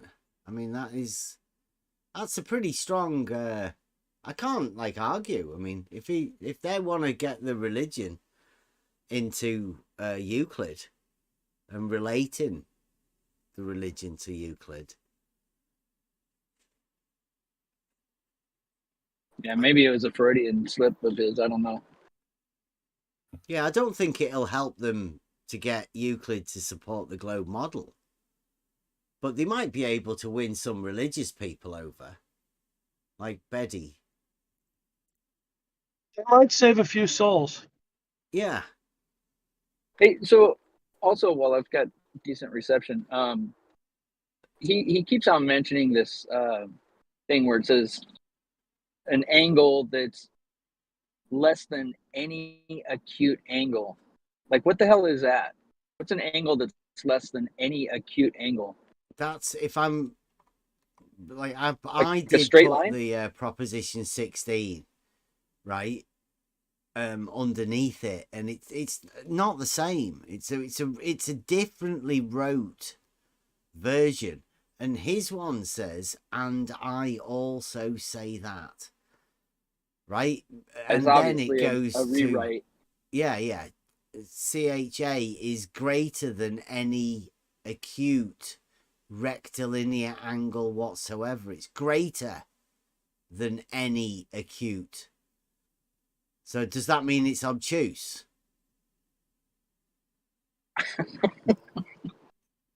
It just is an obtuse angle. Or maybe that it can't be determined. Because you can't determine what the angle is unless you apply a straight line to a point on that curved line. Like anywhere on that curved line will be straight line angles to any point on that curved line. I don't know how he. Well, once you listen to the other wording, right? The other wording of this does make it sound a lot simpler and easy to understand. It says the straight line drawn at right angles to the diameter of a circle from the extremity of it falls without the circle, right? Outside of the circle. It just means a tangent, right? The straight line drawn at right angles to the bit where it touches, right? Because it's not saying about the radius at the minute. It doesn't really want to do that, right? So the straight line drawn at right angles to the diameter of a circle from the extremity of it falls without the circle. And no straight line can be drawn from the extremity between that straight line and the circumference, so as to not cut the circle. It just means that you can't drop a line down from that tangent, because if you do, you will cut the circle. It just says, really, that there's only one position that tangent can go in. No others. Otherwise, it will cut the circle. It's very, very simple statement about the tangent, because you can do this, right? You can draw any straight line anywhere on a circle and just get it to touch the outside, right? And the point where it touches, if you draw a line from there to the center, it will be at right angles to the line. you then could try and tilt that line in either direction, and it will cut the circle, because there's only one position that the tangent can be in, which is at right angles to the radius at the point it touches. It's very simple, and you don't need to measure angles. So to me, it's strange that he's using greater than any acute rectilinear angle. Because it's strange to me too how he... is 90 degrees greater than an acute angle? I think that's the cutoff, isn't it? Exactly. Like a 90-degree angle isn't it's a right angle, so it's not acute or obtuse. Yeah.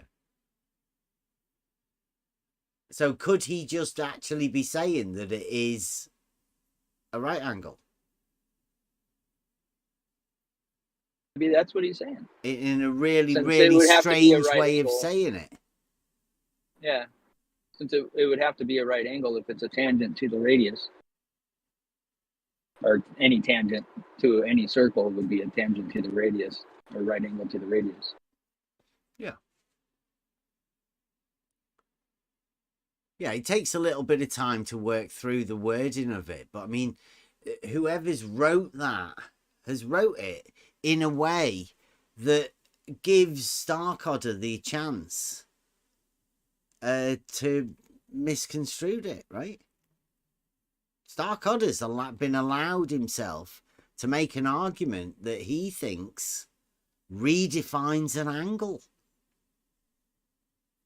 Yeah. It's pretty odd. It's right? one of the strangest ones for him to pick as well, like Proposition 16. It's the one that literally, well, I'll leave that for people, because no doubt we can go over that in one proposition on its own. We can definitely do a little bit of work on that, I think. Boats going over the curve and the like, and to show how it's ridiculous, is within the use of that proposition. It's definitely a usable. That is, if anybody wants to start planning how to realize Euclid, the Globe team will be trying to use this. So think of a way to counter it. I already have.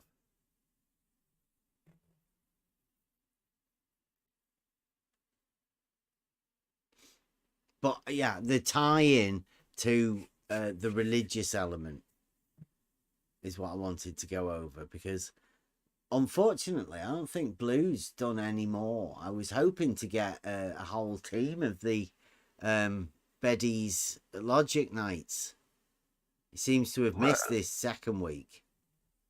Wow, Bev, did you see what Starkodder said to me? I asked him, do you have a voice? If not, fuck off. Does Euclidean have a voice? Do you read the elements? Or do you have to listen to all the books due to the lack of reading or comprehension? See that what he said to me? Where's that? In Discord. Wow. Is that why he only posts rewrites and translations of Euclid? Yeah. Do you know what? I think Starkodder or Bev is one of the big guys. He's probably what you call him? That guy in Scotland. What's his name again?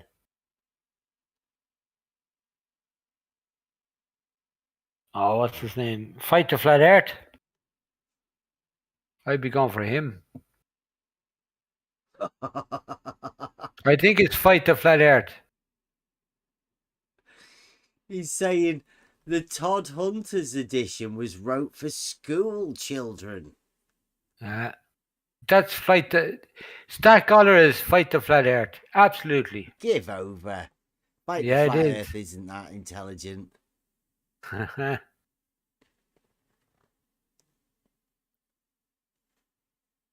Maybe that's what happened with him. Maybe he read that in third grade and wasn't able to comprehend what it was saying, and he just picked out the words that he could understand and tried to make sense of it. Yeah, he must have That'd had be a my hard guess. time at school when he was there. I mean, even that one that he's just said there, he's put a quote in. It's nothing like the one that I put in. I've literally took a picture from my book. And he's now trying to say that other ones. I bet you €100 Starkadder's Fight to Flat Earth. Uh-huh.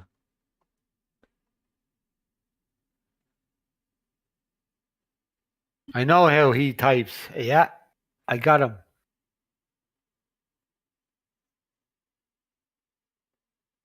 He won't answer. No, he won't. That's why he doesn't come into voice chat.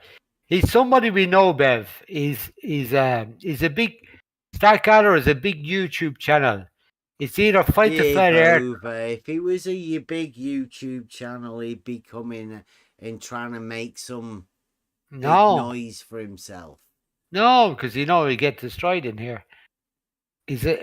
So they do the text trolls in here, and no, that's him.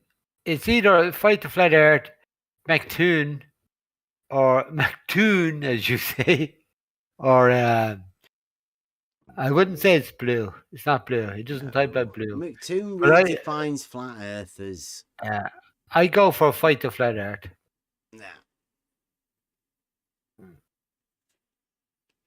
No, Starkadder only comes out when he has to be forced to. He doesn't. He doesn't want to do what he's doing here. He doesn't do it for fun. He only does it when he's told to. Starkadder, Darth Vader. He's a Star Wars fan. Yeah, that's Fight to Flat Earth. Absolutely.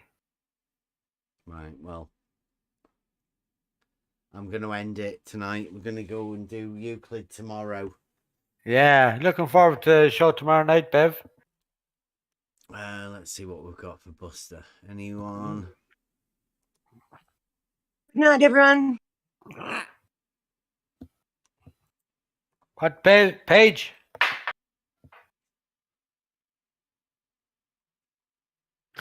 I know what I know is what we're going with. So, okay, thank you very much. Join us tomorrow, Euclid. Cheers, Bev. Night. Great show. Tomorrow, 8:00. We're going to go over I Can Science That and his concept of what he thinks the realizing Euclid tests are. Yeah. Maybe it's globe realizing Euclid. Who knows? Anyone got any final words? No, just a great show, Bev. Yeah, absolutely brilliant. Thank you very much. Yep. Thanks again, Bev. Yep, great show. Thank you. Okay, thank you very much. And we will see you tomorrow, Euclid night. Don't be doing religious. Don't make the globe into a religious symbol. And just again, for the people in YouTube, okay, we continue after this show. Like when Bev stops the live, we continue in Discord. So everybody subscribe to Discord, please. Please, just come on. It goes on later on. I'm going to post the link in chat. Okay. Thank you, guys. Good night, everybody. See you later. See you tomorrow.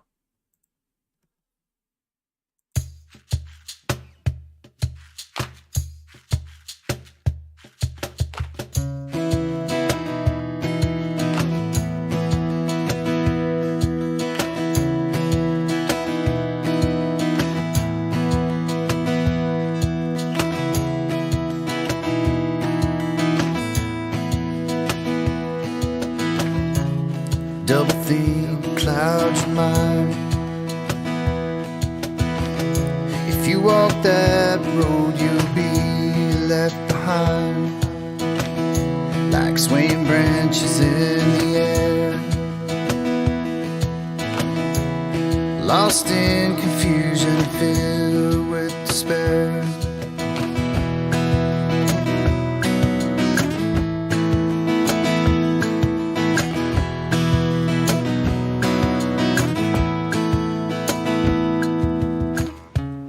Arguments and fallacies taken from the book of lies and deceit. There are those who will never see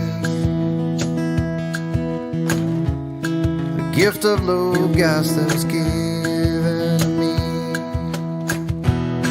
And I know how water flows, and I know what level shows. You'll be wasting your time, mine, trying to change what's been defined. I know what I know. I know what I know. You don't know what you don't know. Blackpool paradox. You think it's measuring, but it's not. It's optical phenomenon. All you fools think you know what's beyond. I know how water flows, and I know what level shows, and you'll be wasting your time, mine, trying to change what's been defined. I know how water flows, and I know what level shows, and you'll be wasting your time, mine, trying to change what's been defined.